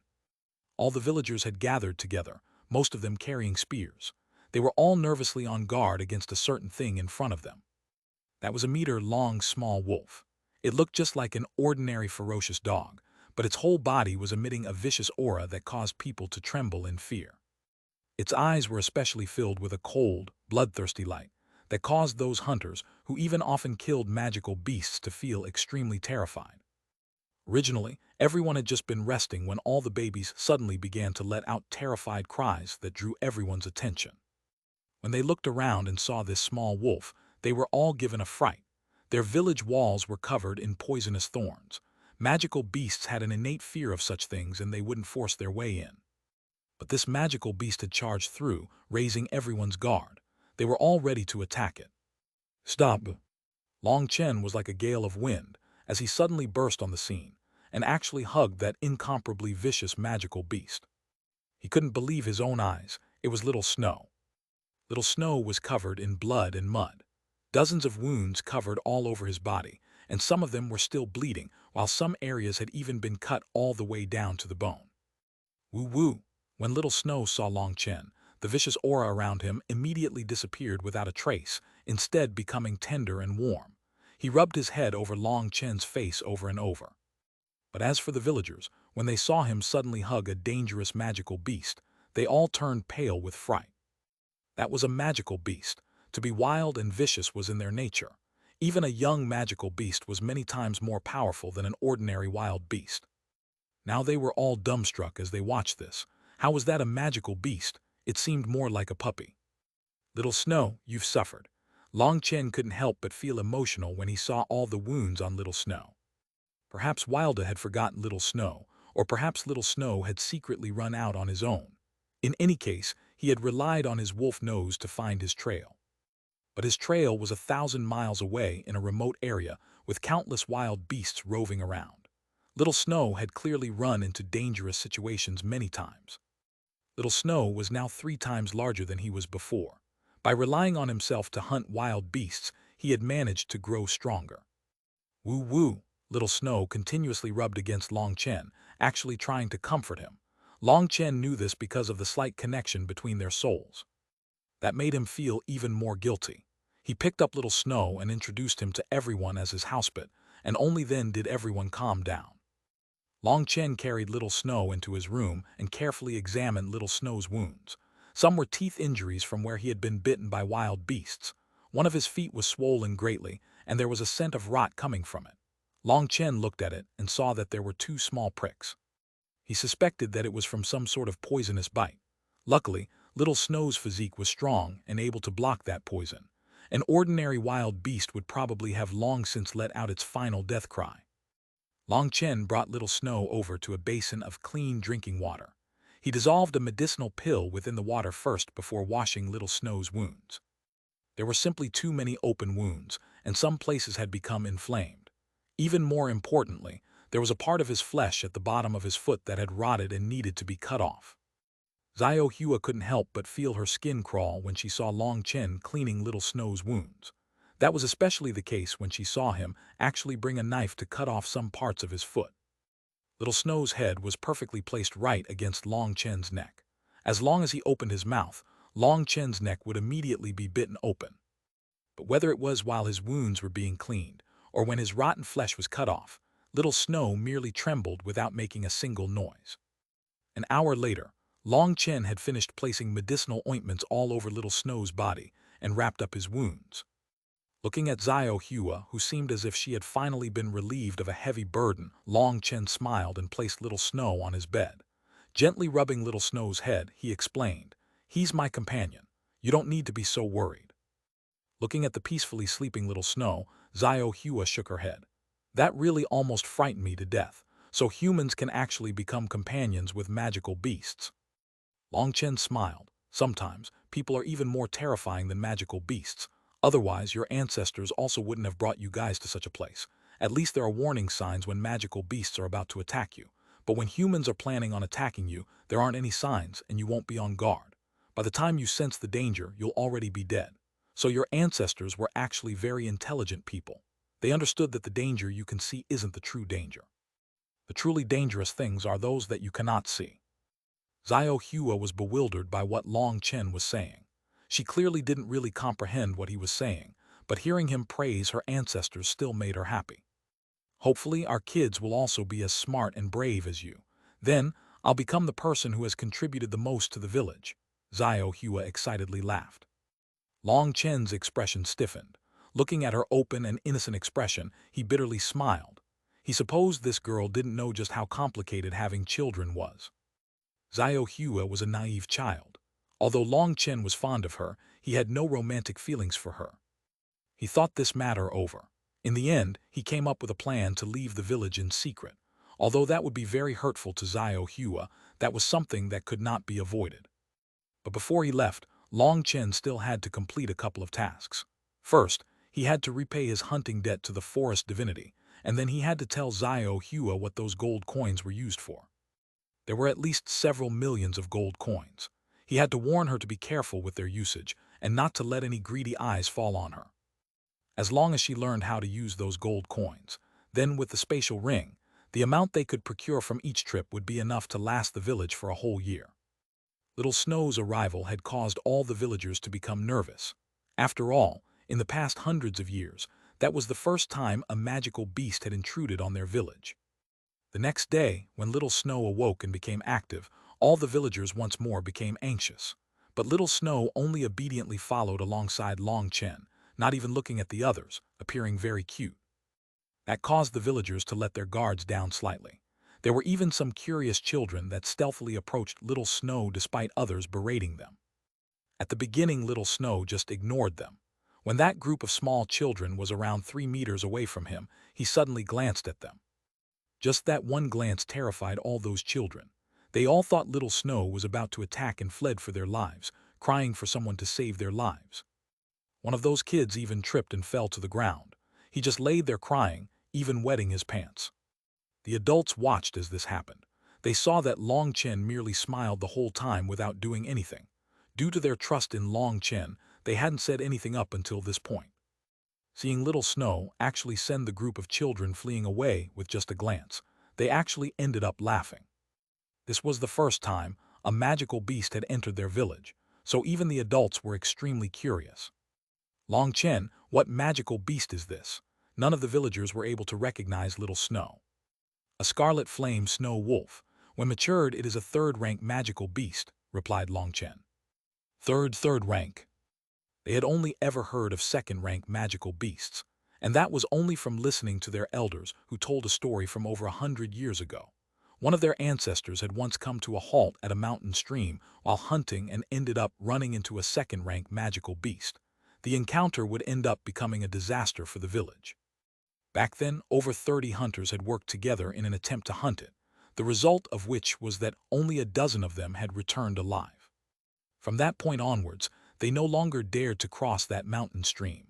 Moreover, the villagers who ended up committing grave crimes were forever forced over that mountain stream. In reality, the first thing that had popped into the villagers' minds when the forest god had requested a second-rank magical beast was that disaster.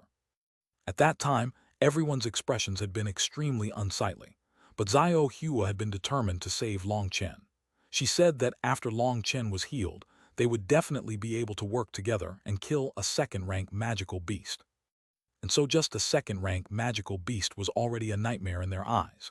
But as for this little wolf in front of them, it was an even more frightening third-rank magical beast. Everyone assembled for lunch, and afterwards, Long Chen spoke to the village chief. "Chief, are there any second-rank magical beasts around?" His expression changed slightly. "You're thinking of?" "Yes, I'm thinking of going to hunt second-rank magical beasts to return the forest god's favor as early as possible. The feeling of owing others is truly uncomfortable."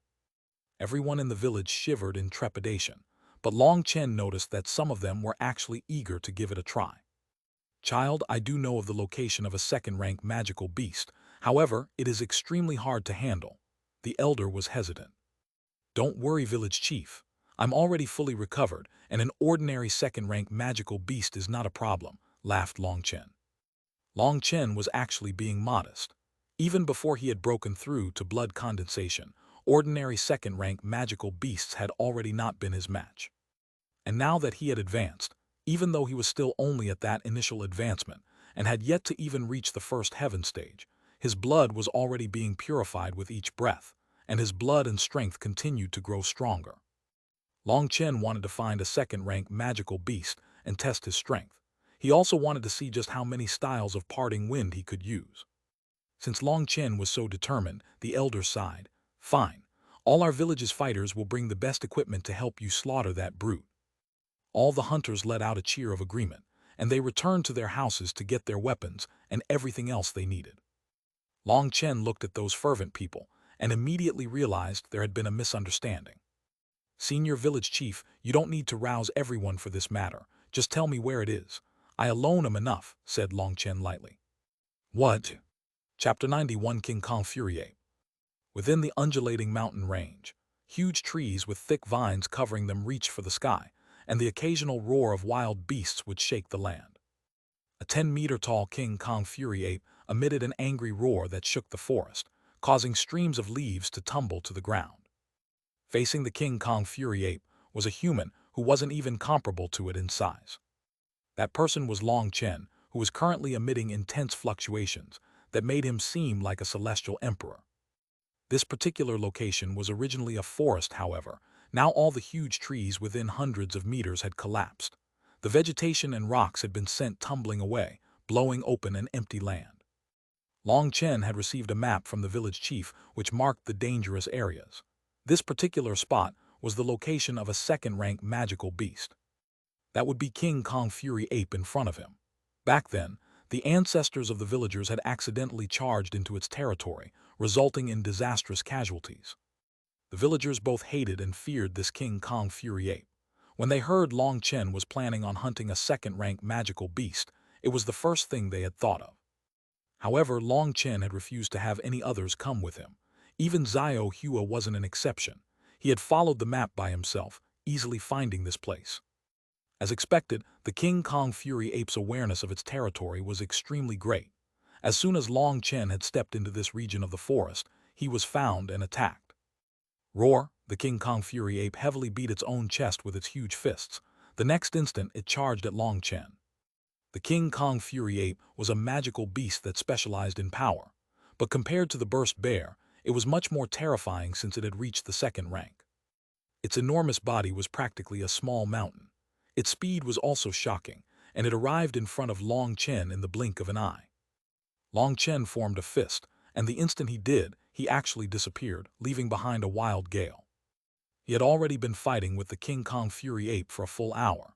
It truly was worthy of being a second-rank magical beast. Its power was extremely great. According to Long Chen's estimates, the burst bear he had killed before would probably not even be able to take a single blow from this King Kong Fury Ape. Just a random blow from it had tens of tons of force behind it. If Long Chen hadn't advanced to blood condensation, then just relying on his physical body, he also wouldn't have been able to beat it. Having fought on equal grounds for so long, now Long Chen was planning on not wasting any more time. Breaking Wind Fist, wild gales unfurled, and a faint layer of light appeared on Long Chen's fist. His fist heavily smashed onto the King Kong Fury Ape's arm. With a muffled bang, the mountain-like King Kong Fury Ape was actually sent flying dozens of meters away, slamming into and breaking over 10 huge trees behind it.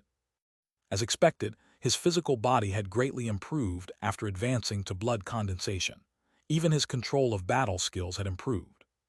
The power of the Breaking Wind Fist was much greater than when he had been in the Qi condensation realm. Adding on to his physical strength, it was able to force back a second-rank magical beast. Long Chen himself hadn't expected to grow so much stronger after entering the blood condensation realm. The King Kong Fury Ape was on its last legs. It emitted a loud roar and angrily glared at him. It had been the overlord of this region for hundreds of years. This was the first time it had been provoked by a small human, and it was completely unable to accept this. Boom! It smashed the land, and suddenly its black fur stood completely on end. A frightening aura came from it. Long Chen was startled, immediately sensing the change. He hadn't expected that this magical beast actually had power hidden in reserve. It raised its fangs at Long Chen and stamped on the ground, immediately charging over like a meteorite. Long Chen suddenly felt an intense pressure. He didn't dare be careless. His power exploded out and he once more used the breaking wind fist. But this time Long Chen felt his body shake, and he was sent flying when his fist smashed into the King Kong Fury Ape. He only managed to stabilize himself after being blown 60 meters away. It was actually able to attack on the same level as a tendon transformation expert. As expected, the body of a magical beast truly is frightening. Long Chen shook his slightly numb arm. That attack had been extraordinary just now. If he hadn't advanced to blood condensation, there would have even been a chance his arm would have broken. Although that attack hadn't been on the same level as Marquis Ying's attacks, it was only one level weaker. It really was true that humans on the same level as magical beasts were not able to fight against them. Obviously, this King Kong Fury Ape had its own hidden trump cards. Only this was its strongest state. It roared angrily once more and charged at Long Chen. But before Long Chen even made a move, a ray of light suddenly shot past and struck it head-on. That ray of light had been extremely fast, and it had struck the King Kong Fury Ape before it could even react. But that light didn't even manage to cut through its skin before being broken. Long Chen was slightly surprised. At some unknown time, Little Snow, who had been hiding in the distance, had come up, and his mouth was currently open. A wind blade. Long Chen had heard before that third rank and higher magical beasts had their own inherited battle skills, so it was actually true. But the wind blade Little Snow had spat out had been pitifully weak. Of course, just how old was Little Snow? Little Snow hadn't even truly reached the first rank yet, but was still able to launch long-distance attacks, which was shocking. Seeing that his attack hadn't had any effect, Little Snow prepared to attack again. But suddenly he felt himself being sent flying. Don't make trouble. Long Chen had thrown Little Snow further away. That little fellow must have thought he had been in danger and wanted to help. But Little Snow's little bit of attack power couldn't even tickle the King Kong Fury Ape. He was afraid Little Snow would be hurt, so he directly threw him somewhere safer. Looking at the King Kong Fury Ape charging at him, Long Chen coldly shouted, "Divine Ring." Suddenly, a ring of light appeared behind Long Chen. It grew to a diameter of 300 meters. The original cyclones could no longer be seen. The 13 cyclones had merged into one, and looking from a distance, it appeared to be a rainbow. After the divine ring appeared, heaven and earth trembled slightly. The spiritual chi within an area of hundreds of miles flowed towards Long Chen, causing him to immediately feel invigorated, his whole body full of strength. Long Chen had realized that after his 13 cyclones had merged together, the effect was just like when he used to inject some of his Feng Fu star's spiritual chi into his cyclones. However, now it was constant. Their efficiency had reached a terrifying level. At this point, the King Kong Fury Ape had already arrived in front of Long Chen. Without even thinking about it, Long Chen punched out. Bang! An explosion shook the sky as terrifying waves of chi radiated out. Long Chen's long hair danced and his clothes fluttered. The divine ring behind him contrasted and complemented him, making him appear like a celestial emperor disdainfully looking down on the 9 heavens. The King Kong Fury Ape's terrifying attack was actually blocked by Long Chen completely. At this time, Long Chen felt an unprecedented strength within him. It appeared he had still underestimated this divine ring. The divine ring formed from the superimposition of 13 cyclones caused his strength to explode by an enormous amount. It was so great that even he felt some disbelief. He didn't have much understanding of the 9-star Hegemon body art. It truly was a technique that was endlessly profound and would require continuous exploration. This combination of the 13 cyclones was even more effective than when he had used his Feng Fu star's spiritual chi to empower his cyclones. Long Chen let out an earth-shaking roar. That enormous King Kong Fury Ape was shockingly, directly thrown into the air by him. His broadsword then arced through the air, releasing a sword light that cut straight through its body, causing blood to fill the air. The 2 pieces of its corpse fell to the ground. It really is worthy of being an Earth-class battle skill. What a terrifying killing strength. Even such a powerful being like the King Kong Fury Ape was cleanly cut in 2 by the parting wind slash. It seemed he had been looking down on the technique. In reality, Long Chen was still unaware that not all Earth-class battle skills could launch ranged attack. On the contrary, Most battle skills worked by being applied on top of weapons.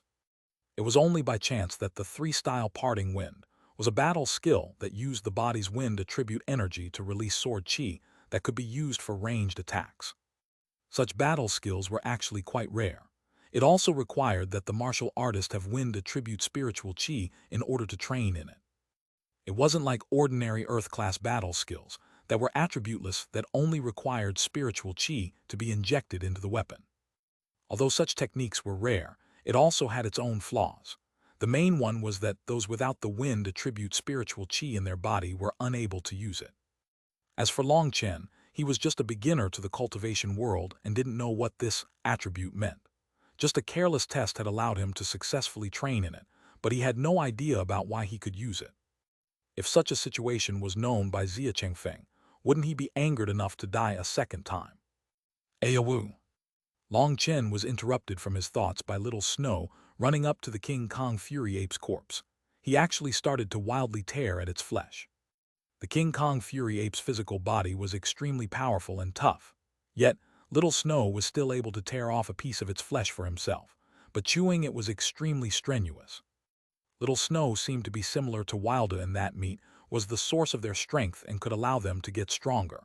As soon as either of them saw meat, they had to eat it. Long Chen took out a knife and cut off a few pieces for Little Snow, but Little Snow ignored that, focusing completely on tearing the King Kong Fury ape's thigh muscles. Long Chen helplessly cut a few strips of that part off. This corpse was to be offered to the forest divinity, but Long Chen presumed that a gentle woman like her wouldn't be so stingy as to bicker about a bit of flesh. Little Snow had traveled hundreds of miles for him, who knew just how much he had suffered. If he didn't let that little fellow eat his full, Long Chen would feel even more guilty. Once the little fellow had eaten his full and his stomach was bulging out, he finally stopped and Long Chen tidied up the corpse, preparing to drag it along. That was because its corpse was too big and was unable to fit in the spatial ring. The other reason was that Long Chen wanted to keep the scent of its blood outside. He continued deeper into the depths of the forest. Chapter 92, World-Binding Blood Sacrifice. A 6-meter-long bright-colored tiger fell to the ground, with a 7-foot-long broadsword stabbed into its head. The broadsword was yanked out of its head, bringing with it a spray of blood. Long Chen wiped off some sweat. Looking at the several magical beast corpses behind him, he relaxed a great deal. Over the past 2 days, Long Chen had dragged along magical beast corpses behind him, and as he had expected, the scent of their blood had drawn over other beasts. Those beasts had exceptionally keen senses when it came to the scent of that blood. That scent meant a magical beast was injured. Magical beasts were extremely ferocious, and oftentimes there would be intense battles over territory. Deep within this thick forest, being injured signified that death was near.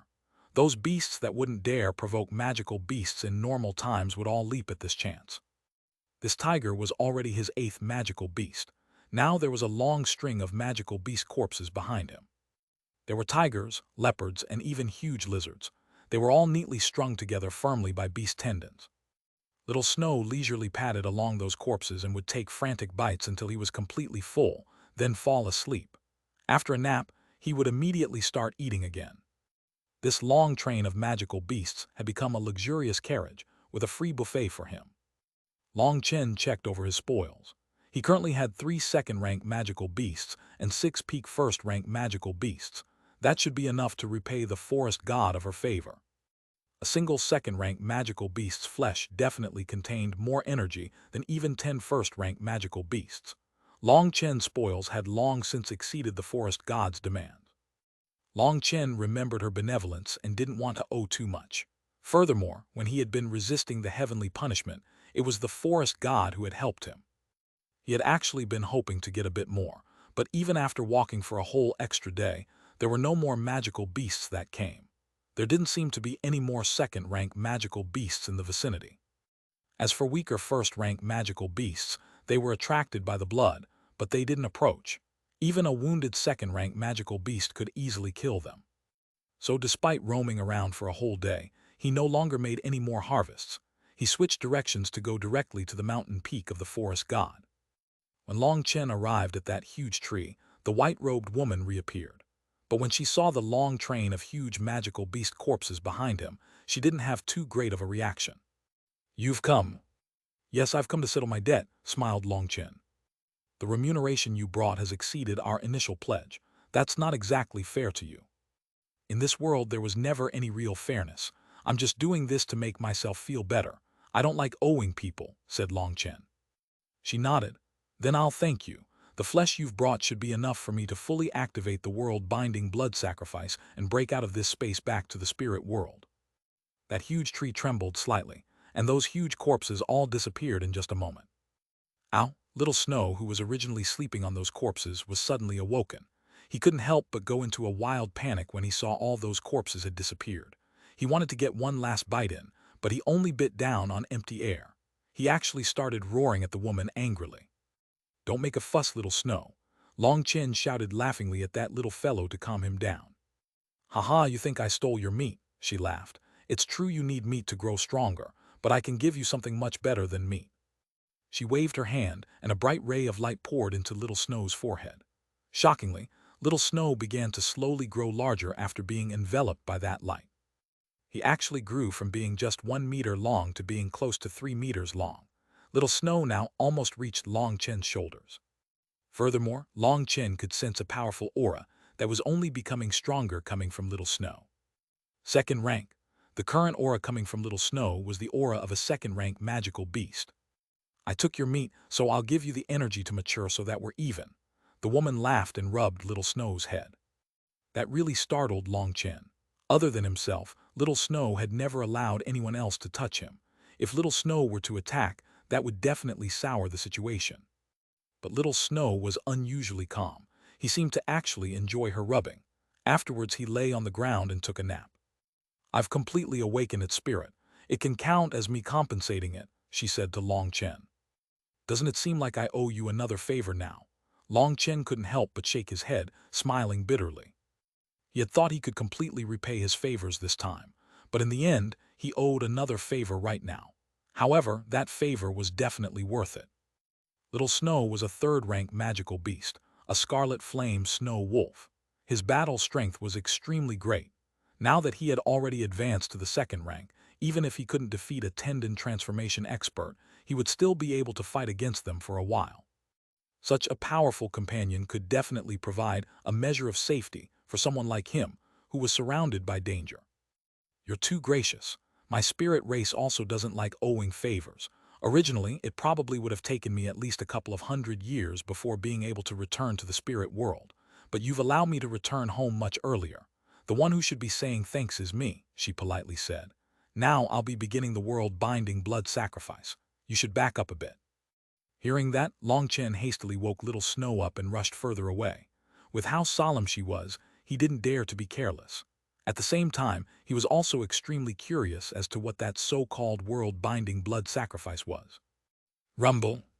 Long Chen was several miles away when the rumbling began. He hastily turned to look back and jumped in shock.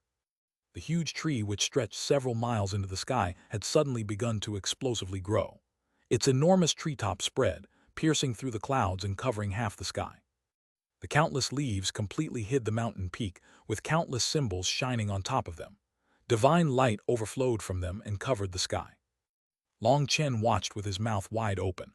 What kind of existence was this? Was it really a god? Did this world really have divinities? If it wasn't a god, what else could cover up the entire sky? What else had an aura that was so ancient? In front of that intimidating aura, Long Chen felt as if he wasn't even an ant, as if he was just a speck of dust. "It's the forest god." The village chief was also shocked, but the villagers recognized it to be the forest god. Looking at the scene, all those villagers knelt on the ground and prostrated themselves towards that direction. The forest god appeared in the sky above. She formed a strange hand seal. "Respected ancestors, please hear your people's call. With blood as the guide, open a path home for your people, world-binding blood sacrifice." Following her devout shout, an image made of blood appeared in the sky. By carefully looking at it, you could tell that that was the image of a leaf. Long Chen guessed that the blood was the essence blood of the magical beasts she had collected over the years. But he still didn't truly comprehend why someone as amazingly powerful as her would use human hunters to collect that blood. With her terrifying cultivation base, no matter how strong the magical beast was, They would all be blown to bits just by a single breath. Was that will of resentment she had mentioned actually so terrifying? Boom, heaven and earth trembled, causing Long Chen to almost fall to the ground. Raising his head, he saw that the blood image in the sky had begun to twist. Following space's slow warping, a huge gate 50 miles high formed. As soon as it fully formed, it began to slowly open. The instant that door opened, Long Chen saw the world within it. That was also a world of endless trees. But each huge tree was so tall as to prop up the heavens. There were also countless powerful beasts roaming within, each of them so large that they were comparable to mountains. Spiritual chi that was so dense it had almost turned solid also came out of that huge door. Just taking a slight breath, Long Chen felt his cultivation base quickly rising.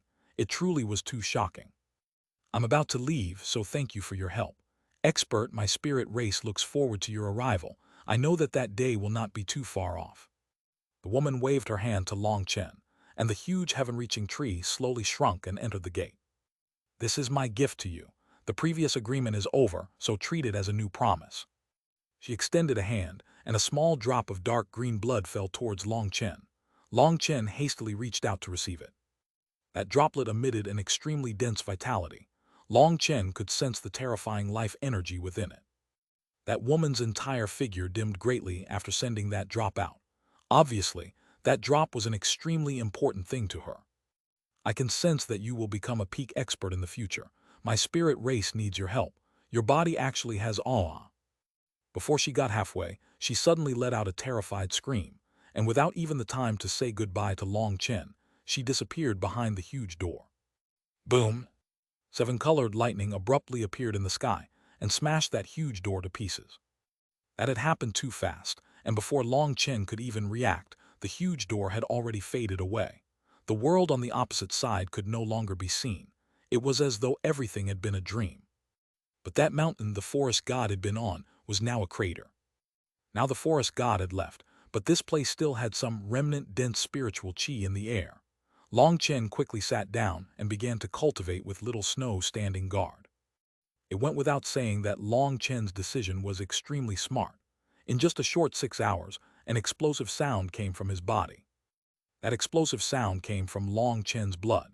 He had finally entered the first heaven stage of blood condensation, becoming a true blood condensation expert.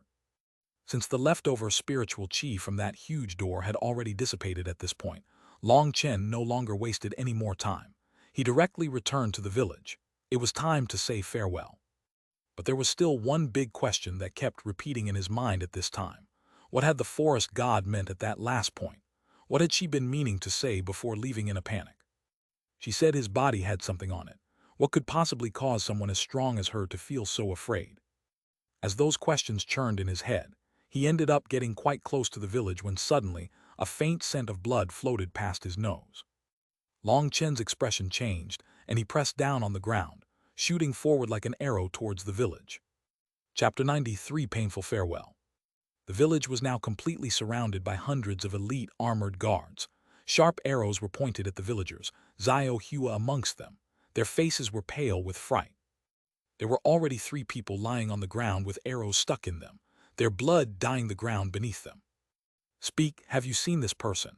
One of the middle-aged soldiers in golden armor shouted coldly, showing off a piece of paper with a drawing of a handsome youth with sharp eyebrows and bright eyes. Who else could it be but Long Chen? We've already said, we've never seen anyone called Long Chen, and we don't know what you're talking about. Why did you have to recklessly kill our villagers? Xuanhuan's face was deathly pale as she retorted angrily. They had no idea where this group of men had come from, but they had immediately surrounded the village, and the 3 hunters which had just gone out were directly shot to death. This both shocked and infuriated them, but in front of hundreds of pointed arrows, they didn't dare make any reckless moves. Some of them were grinding their teeth, wishing to charge forward. HMPH, looks like you won't cry until you see your coffins. Go slaughter those children first. Let me see if they'll tell the truth. That middle-aged man snorted and ordered some of his subordinates forward. They immediately pointed their arrows at the dozen children. Bastards, do you dare? The village chief roared angrily and threw those children behind him. Kill them. That middle-aged man's expression was icy cold, and he didn't even bat his eye at the elder. In his eyes, these villagers were just a bunch of weeds. Fine, kill us. We're not afraid. Brother Long Chen will definitely come to kill you as revenge for us. One of the children suddenly struggled free from one of the adults' guard and angrily pointed at that man. Little kid, what nonsense are you saying? The village chief hastily shouted at the child to stop, but it was already too late. That middle-aged man's eyes brightened and he coldly sneered. As expected, Long Chen really did come here. Kill them all. We'll keep searching, he can't have run far. Receiving that order, those troops all emotionlessly released their arrows, shooting out a rain of arrows at the villagers. Fuck off.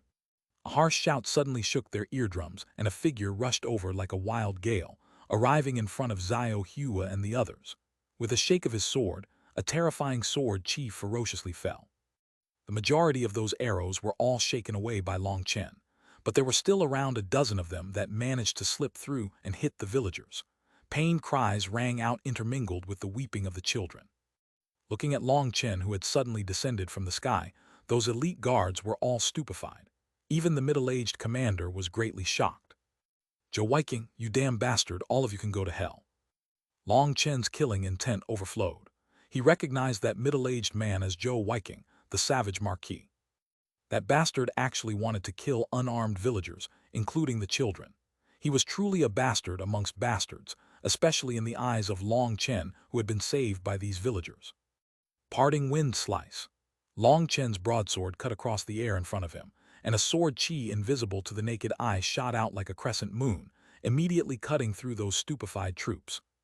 That ferocious sword chi surged over before those troops had even reacted, immediately cutting them into pieces. Blood filled the air. Hundreds of elite troops were killed with a single slash of Long Chen's sword. The current Long Chen truly was just like a death god. Unending killing intent overflowed from his body. Only the savage marquis managed to escape that calamity. As soon as he had seen an uninjured Long Chen appear, he knew the situation had turned sour. The reports had stated that Long Chen was already on his last breaths. Even if he had managed to survive, he should still be heavily injured to the point where he might die at any time. But the fourth prince had stated that if he was dead, then he wanted to see his corpse, and if he was alive, then he wanted him captured. Otherwise, he wouldn't be able to set his heart at ease. He had sent warriors accustomed to pursuing and tracking as well as hunting dogs. After half a month's chase, they had finally found this village. They were certain Long Chen had either passed through here or was currently hiding within the village, recuperating from his wounds. So the savage marquis had wanted to directly kill these villagers who were hiding his existence. And he had truly guessed right. Long Chen had shown himself, but unfortunately, the result was not what he had presumed. When a perfectly healthy Long Chen had appeared, the savage marquis had been scared witless. Even back then, during the Phoenix Cry Lantern Festival, Long Chen had still managed to kill Huang Chang, his name shaking the empire. On the other hand, the savage marquis was only at the early stage of blood condensation. How could he possibly be a match for Long Chen? He had thought he would be able to capture a tiger on its deathbed, but he had miscalculated. The instant he had seen Long Chen strike, he had quickly retreated without even thinking about it. At the same time, he also took out a shield to protect himself. By the time Long Chen's sword chi had reached him, he had already fled to the edge of the attack. But even so, the shield in his hand was still broken and he spat out blood.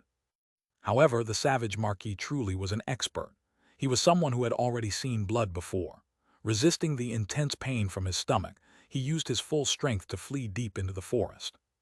You want to run? A sinister ruthlessness appeared on Long Chen's face. Kicking up an arrow from the ground, he flung it forward. The arrow shot through the air like lightning. The savage marquis, who was fleeing for his life, didn't realize that an arrow which could take his life was right behind him. The arrow pierced right through his armor. The great force behind it had been so great that the golden armor was unable to pose even the slightest bit of resistance. The savage marquis's body was shaken by that force, and he was sent tumbling through the air into a huge tree dozens of meters away. He violently spat out blood. That arrow had violently shaken his inner organs. Don't kill him, little Snow. Long Chen suddenly noticed a white light dash towards Awakens and hastily shouted out. He was leaving Awakens alive because he still had some use for him. Little Snow stopped when he heard Long Chen's call. He had already arrived right at that huge tree and was motionlessly staring at the savage marquis. Seeing that the savage marquis was under control, Long Chen quickly ran over to the villagers, bending over to examine their arrow wounds. There were 3 people who had been struck through the vitals and had already died. Amongst them was even a 7-year-old child. This made Long Chen feel as though it was his own heart that was being pierced. This had been brought on by him. He was filled with hate. However, he didn't know whether that hatred was for Marquis Ying, the 4th prince, Zhou Weiqing, or himself. He quickly gave the injured people some medicinal pills. As long as they hadn't died immediately, Long Chen's medicinal pills would ensure that they would completely recover. The other villagers also rushed to help the wounded. They also gathered up their dead, and the entire village mourned. "I'm sorry, village chief." Seeing the old man's tears streaming down his face, Long Chen was filled with regret. This was his own mistake. "Child, this isn't your fault. Don't feel guilty." The old man shook his head. But the more he was like this, the worse Long Chen felt. If it hadn't been for him, such a calamity would definitely not have befallen the village. "Long Chen, your heart is something we all understand. We're all a family, so don't be like this." Xiao Hua's comforting voice came from the side. Long Chen took a deep breath and said to her, "Xiao Hua, I'm about to leave." Her body shook and she was overwhelmed with shock. You want to leave us?" Looking at her desolate expression and her uncontrollable tears, Long Chen could only quietly reply, "I'm sorry, but I must leave. You've also seen that I have enemies. If I don't leave, a huge disaster will befall the village." Brushing back her hair lightly, he gently continued, "The village has already paid too high a price for me. I don't dare to stay with you. I hope you can forgive me." Xiao Hua hit away Long Chen's hand and miserably cursed, "You bastard, you liar, I hate you." After saying that, she ran off to her own room and slammed the door shut. Long Chen sighed. Looking at that tightly closed door, he didn't say any more. Thinking back to when he had just awoken, he recalled Xiao Hua's sweet and satisfied smile when she said he was her man. "Child, don't feel too bad. If you want to leave, then leave. Remember, if you don't like the outside world, you can always return. This place is also your home," said the old man sincerely as he patted Long Chen's shoulders. "Thank you, village chief." The village chief's approval did make him feel a bit better. "As for Xiao Hua, I'll console her. Don't worry, she is a sensible child. She'll slowly come to understand this." Long Chen nodded. He took out a few medicinal pills from his spatial ring. These medicinal pills were varied in quality, but even the worst ones would still be miraculous medicines in the eyes of these hunters. Now that the forest god had left, the village no longer had her support. They would only be able to rely on themselves in the future. Long Chen left behind large quantities of healing medicines, as well as a recipe for a medicinal liquid that they could make on their own. The village already had a couple of such recipes, but they were incomparable to Long Chen's. Other than medicinal pills, Long Chen also wrote several experiences and insights that pertain to the Qi condensation realm's cultivation. He also left behind the breaking wind fist, wind-chasing steps, and other techniques of that level for them. That was in the hopes that the village would be able to nurture some experts. If the village had a couple of blood condensation experts, they would definitely be much safer. He also left behind a dozen blood-breaking pills. As long as someone advanced to the 9th heaven stage of Qi condensation, they would immediately advance to blood condensation after taking one of them. Using a medicinal pill to break through was likely to cause your foundation to be flawed. But even so, to these people, that was not something to complain about. Without Long Chen's assistance, most of them would be unable to step into blood condensation in their whole life. Only by doing all of these could he feel at ease. Long Chen trusted that from today onwards, the village would only continue growing stronger. Now they had medicinal pills, battle skills, and weapons. In the future, even if they didn't have the forest god, they would still be able to survive very well. When they arrived at the village gate to send him off, the entire village gathered over to reluctantly say goodbye to Long Chen. There were even some children who tightly hugged his leg, not letting him leave. This scene truly did cause Long Chen to feel sad inside, but he had to leave. The only thing he regretted was that Xiao Hua continued to stay locked in her room. It seemed she really did hate him now. After saying goodbye, Long Chen was just about to leave. "Wait." Long Chen paused and slowly turned back. Xiao Hua opened her door and ran right up next to him. Her originally bright eyes were now red and filled with pain. "Long Chen, I know I can't keep you. I made this just now. I hope you can forever wear it on your body." After saying that, Xiao Hua took out a necklace that was made from some multicolored rocks. Haha, perhaps this gift is too poor and will be laughed at. Xuanhuan laughed mockingly at herself, but although she smiled, tears kept falling from her eyes. I'll properly keep it in my care, but how about you come with me? Long Chen couldn't help but feel his heart ache when he looked at Xuanhuan. Her eyes brightened for a moment, but they quickly dulled again. She shook her head. We are people who live in different worlds. I can't leave my family. I just hope that when you look upon this necklace in the future, you'll remember that there was once a girl whose heart yearned to go hunting with you and make babies. Towards the end, Xuanhua's voice ended up becoming choked with emotion. After forcing out those last words, she fell into Long Chen's embrace and began to weep and bawl. Long Chen didn't know how he managed to leave in the end. He felt his own heart shattering. This was the first time he experienced being so helpless. This was a helplessness that a higher cultivation base could not resolve. Dragging the half-dead savage marquis, Long Chen disappeared into the depths of the forest. Xuanhua's tears continued to flow as she watched that figure disappear from her view. A light breeze blew by, bringing with it the tumbling of dried leaves. The autumn wind was cold.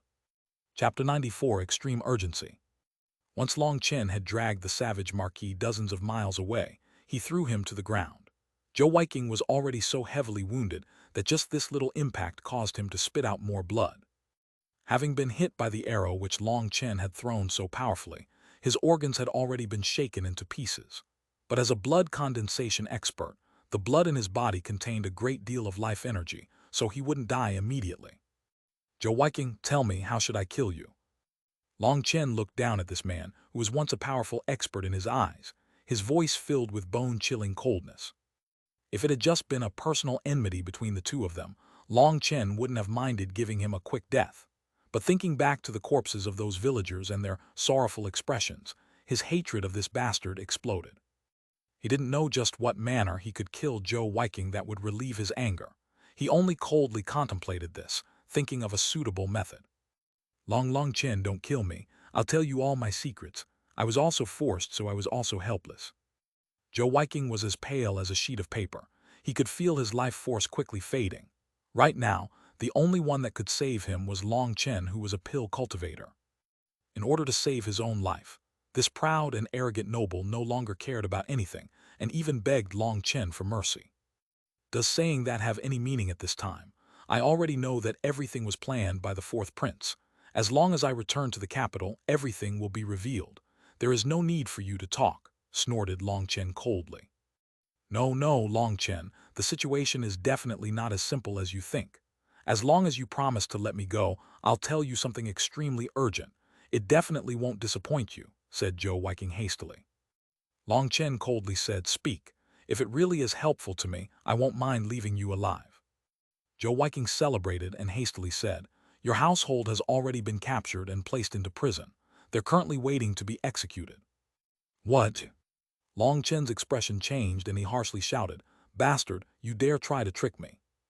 No, I definitely don't dare trick you. Once Wilder returned to the capital, he should have immediately gone to protect my family. How could they possibly be captured? Furthermore, even if Wilder didn't inform him, how could Grandmaster Yun Qi just watch without lifting a finger? Long Chen raged. Wilder truly did rush to your family as soon as possible, but he wasn't able to protect your household. Why not? Even with Long Chen's calm, he was still panicking now. Cough, cough, Xuanhuan wanted to speak, but an intense bout of coughing overcame him. Long Chen coldly snorted. Xuanhuan was getting smart and resorting to petty tricks. He threw down a medicinal pill. Take it, it'll heal your wounds. Thank you, young master. Xuanhuan hastily swallowed. He had always kept an eye on Long Chen for years, and he knew that he was just like his father and would take his promises seriously. But so far he had only agreed to let him go and hadn't promised to heal his wounds. If Long Chen left, he wouldn't even be able to support himself for more than a couple of hours before the spiritual qi in his blood was exhausted. And within those few hours, he would be completely unable to walk out of this forest to find help, so he would definitely die. For him to be able to force Long Chen into giving him a medicinal pill in his state, there was no choice but to admit that Xuanhuan truly did have a cunning side.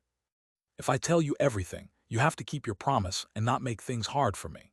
After taking that medicinal pill, Xuanhuan was surprised to see that his damaged organs were slowly healing back, meaning Long Chen's medicinal pill truly was very effective. but he once more repeated himself in order to be cautious. If Long Chen were to back out from his promise, it would be impossible for him to survive. "Don't worry, I will use the Long family's reputation to guarantee it," snorted Long Chen coldly. Hearing that, Zhou Weiqing was relieved. With Long Chen's pride, the chance of him reneging on his promise was low. Once Wilder returned to your home, he immediately alerted your mother, but they were unable to leave the Long household. "Why not?" "Because they had all been poisoned," answered Zhou Weiqing. Long Chen's expression became incredibly unsightly. "Who did that?" "Your mother's family did it. They're actually spies of the fourth prince. They had always been secretly controlling the Long household. When Wilder returned, he was too weak and also too hungry to fight back. As soon as he warned the Long household, they were all poisoned with an extremely undetectable poison. Normally it will conceal itself in the body. With your experience, you should also have heard of the soul-scattering powder," probed Zhou Weiqing carefully. Long Chen's expression became even gloomier. The fact that Zhou Weiqing had said the soul-scattering powder meant that he was telling the truth. Soul-scattering powder was an extremely rarely seen medicinal ingredient. Its poisonous nature wasn't actually strong, but it could confuse a person's spirit, causing them to enter a suspended animation state of fake death. Other than some people with strong spiritual strength, there were few that could block it. And this kind of medicinal ingredient was colorless and odorless. Ordinary people were unable to recognize it. As soon as they smelt the soul-scattering powder, they would immediately sink into a deep sleep. Long Chen had never thought that the fourth prince's schemes would be so profound. His hatred of his mother's family also grew as he recalled their hypocritical faces. At this time, they had landed a fatal blow against his family. Thinking of his mother, who had been captured, a burning urgency filled him. He needed to rush back to the capital immediately to save his mother. What happened with Grandmaster Yun Qi? Long Chen suddenly felt that something was strange. Was Grandmaster Yun Qi being obstructed? At that time, Grandmaster Yun Qi was in seclusion to refine pills. Furthermore, this matter was done extremely covertly. Grandmaster Yun Qi didn't know of it, and once he knew, your family had already been imprisoned. At that time, he personally went to the imperial palace to demand that they release them, but the Empress Dowager showed him the photographic Jade evidence of you killing the Grand Zia's prince, and thus, Grandmaster Yun Qi was also helpless, explained Zhou Weiqing. He had truly been too careless. Long Chen regretted his own stupidity. Obviously, that photographic Jade had been brought back by Marquis Ying. Him killing Xia Chengfeng had entirely been part of the fourth prince's plans. Despite Grandmaster Yun Qi's illustrious status, his position was not one that could directly participate in the matters of the empire, and so he could only watch powerlessly. "Chu Xia," Long Chen ground his teeth angrily. It was as though he could see the fourth prince's mocking face, and killing intent overflowed from him. "What else is there?" Long Chen took a deep breath and suppressed his anger. "Well, furthermore, they plan on executing them," said Zhou Weiqing carefully. Seeing Long Chen's frighteningly sinister expression, he was afraid he might forget himself in his anger and kill him. "Since they haven't captured me, they're using my household to make up for it." Long Chen tightly clenched his fists. The flames of fury within his eyes almost took physical shape. "That's most likely correct." "HMPH, then their goal is to draw out my father, correct?" Long Chen snorted. Although he was incredibly angry, Long Chen was still able to figure out the fourth prince's intentions. To the fourth prince, Long Chen was just a single chess piece. All the circumstances he had forced him into were just to draw out Long Tianxiao. He naturally also knew that the capital was filled with crouching dragons and hidden tigers waiting for Long Tianxiao to take the bait. Being treated as a chess piece by others was definitely a dislikable feeling. But for Chu Yao, Long Chen had been willing to play his part as a chess piece. He hadn't expected the fourth prince to be so ruthless. Not only had his plans involved Long Chen, but he had also implicated Long Chen's entire household. That was something which no one would be able to endure. "Chu Xia, wait for me. If I don't chop off your head this time, then I wouldn't be Long Chen." Long Chen suddenly thought of something and he asked, "What's the date of the execution?" Zhou Weiqing was startled and replied, "Counting the days, it should the day after tomorrow." Hearing that, Long Chen no longer bothered with Zhou Weiqing. He called over Little Snow and started to wildly rush over to the capital. "Ow!" Little Snow suddenly howled as they rushed. Long Chen was slightly startled. "You want me to ride you?" Little Snow let out a quiet roar. Not caring whether or not Long Chen wanted to, he flipped Long Chen up with his head, and Long Chen immediately felt his body become light as he was lifted up onto Little Snow's back. Now that the forest god had awakened Little Snow's spirit, he was now even larger than a horse. His body was over 3 meters long. He was no longer that adorable little fellow anymore. Roar! Long Chen smiled slightly. Don't worry, once I'm steadied I won't fall, ya. Little Snow had already charged forward before he had finished speaking. Being caught by surprise, Long Chen was almost thrown off. He hurriedly grabbed onto Little Snow's fur. Only now did Long Chen experience just how terrifying the speed of a second-rank magical beast was. The trees to either side blew by. The wild wind that whistled around made it difficult for him to even keep his eyes open. Good job, Little Snow, Long Chen praised Little Snow. Originally, he had been worried that he wouldn't be able to rush back to the capital in time, but with Little Snow's current speed, that didn't seem to be that much of a problem anymore. His worries also dissipated slightly. Looking at the quickly retreating trees, Long Chen's eyes flashed with a harsh intent. I'm coming. Xuanhuan watched as Long Chen left. He was relieved that he had managed to keep his life. At the same time, though, he was also filled with hatred. When he was young, he had been struck by Long Tianxiao's palm, and his dantian had been shaken, causing his cultivation base to forever stop at the early stage of blood condensation. Over 10 years had passed, and now he had been suppressed under his son. Furthermore, he had been suppressed even more miserably. If he hadn't begged for mercy, even his life would have been lost. Xuanhuan couldn't help but grind his teeth. But then a sinister smile appeared on his mouth. Long Chen should just give up any thoughts of surviving now that he had gone to the capital. But before he followed Long Chen back to the capital, he still had one thing he had to do. That was to completely slaughter those villagers. Long Chen had definitely left behind some medicinal pills for them. Xuanhuan screamed suddenly. An intense pain came from his arm.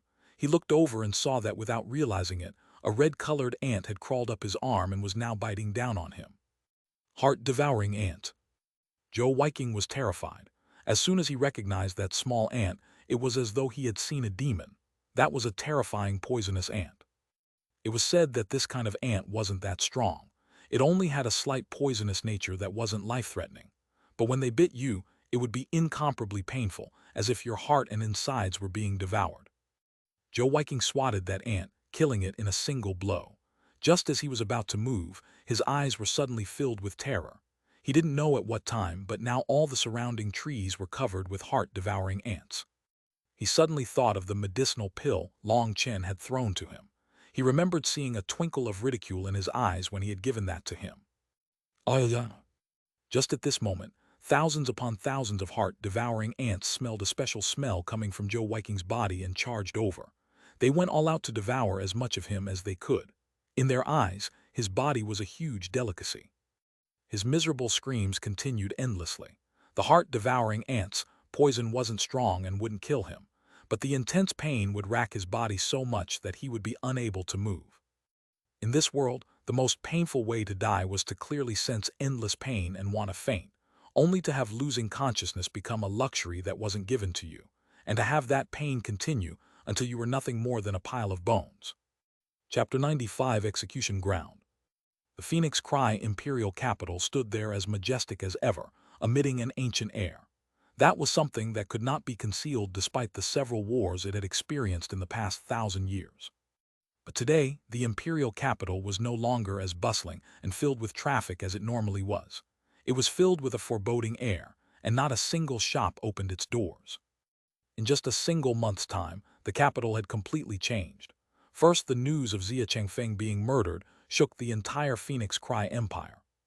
But even more shocking was that the person who had killed the Grand Xia's prince was the most famous person in the capital, the junior generation's strongest member who had risen like a shooting star, Long Chen. When the photographic Jade's images had spread throughout the capital, everyone had been completely shocked. The image of Long Chen killing Xia Chengfeng was forever stuck in their minds. Long Chen, who was originally high-spirited and full of endless prospects, had now become the entire empire's #1 wanted criminal. The Long household's people had all been imprisoned in just one night. After another few days, large quantities of soldiers began to flow towards the capital. Before anyone could even understand what was happening, 400,000 elite troops from the Grand Xia had encircled the city. Everyone had been incomparably nervous, waiting for the spark of a huge war to ignite the capital in flames. That thought caused all these people, who were used to living in peace and security, to be filled with fright. But the lucky thing was that the battle never occurred. The fourth prince had appeared to mediate both parties. Saying that he had already captured the killer and had investigated the whole matter, he gave the Grand Zia an acceptable account. Only then did the elite troops withdraw their siege of the capital. But they didn't go far. They pitched camps 40 miles away from the capital. If the Phoenix Cry Empire didn't hand over acceptable terms, they definitely wouldn't mind starting a huge war. That foreboding air enveloped the entire capital. Although the capital had Marquis Ying and Marquis Wu leading the majority of the strongest troops in the empire, this situation had arisen so suddenly that they had been unable to collect the rest of their forces. If a battle really did start, whether they could win or not, the capital itself would definitely become the scene of disaster. At the same time, there were also people who secretly wondered what was going on. Weren't the Phoenix Cry Empire and the Grand Zia Empire supposed to be allies? How did they suddenly end up on opposite sides of the battlefield now? What kind of satirical situation was this? It was always the enemies you never thought about who did the most damage. Otherwise, there was no way they would have been able to encircle their capital so easily. Following the Long household's capture, huge waves erupted in the empire. The first thing people thought of was the border suppression Marquis, who was defending the border against the barbarian tribes. The border suppression Marquis had guarded the border for over 10 years. He had control of 50,000 elite troops that had fought with the barbarian tribes over and over. It could be said that his army was a true elite force. As for the elite troops, currently residing in the capital who lived peaceful, satisfied lives the entire time and had only completed some drilling, the difference was immense, completely incomparable.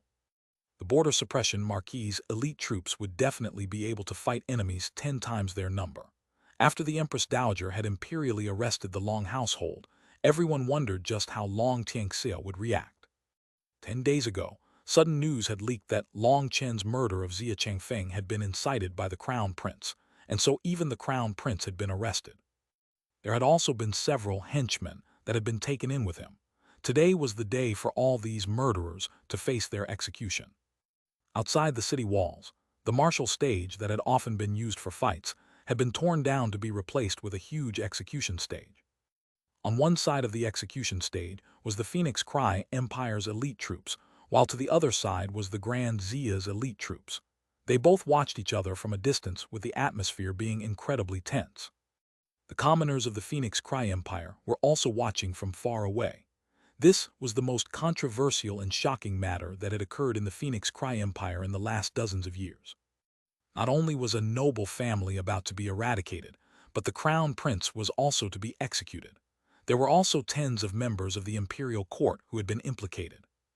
There were 2 lines of people on the execution grounds, one lined up in the back and one lined up in the front.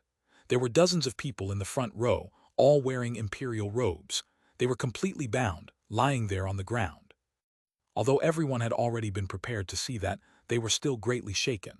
Those were the most senior ministers of the empire. Normally, just getting a glance of them was almost impossible, but today they had become prisoners. However, the most shocking thing for everyone was the sight of the person who was bound front at the execution platform. It was Crown Prince Chu Yang. The current Chu Yang had long since lost his majestic and graceful poise. His hair was a mess, and his eyes darted around. He was mumbling something that couldn't be heard as he incessantly fiddled. Behind this group of people was another group of over 20 people. This group included maids and servants. They were actually the Long household's people. Mrs. Long was shackled by iron fetters. Her expression was haggard as she looked into the distance. Who knew what she was thinking? Other than Mrs. Long, the rest of the Long household's members couldn't help but weep. They knew that today would be the last day of their lives. Looking at the executioners beside them, they were filled with despair. Ah, my Long family has truly let you down. If there is a next life, my Long family will definitely make it up to you. Looking at the weeping people surrounding her, Mrs. Long couldn't help but sigh. They were all innocent, but they had been implicated by being part of the Long household. Madam, don't say that. We are members of the Long household, and we will be part of the Long household even in death. We don't regret anything, said Bauer firmly. HMPH, you want a next life. Just keep on dreaming. "Your Long household really is just a group of idiots," said a man with a long blade in his hand coldly. Mrs. Long glared hatefully at that man, her eyes filled with poison. She wished she could tear that man apart. "Li Feng, you bastard, even as a ghost I won't forgive you." Mrs. Long ground her teeth. That person was one of the officers in charge of the execution and was her older sister's son. Looking at him caused Mrs. Long to feel needle-like pain in her heart. Back when her family had been ignoring her, she had been completely dejected. But then recently, when they had warmed back up to her, her mood had completely reversed. She knew they were just currying favor, but they were her family after all. She still forgave them. But who would have thought that it would be her closest family that would force her Long household into the depths of despair? That had truly caused her to feel endless resentment. She remembered back when Wilda had returned to the Long household. Seeing her, the first thing he had said was, "Quickly go ask for Grandmaster Yun Qi's help." He had then fainted straight away. When Marquis Ying had gone to chase after Long Chen into the forest, Wilda had already been completely exhausted. After just resting for a moment, he had suddenly remembered what Long Chen had told him and rushed back to the capital. Who knew whether it was Wilda's luck that was great or whether Marquis Ying's subordinates were incompetent, but Wilda managed to return without any resistance. However, he hadn't dared to stop to eat. He had relied only on his willpower to sustain himself until he had reached the Long household.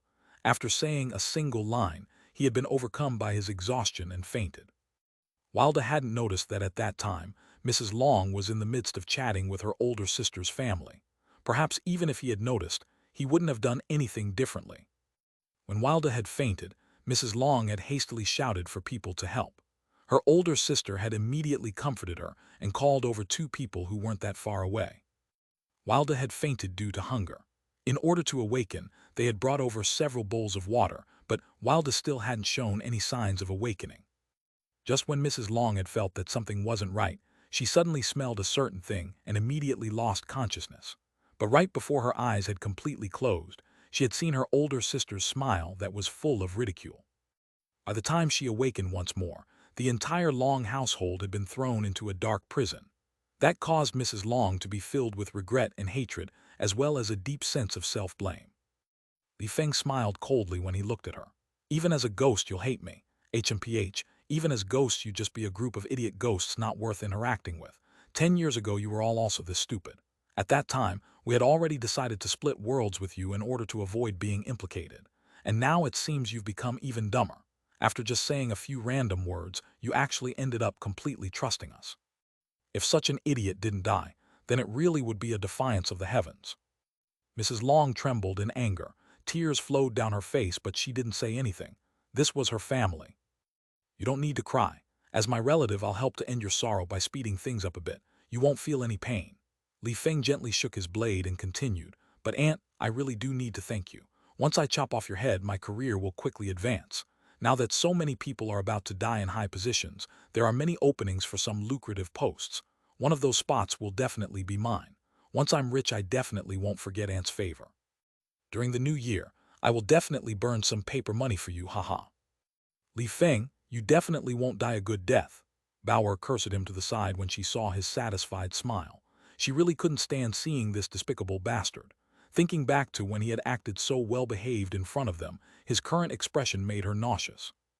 "Not a good death, hee, that'll be you guys. Soon your heads will fall to the ground." Li Feng sinisterly laughed at Bauer. Bauer was just about to retort when a heavy figure was thrown to the ground beside her. "Wilda," Mrs. Long let out a sorrowful cry.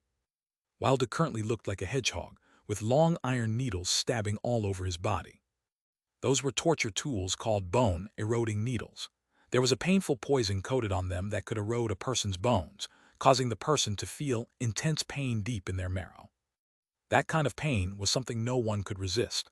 Most people were unable to even bear having one of the needles being pierced into them. Even cultivators would be unable to endure more than 5 of them. That kind of pain was enough to kill someone. But Wilda's body was completely covered with that kind of needle. Wilda's ability to resist pain was absolutely shocking. Originally, Wilda had been unconscious, but when he had been thrown on the ground, those needles had once more pricked his bones, causing him to awaken. "Mom, you don't need to be worried. Wilda doesn't feel any pain." Seeing Mrs. Long crying, Wilda tried to comfort her, even forcing out a slight smile. But the current Wilda had lost so much weight that he was now practically skin and bones. His smile was actually extremely ugly now. Back when Long Chen had brought Wilda back home for the first time, Long Chen had told Mrs. Long about his circumstances. He had hoped that his mother would accept him as her adopted son.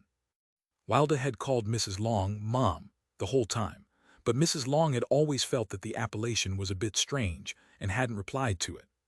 But now when Wilda called her that, she couldn't help but feel sour inside. "Wilda, Mom has let you down.